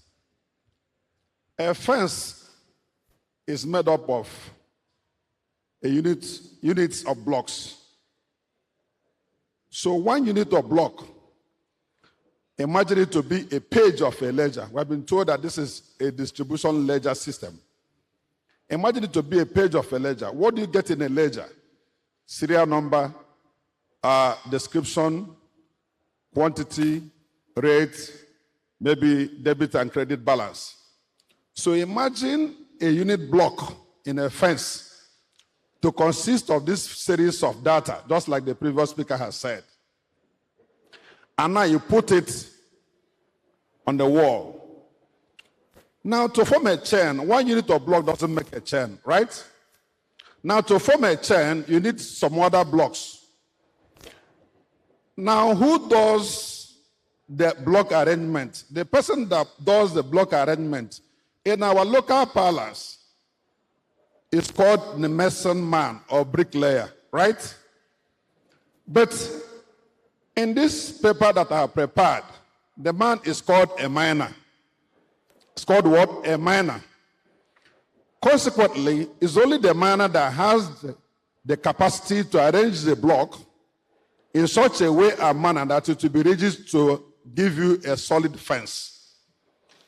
Between one block and other, there is always a mortar that will bond them together.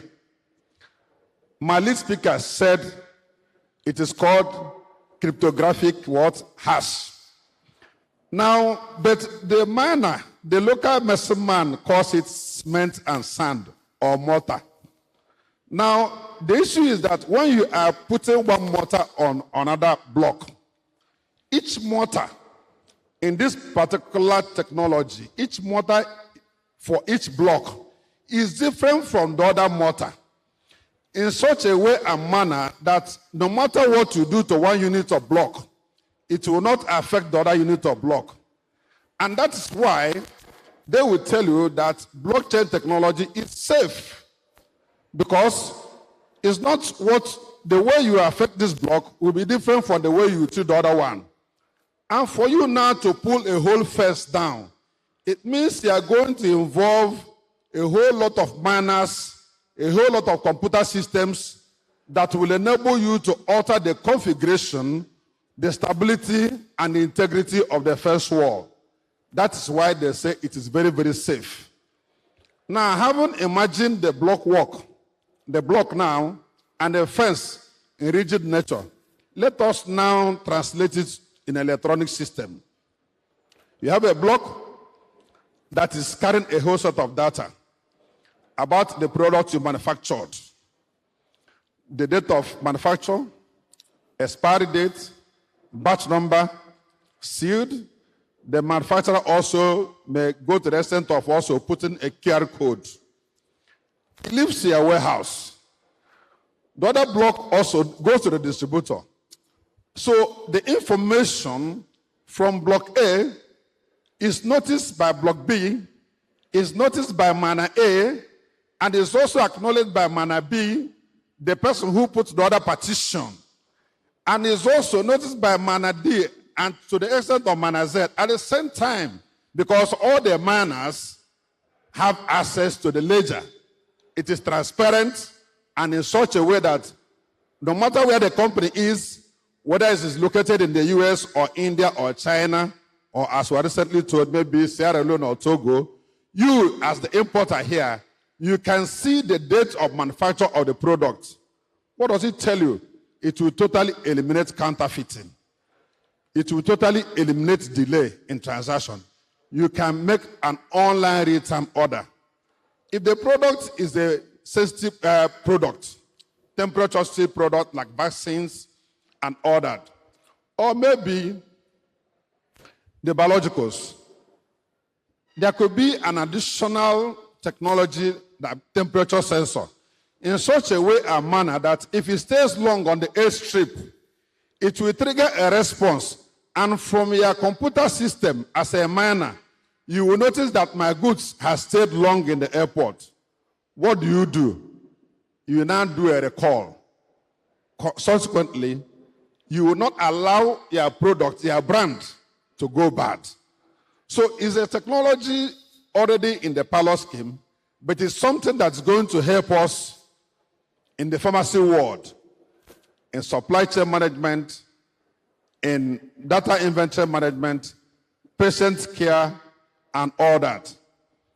This technology is actually being used by Bitcoin in their cryptocurrency business. And because it has not been hacked into, because it is foolproof, that's why a state, Utah in the US, adopted the blockchain technology in their Grand Old Party primaries. This election, the primaries that led to this election that they're discussing now. So it's an evolving system, and we pray, it's my prayer and my wish that this technology comes on board as quickly as possible so that it can eliminate many of the problems that we have encountered in pharmacy care, drug distribution, and management. My President, I cannot overrule you. I wanted to refer back to certain things, but let me just give my last speaker opportunity to talk. Thank you very much. Thank you, thank you. Can we appreciate him, please? Yeah, please, let's listen to the last contributor on this very interesting topic.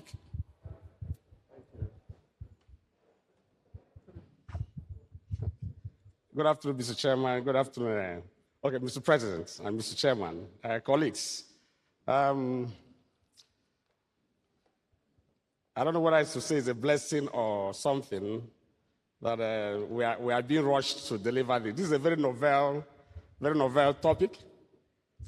But having laid the foundations, I've just tried to build a little superstructure on what they have said. But I'd like to make a statement. Because this is novel, many of us seem to consider it an abstract. It sounds like an abstract. That's why my brother tried to break it into understandable terms.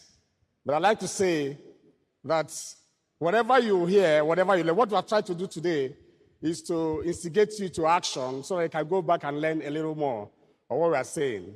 I would like to mention 3 concepts when we bring new technology. Number 1 is the concept that we call technology acceptance model, developed by Mr. Davis in 1985. It measures the adoption rates of new technologies in an area or amongst a group. Also measures how end users perceive the utility and ease of using a new technology, just like we are doing now.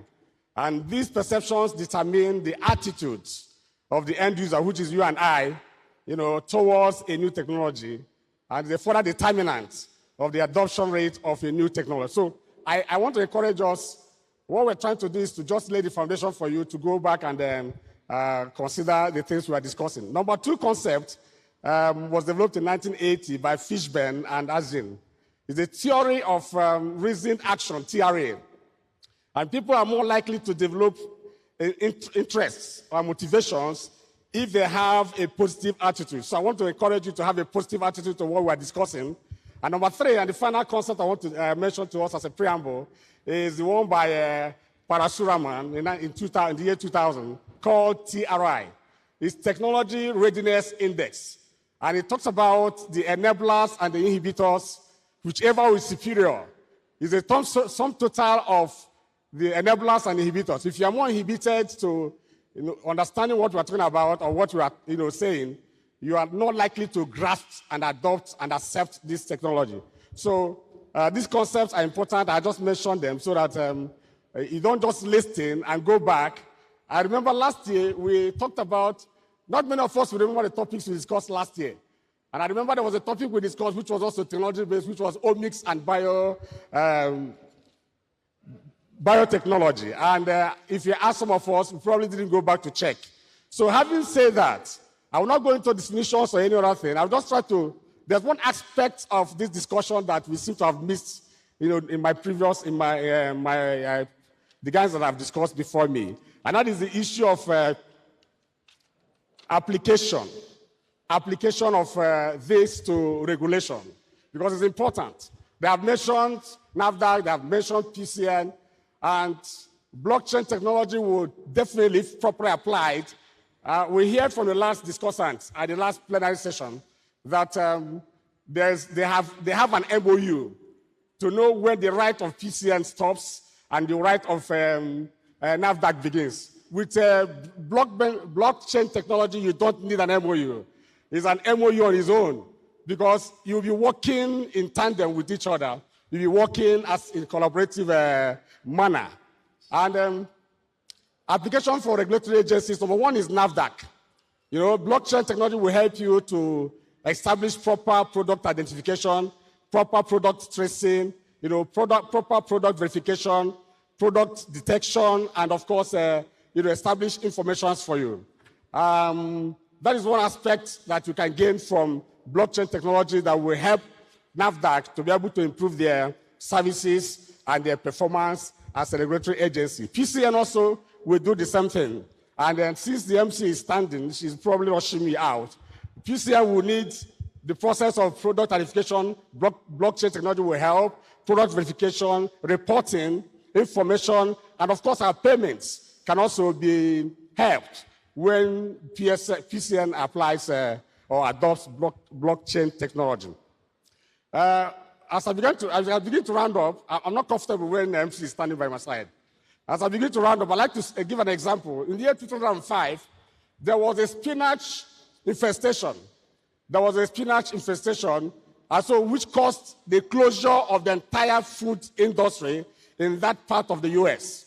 And it took them like 2 weeks before they were able to identify the particular supplier that, you know, brought the infested spinach. It was infested with E. coli. In fact, 3 people died, many people were affected. But if you have blockchain technology, it will give you on the spot exactly the point who supplied what. Like your phone, if you look at your phone, you discover that your phone has what they call end-to-end encryption. In other words, it protects your information and your data from other people, even though it is available for people to view. So in summary, I'd like to say that this is a technology that we need to update ourselves to be able to employ or to deploy. I'm aware that many of us are still grappling with supply chain, basic mundane supply chain. But if you can go forward to blockchain technology, it will eliminate most of the problems that we encounter with supply chain management. And having said this, I want to thank you very much for listening. God bless you. Thank you very much. I'm sorry that we have to rush this section. I think we apologize for the time constraint. I will not attempt to waste much time, but let me just say that we now know that there is a regulatory system that is emerging that is called blockchain. It is a synchronized data that is used to monitor products from the manufacturers to the end user. And this can be tracked, and it is traceable, it is immutable, and there is a possibility that in doing that, it will take care of counterfeit drug or substandard drugs, and any attempt to hack into it is going to be resisted. So like we said, we hope we'll have opportunity to be able to get to understand more of the mechanisms and the benefits of this new technology.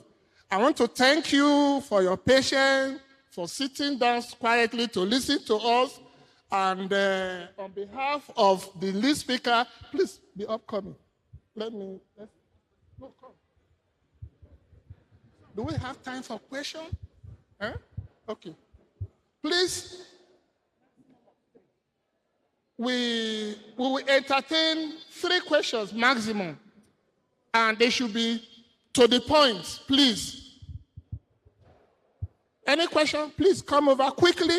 If you have questions, please just come over.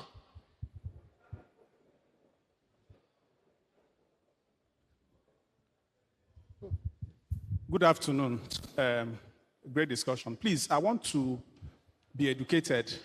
How does this how does this blockchain work with GS1? If you know what's GS1, I think it's all about technology of tracking and tracing. Not very long ago, we started with mass technology. That once we have mass, once it's a fake product, it will be identified, the people will be caught. We are still deploying that.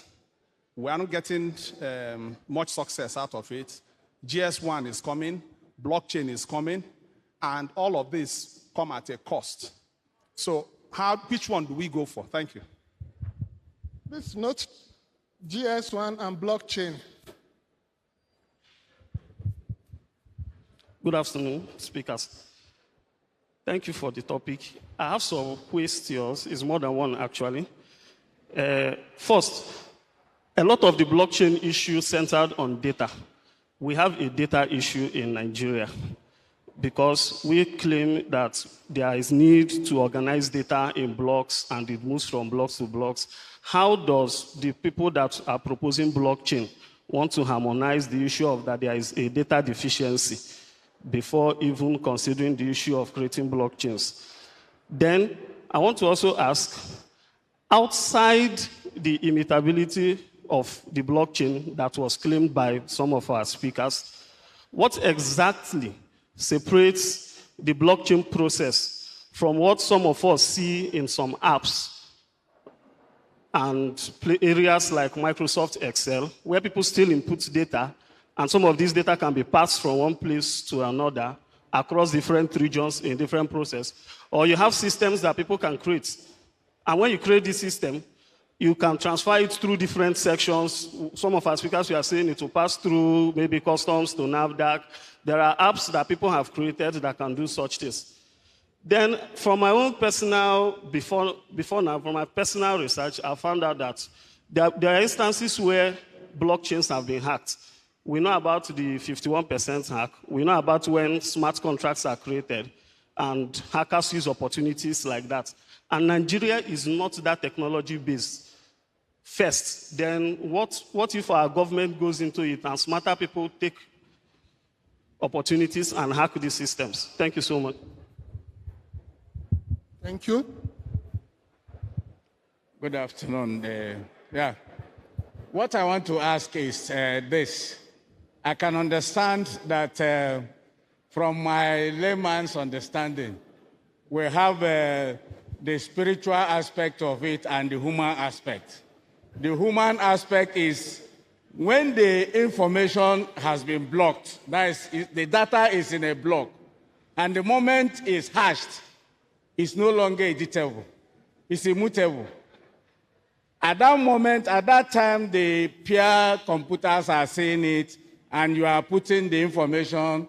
The moment the block is hashed, it can never be corrected again. So what happened if at one end somebody discovered, because it's human being that did it, and they discovered that that particular block has problem. Already you have hashed it. What do we do? Yes, that time is spiritual. Thank you very much. I think we'll get them to answer. But right away, in blockchain, you have series of computers. And the information there is replicated. So if one node is hashed, the possibility is there that the information will still be contained in the other computer nodes.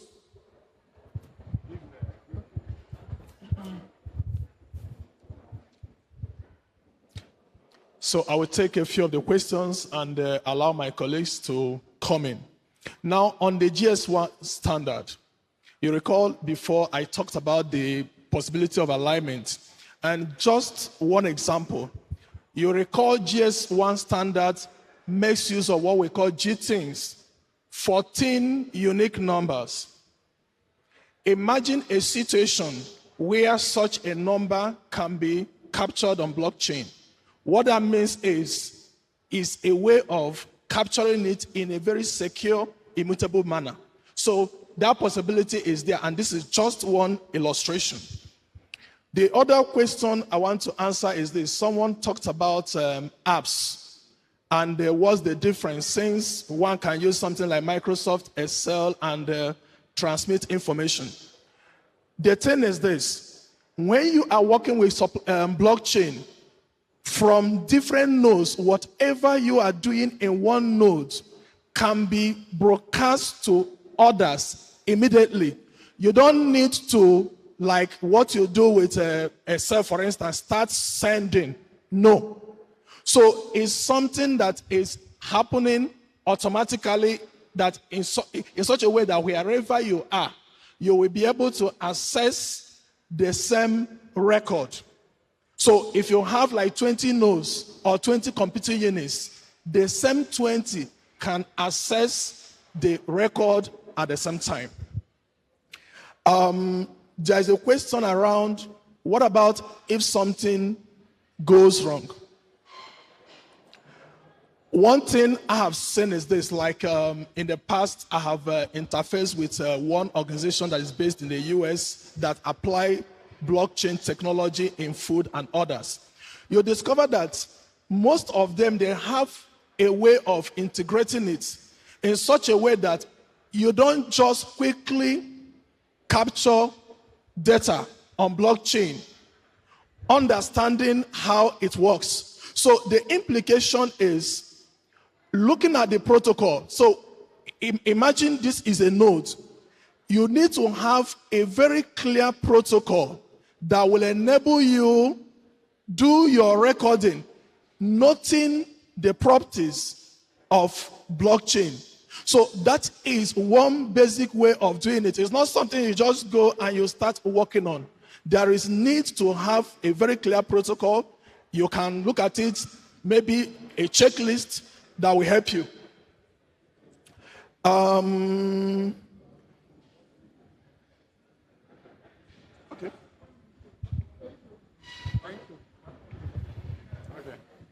Okay. Thank you. First of all, I think there's what you call authorization nodes that helps to keep the security of the blockchain system. Please, the MSD, the last presentation we have, are they here? Who is presenting on their behalf? MSD. Are they around? Who is presenting for MSD? Please, whomever is doing that, get ready, because the moment we call you, we'll start timing you. That's the very last. Thank you. In 1 minute. Yeah, we are talking about the immutability of the BT system, and that means that you cannot change it. You cannot tamper with it. You can add information. Your stakeholders are allowed to add data, that is transaction. You can view data, but you can't modify. But if you input an information and you have authorization node, you are authorized in the system. You have the authorization node. You can make adjustments where there is need. And that adjustment you will make will be open to everybody to view. So you can't just make any kind of adjustment. It's open to everybody. Everybody on that system will be able to see it at about the same time that has been made. Talking about data collection challenge, there's no doubt that we have a data challenge. Like we're here today, I'm sure it might not be easy for us to say, the organizers to say, this was attendance yesterday, this was attendance today, comparative analysis, and tomorrow and the rest. So data is a problem. But what you need to do, like some companies have supply chain managers, what you need to do is to have a blockchain manager, so to speak, who will ensure that they're able to put people together who will bring the right data, because it is garbage in, garbage out. If you bring the wrong data, you get the wrong output. So data collection is a problem, but we can deal with that problem if you are dedicated to dealing with it, so that whatever you put in will be transparent and authentic and reproducible in the days to come. Thank you. Madam, thank you.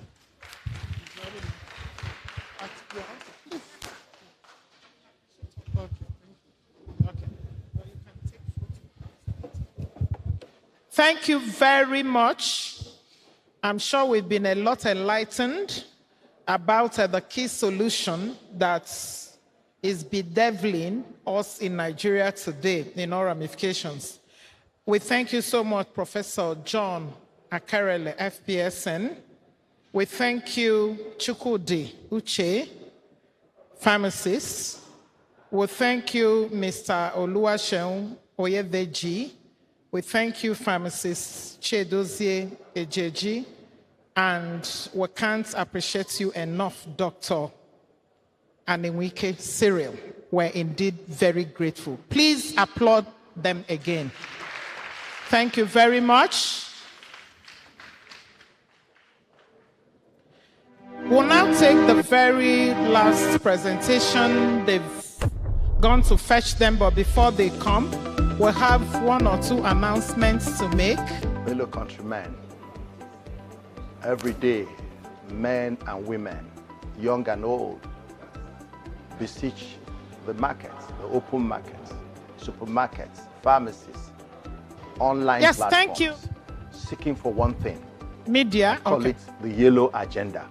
The curfew, I'm sure we've heard that the governor has graciously, the yellow-skinned, after coming here yesterday and hearing all that we're doing to explain where we're going to, he has decided to officially lift the ban on movement after 8 p.m. Can we applaud the governor? We're indeed very grateful to him. I don't know if most of us who were here yesterday observed that, in fact, we can pass, the state could have passed a motion here and get it concluded here because the governor was here with about 8 cabinet members. I doubt if I've seen that with the SSG was here, about 6 commissioners, some senior special advisors. The governor has really proved that he loves pharmacists a lot. Mr. President, we congratulate you. After now, we have our alumni meetings. The Board of Fellows, they've already stepped out. The YPG are having their things up there. That's why they've been disrupting our meetings. Then reunion meetings, alumni, technical group meetings. I don't think this one of technical group is here. That should be by tomorrow. But I think the University of Nigeria has presented this to be announced. University of Nigeria alumni meeting. The University of Nigeria and Nsukka, we hold her alumni meeting today. And the program is scheduled as follows: 3:30 p.m. What's the time now? Okay, yes, we're still behind the time. 3:30 p.m. Venue is the conference hall. They said just here. Signed, Professor Kenneth Ofokansi, Dean. So do we have MSD now? Yes, the excursion for tomorrow, Thursday, Ocean Grove, is 3,000 naira. Then Ife trip, 3,500. What does this one mean? The Ife trip. The what? So, what does that mean? Okay, no. Is that a separate one from? So 3,000 and then 3,500. So those who are interested, and it's happening at the same time. Yes. Okay, so how does it work? It's 2 different excursions. Okay, it means that the excursion will be done at 2 different locations. One is Ocean Grove, and the cost is 3,000 naira. The next one is Ife trip. And that one, I think they are visiting the Oni of Ife, and the cost is 3,000 naira. If we look at our program, if we follow the program, that excursion will be at 2:30 p.m. tomorrow. So feel very free today to step out for the social nights, which is at 7 p.m. And the venue is Atlantis Civic Center, Oshobo. The curfew has been lifted. So enjoy yourself. Our buses will be available to take them back to their hotels. Yes, again, the LOC complained that they've stationed buses, but the buses are underutilized. But I think the issue is that you see it packed. You think maybe one important government official is making use of it.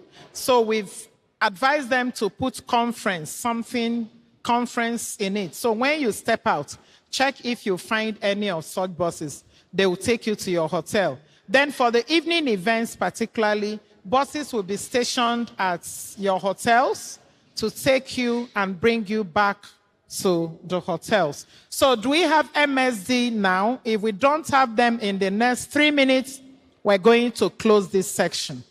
Thank you.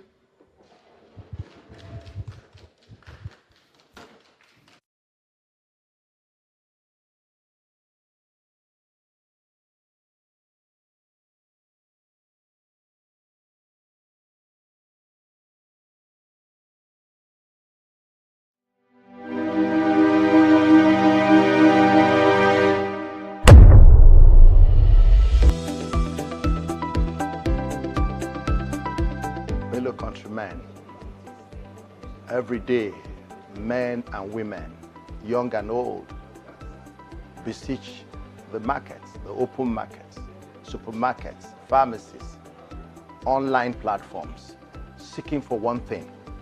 I call it the yellow agenda. The dark skin want to become yellow. The yellow skinned wants to become even yellower. And today we don't even call it bleaching anymore. People have come up with all sorts of fancy names: skin brightening, skin whitening, skin lightening, and skin toning. And we have moved beyond just body creams. People make prescription creams into their body creams. Over this, I must yellow by force agenda. And they say to you, I want my real color to come out.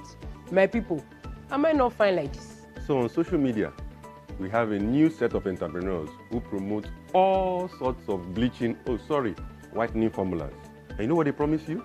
Pata 2 seconds, everywhere done yellow. More often than not, these formulas contain very sensitive prescription creams. Apart from the dangers of drug tolerance brought about by the indiscriminate use of antimicrobials in these creams, there is a very dangerous component of these creams that we should be wary of. They are called steroids. The strength of these steroids range from mild to very strong and dangerous. In fact, the strength of this one is at least 1,000 times more potent than this. Yet they contain the same active ingredient, but different salts. You don't understand. Just speak to your pharmacist. You should therefore use steroid-containing creams with a lot of caution.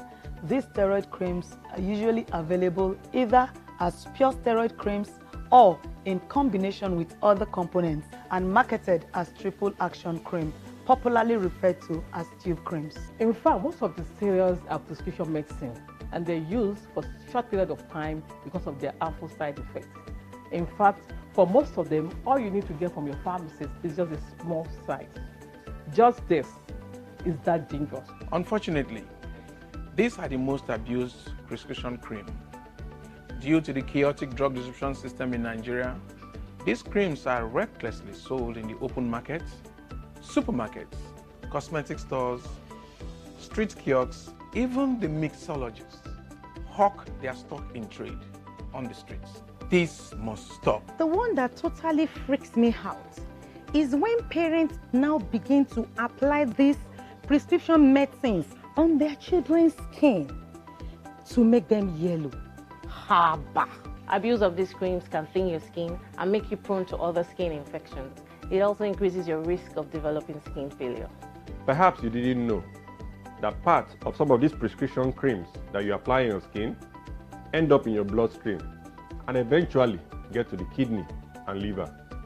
Are you surprised at the rate of cancers, kidney failure, and liver disease we see today? Don't take risky risks. No, take your hand, do yourself. Unless advised by your doctor or pharmacist, don't apply cream on injured skin.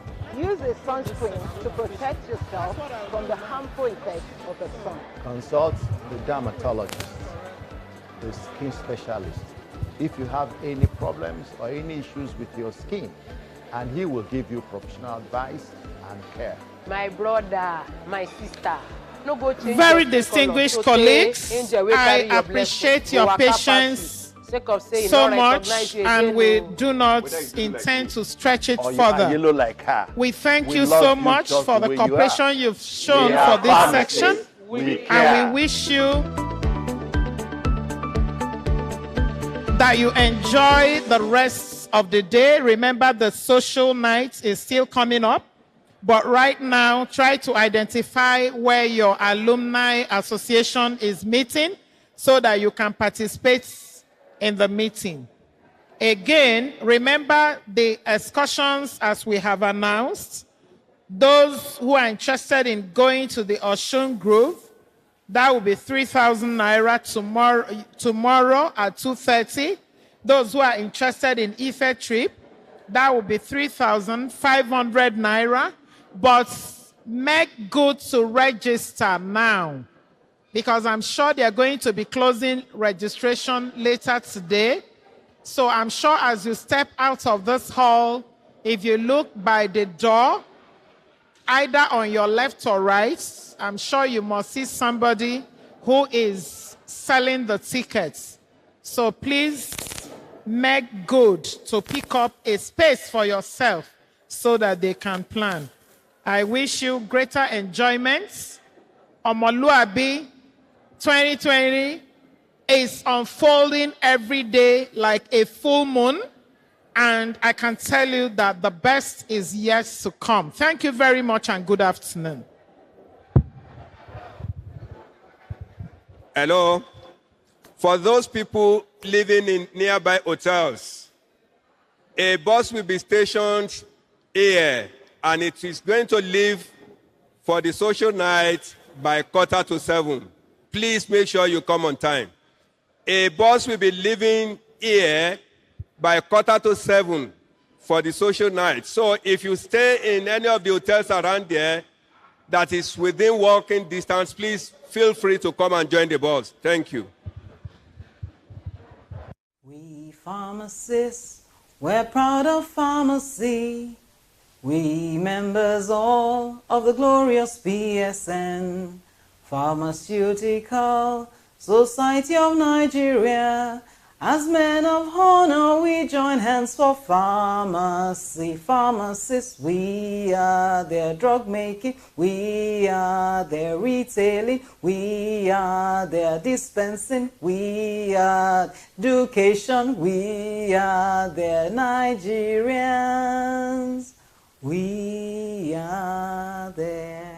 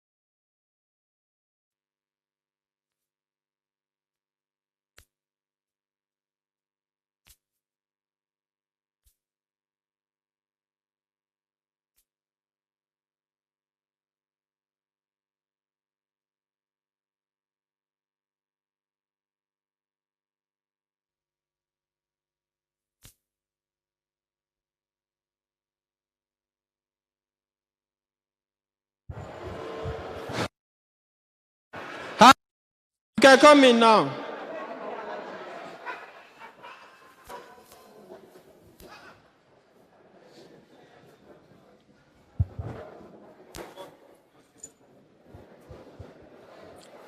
Hello, good afternoon. Please, we would like to use this session for Young Pharmacists Group annual business meeting, please.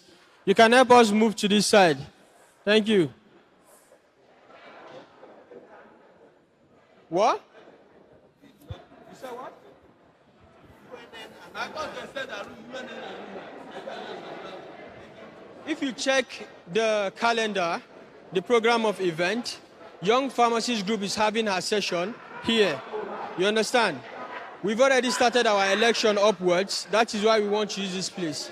So if you will be kind enough to just use that side.